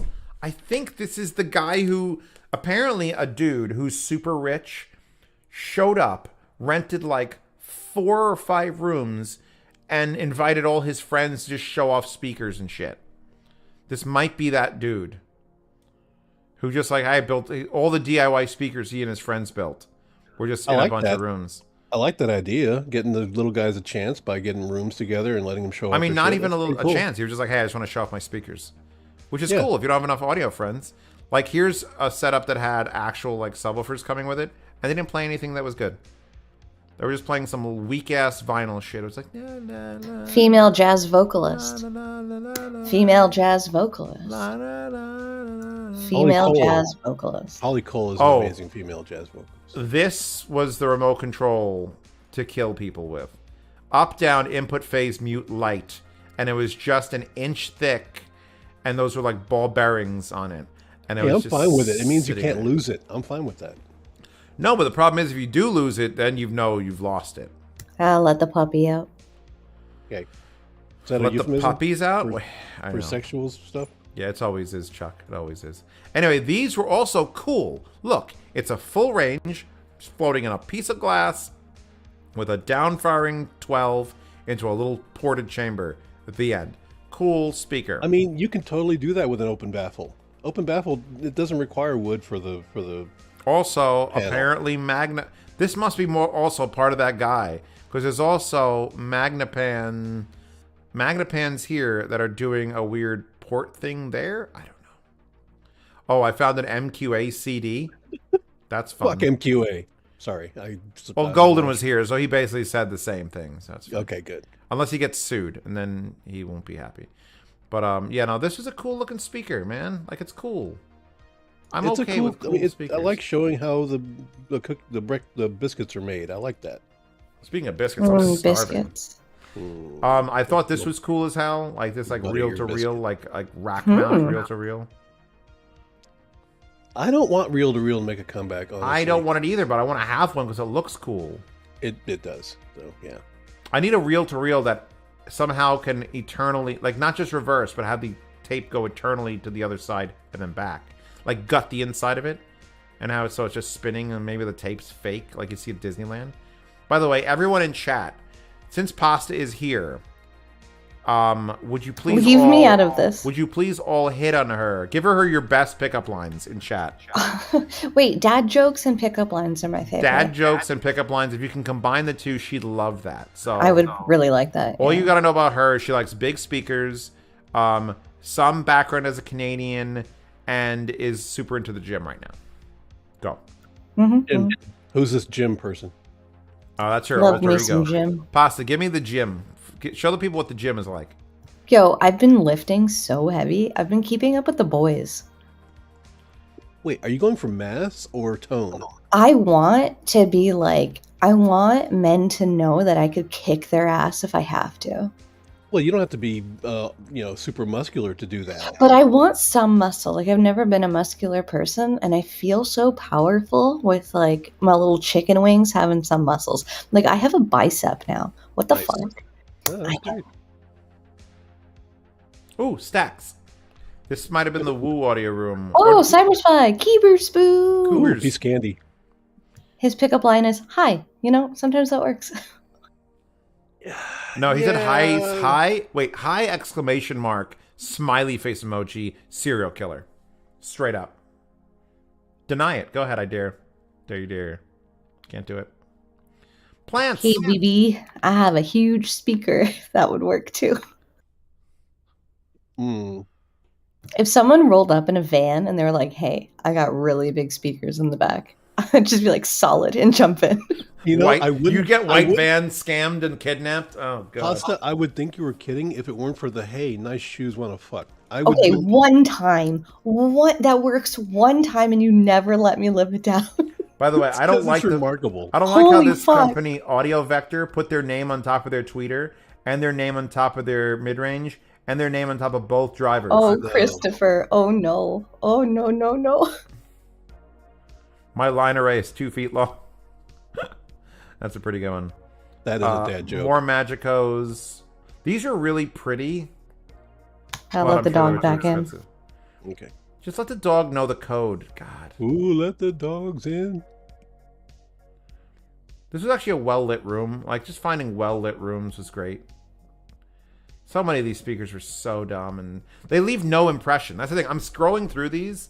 These would probably cost someone their entire yearly salary, and it just has no impression on me at all. I just like these amps with the vertical toroidal transformer. Well, with the clamp. sometimes when the brilliant engineers run the place, the aesthetics get lost. You know. No, but that's the thing.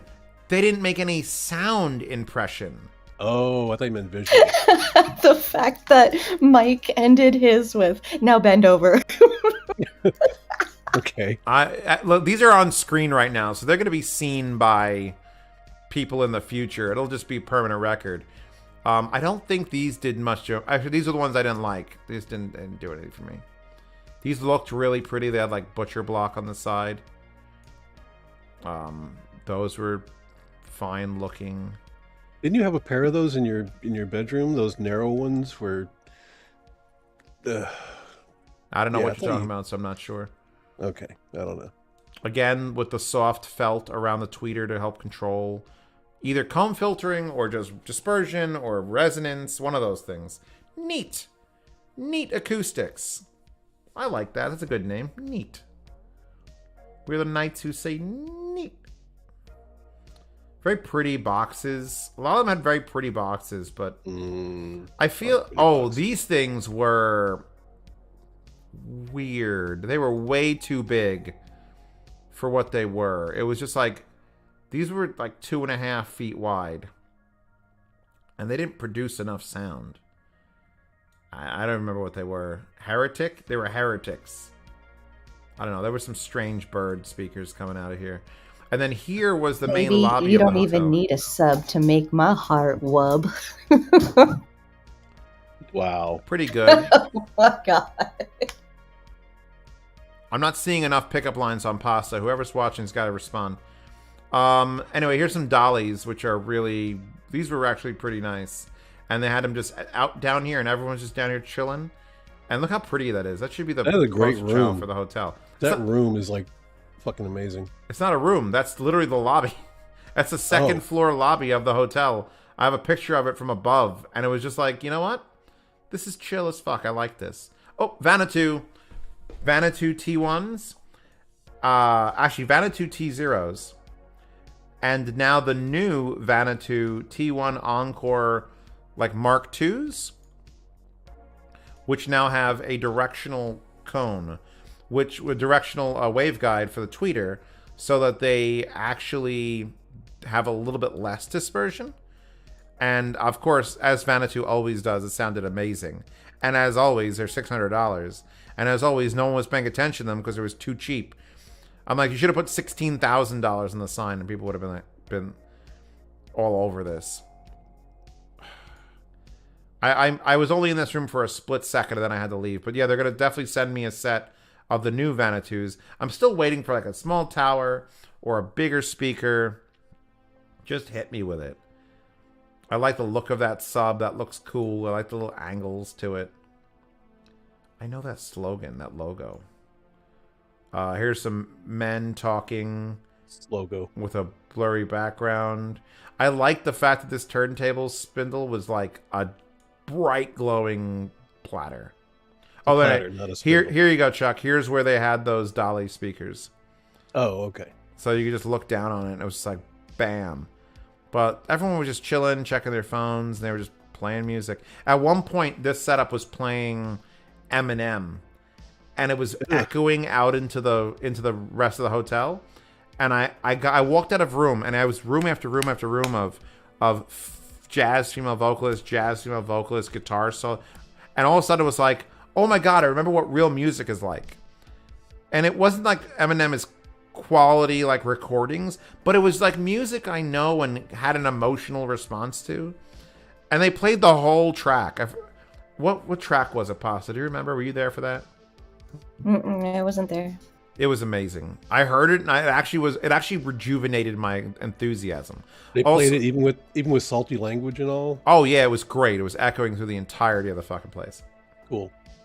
So every room has to keep their doors open some way, and this had this, and I'm not sure if they bought this or 3D printed it, but it was amazing. I'm getting a drink, so someone fill in for a second. Oh, you need to get those for your doors to the back, so they don't blow open. You're not using bags of cat litter to hold your door open. I don't know if that would work with mine, because that's going to go...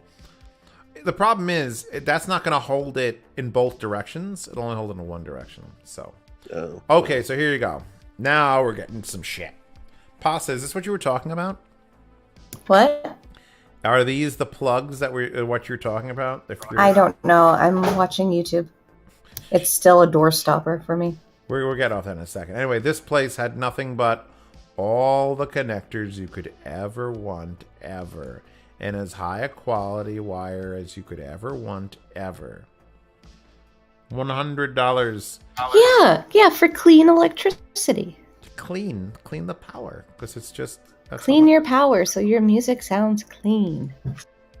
I mean, to be fair, does that happen at the outlet point or before that, where you get it from the city? No, fuck it. I want the box outside my house changed out. I want it clean. Yeah, you'd have to do that closer to the source. Yeah. Oh, this one just had a random little tweeter on the side of it. I like that though. It's just like, all right, you're doing a thing, and then boom, random tweeter. Just stick it to me. Stick it to the man. Holy shit. I like my hookups like I like my speakers 3 ways. I like Champion Studios and one after that. That's amazing. That's pretty good. Golden needs to come back. Girl, I'm going to tear those clothes off like an MQA sticker. Ew. Sweet vinyl. All right, so this is the thing that Pasta has a lot of vinyl friends. They're not made out of vinyl like my vinyl friends, but they actually oh like my god. Yeah, my friends are real. Okay. Anyway, they do wear vinyl outfits though. They hate this product, and it does an amazing job. Because everyone knows I reviewed the Puffin digital phono preamp with DSP and corrections, and this is basically the more high-end version of that. It's like $1,500, which is not bad considering where we are. And Sweet. They did a demonstration where it was they had the worst, shittiest record on that turntable. Oh, this is the thing everyone was jerking and it off was like on. click, click, click, and then they hit the button, and it was just music. Oh wait, you can find the sweet movie soundtrack on vinyl and play it on the sweet vinyl. Don't bring that up here, Chuck. Not on my. Please Not on my don't do channel. this. You could talk about Fox and strippers and hitting my girl. Just don't bring it up. I don't need your permission to hit on pasta. Exactly. Oh, these were really nice. I actually liked the hell out of these. These were Westone? Westone, yeah. I think they're Westones. I know that logo. Yeah, no, these were really nice. And here's a MoFi phono pre. Big thing. Are you going to do any MoFi soon? I need to do these. I need to do these. These have to get done. Yeah. These inside. I want to be inside this. That can be arranged. Source point 10s, everybody. Slow clap. Did you hear the six? I did not hear the 8s. Actually, these might be the 8s. Because I was able... Yeah, those were the 10s here. And these were the 8s, and they weren't playing them. Because these guys... Pasta, talk about these people who played vinyl. The hipsters? Yeah. Yep. I like them a lot. As people is fine. But as fuckers who picked the music to play on the Source Point 10s, I was like, God damn it. First of all, here's Andrew Jones, the designer of them. Not of them. He didn't design them. He designed these. But they're like, they played mono vinyl out of like the world's greatest speakers. It was great. It sounded lovely. I don't know what your problem is. The music was great. Look at them. They're amazing. By the way, here's Andrew Jones looking at his creations lovingly. And here's Andrew Jones' creations looking at him lovingly from behind the head. So there, if you want to use this for any promotional purposes, let me know and I'll hook you up with the original files. Razlek, did I not say Wharfdale? What did I say? Did I say Wait Westone? a second. Sorry, I made a mistake. Why are the colors changing on this? Did they put RGB lights? Oh my god. There was RGB. Hipsters love RGB. Hipsters love that shit. These guys were so chill, so down to earth, just like the nicest people. They were exactly as Music was hipster as great. you think people who remix model remixes of vinyl would be. No, Chuck, listen, I was into it. I was like, By the way, this it's room, white. I was actually into it. I look over at Z, and he's just staring at me, and he's like, meh. And I'm like, what the? Get out of here. They now. ruined the mute. Look, baby, I No. heard. Just give me some energetic, non-vinyl mono. They mono probably just vinyl. smoked. They probably smoked a 3-paper joint right before the show. That's fine. Well, so did I, so I guess I was in good company. Nice. Anyway, here's the Elax with the Elax sub, the wedge subs. This actual setup sounded really good. Elax was kicking names and taking bass. These were little cutesy guys. These are little cute guys. They actually did a good job too. Those Look at them. stands are weird. Stands are weird, but the finish. Look at that finish, Chuck. Ooh. I want to be inside It's like a those. Big bird's eye or something. Yeah, well, those, I believe those sounded good. And here's those whoa. once again. Steven, wait. You What? have to tell them the biggest thing we learned during this trip. I don't think we could say that on stream. Yeah, it's not Gushelli. It's Jushelli. I know. I've been referring to it as Gishelli and What? the Archel. What? Anyway, Chuck, does your speaker cable come with wheels to roll it around with this thing in the middle that obviously does Chuck, something? don't answer him. First comment on Jushelli. If that's the way they want to pronounce it, fine. But that would be difficult for me to say. That's all their the time. name. It's their names combined. It's Jushelli. It's Gino and Sherry. His name isn't Gino. Okay. I know, but it's wrong. It's like GIF versus GIF. My whole world is a lie. Nothing makes sense. I don't want to live on this planet. Well, graphical interface. GIF. It's GIF. I can't do this. It's like the dress, the blue and white versus the gold and Mua says, want to add my meatballs to your pasta. I'm vegetarian. Thank you, though. She eats fake meatballs. All right, anyway, let's keep... I don't want to break 5 hours. We're almost done with this goddamn thing. These speakers were kind of interesting. Just Shelly. Like weird top planar ribbon on top. And then these were powered by literally rhythmic subwoofer servo controllers for these open baffle subs. So wait, are those tweeters on top not attached? They're just sitting there. They're like, so you can move them around and change the alignment on top of the box. Two separate boxes. that seems odd, but I mean, honestly, with a speaker that big, it would be much more convenient to do that. But I mean, at the same point, maybe you want to angle them in, but not the bass drivers, because the bass drivers are open baffle. Also, it looks like they're using a standard green. Actually, they're using a green plug for this, so it's like a Christmas plug. I'm fine with it though. Like the fact that you have Rhythmic sub amps just sitting in boxes is like, you know what? Good, because Rhythmic makes them the best. There they are. It's like a great picture. Look how clear that is. Definitely could use it as evidence for something. Pro level picture taking. Kefs, more Kefs again. Actually, these Kefs, and I think this is the turntable the lady down in the marketplace is trying to sell me. Yeah, those are. Those had a speed counter on the bottom that was measuring constantly the speed of the record. Currently, it's at 33.334. So there you go. Okay. What is this? Harbeth? I've heard of Harbeth. Just Shelly. Oh, these were the ones I walked out of in the video. They were just horns with a speaker in it. Ew. And I was like, I'm allowed to say all right? I can't read that name. What is it? Is that Haniwa. Haniwa audio. That font looks like those are not Among Us. That's actually more old school. That's the H is the horn pointing to the left. That's just weird. I didn't make it up. Anyway, now we're at the Pokes. So here's Pokes. So this has to be third day. That's why we're at Sunday. So these are the Pokes that I played that Golden Sound had an aneurysm because they're not in the same position. And then here are a big set of Magnapans, which for some reason I don't have video of. They're in a little bitty room. That seems strange. That's all they could do. These rooms cost a lot of money. I know, but still, the big. Here are the $1,000 Magnapans, which are these guys. Boom, they're great. These guys are like 13,000. These are like 1,000. I want some snacks. God, I want some snacks. Did you take some for pasta? No, I wasn't touching anything. I shook too many hands. Oh, good. I was like, I'm going to avoid COVID.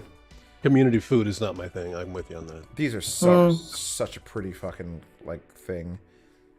These are the paradigms that didn't sound very good. And I blame the room or the music because I know Paradigm is a good speaker company.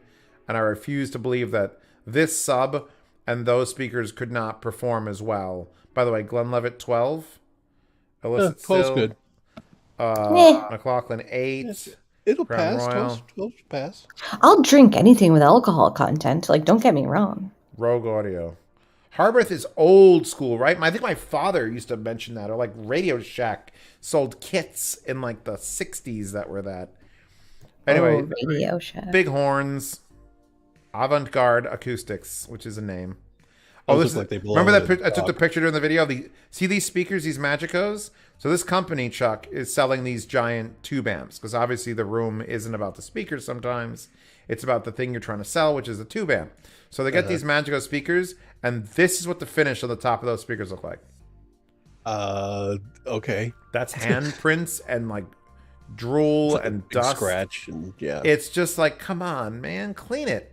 Like it was cleanable. That's the thing. These were kind of cool. I don't remember if they sounded good, so obviously I didn't leave a great impression. More tubes. Joseph Acoustics. The Joseph Audio, I will absolutely 100% hand to heart say, of all the stupidly expensive brands, Joseph Audio impresses me. I would take a Joseph Audio over anything from Wilson any day of the week. It's just fucking so nice. Oh god, look at the finish. It's just like You like your piano finishes, don't you? Yeah, but I like the way these sound honestly more than they look. I'm not a fan of piano finish. These guys were wild. Look how wild these guys were. These are the ones that Golden even said looked fucking amazing. Just like super skinny and like real deep. And then giggity. What are you laughing at? Oh dear. How many snacks does it take to buy a review? At least 6. A pack of Slim Jims and a piece of cheese. More Magico. Fuck. I didn't like these amplifiers and the fact that there were 2 of them in monoblock, and apparently only 1 gauge works when you put it in monoblock. And it was dumb. Because So? it should be both gauges work. It should be the left gauge and the right. Like you couldn't. It wasn't mirrored. It was bad. But why worry about them being synchronized in mono? By the way, why not just shut one off? This is a Luxman PCB board, but clear, which is pretty fucking cool. Yeah, that looks really neat. Just showing you what's going on underneath all of this. Okay, so this was part of the video, which you didn't get to hear, Chuck, but these speakers here, with this bald man's head there, he's famous now. He was listening to these through those VAC tube amps, and it was the loudest I've heard speakers ever play at an audio show. To the point where I walked away, because I was at the side of the speaker on the left, and I walked out of the room going, ah, and I didn't care that I was doing that in front of people because they couldn't hear me anyway.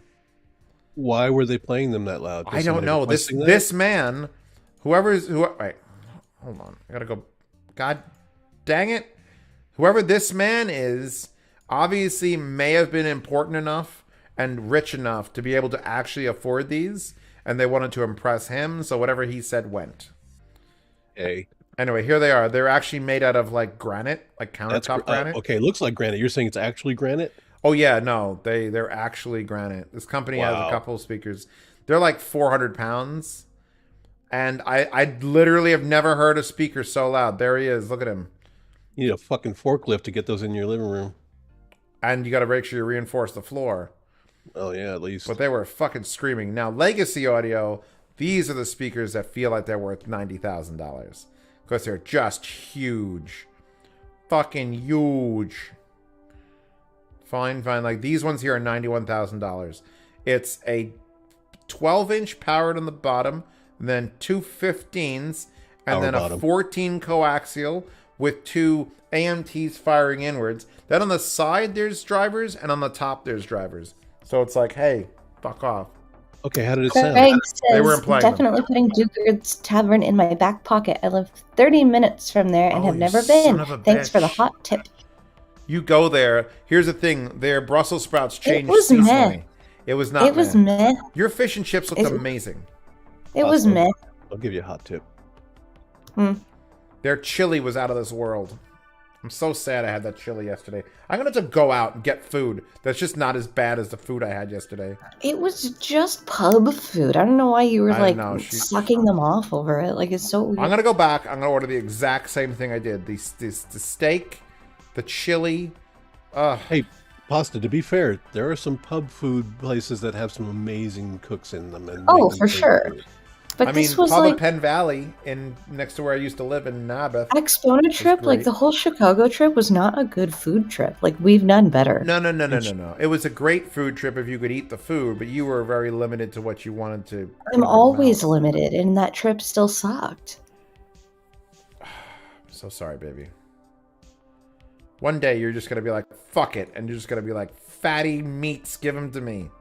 Anyway, here it is in the front. This is Audiophilia from the front, and this is Audiophilia from the back. Just so you know what it's really like. Moving on. We are within the last 30 pictures, thank God. Thank God. Oh, these cool sons of bitches. Look at these, Chuck. Yeah. So what's cool about them? Here's the shape from above. Oh, okay. Gotcha. Craig, I'm a very picky eater, so I mean... So am I. Come here. I'll punch through the internet. I'll punch you all through the fucking internet. No one's cucking me on the goddamn my live stream that's gonna be up forever. Thank God they have to get. Speaking of cucking you, thank you to the person. I'm not going to call you out, but there's someone here in the chat watching the stream who just unlocked a post on my site. I would just like to thank you. Nice. Yeah, Princess Pasta / Linktree on our Twitter. Don't say it. So here are those narrow speakers that I really enjoy. The ones that are not going to be showing up at what's it called? It's kind of sad. The Dynaudios. I really like the way these Dynaudios sounded. They looked good too, and it's sad they're not going to be a thing. I wanted to hear these boys. These were fat boys. Isn't Linktree superfluous now since either, Twitter or Instagram that lets you post all of your links on there? Sorry, what was the word you just used? Superfluous? Like a nipple. Wow. Sorry. Superfluous is a word. I knew that. I know it's just not in my vocabulary, so that kind of excited me. All right, we saw all this stuff. This is all the stuff that I took pictures of during the videos, so we've seen all this. So we're actually ready to get to the end of this. Some more TNA. Here's some. Speaking of link trees, here's TNA. Oh, Jesus Christ! Boom. They knew what they were doing when they named that company. They're German. They may not have. It might actually. That stand guy for some talking? names. That's Chuck. Yes, he's very funny. Chuck's on my other live streams on the other site where I actually just wander around my house. Yeah, when I have time and nothing better to do. There's the Emotiva Center channel. That hurt. I wasn't actually listening, so it's fine. That's fine. I have this little guy in the closet in my sunroom, and then this big boy needs to show up to my house at some point. What are you gonna do with that? I'm gonna sit on it. Oh my god, is that a Metallica record player? It is a Metallica record player. There was also a Yellow Submarine one behind him. I guess you could just make cool shapes and stick a random motor in it, and it's like it's a record. Yeah, I Polk, guess. B&W, monitor audio. Oh, the monitor audio finish. Guess what? 3, 2, 1. Peace. We have finished on Gishelli Labs. Gishelli, fucking huge. Yeah, that's, you know who that is? Wait, that's her son, and he's the one that was like, "Yo, ma, you should send your tell Dad to send his amplifier to the Z Reviews guy on the internet." So he's the one that got Gishelli Labs to communicate with me, and he also will kill you. Don't look at his sister, because he will kill you. I miss you. Anyway, we're back to the beginning of this thing. We're done. We've completed it. Everybody, we're. Thank God. Can I raid somebody? Can I? We don't do that on this website. Pasta. Oh, God. Hi. Hey, have you spoken to a nutritionist about your vegan diet combined with the weightlifting and? Whoa, I'm not She's vegan. not a vegan. Hold Oh, on. Sorry. Have you never had I cheese, Chuck? It's amazing. I misspoke. I meant vegetarian. The vegetarian diet that you have and the weightlifting and all that. I just like talk to people at the gym who know things like personal trainers and stuff. But I just stick to high protein. Uber is apologizing for not being here because apparently a MacBook ruined his life. So I understand. He probably got the beach ball of death. What's that? A MacBook people know the beach ball of death. Well, there you go. I will destroy your record player if I sit on it, so I don't want to do that to your record player. Don't do that. No matter how good your stylus is. Am I dismissed? Can I leave now? I think we're all leaving. I think we're done. How do I end stream on YouTube? I have no idea, honestly. I don't know how any of this works. Oh, I see it. I have to end it here. So we currently have 84 concurrent viewers. We peaked at around 130, which is not bad. 2,200 people stopped by. The average view duration was 13 minutes, which is better than most of my actual videos. Mm-hmm. And we'll see how many views this thing gets after the fact, because it's real long. So, thank you for everyone who showed up. I will try to do something better than this for Munich. It's just, like, you can't actually do a live stream from the place unless you do it at night, which actually I'll be in Munich, so the time frame will be completely weird. But yeah, so whoever showed up, thanks a ton. Our chat rate was relatively slow. Our concurrent viewers is relatively low, but See you on Twitter. As soon as Golden left, everyone left with him. But Pasta, you gotta bring the heat. Chuck is not enough to bring the heat. So everyone, Chuck brings the heat for me. Nice. Ah, giggity. Wait. All right, everyone. Thank you for stopping by. Share this video. Like, favorite, subscribe. Check out my Telegram. Ew, I hate this. You can't say it like that. You have to be like, don't forget to smash that like button. Hey, what's up, you guys? What's up, boys? Yeah, you gotta do it like that. All right, so smash something. Check out my link tree if you want. I have all my other things on there: Instagram, Twitter. It's posted. Tell your mom about me. I'm leaving. Goodbye. All right, goodbye, everyone. Okay. Goodbye. This will stay up forever as a proof that we exist on the internet and we love each other. We love each other very much. Okay. All of us, except for Chuck. He doesn't really. Yeah, not really. Chuck is just like, fuck it. Fuck it. Fuck Fuck it.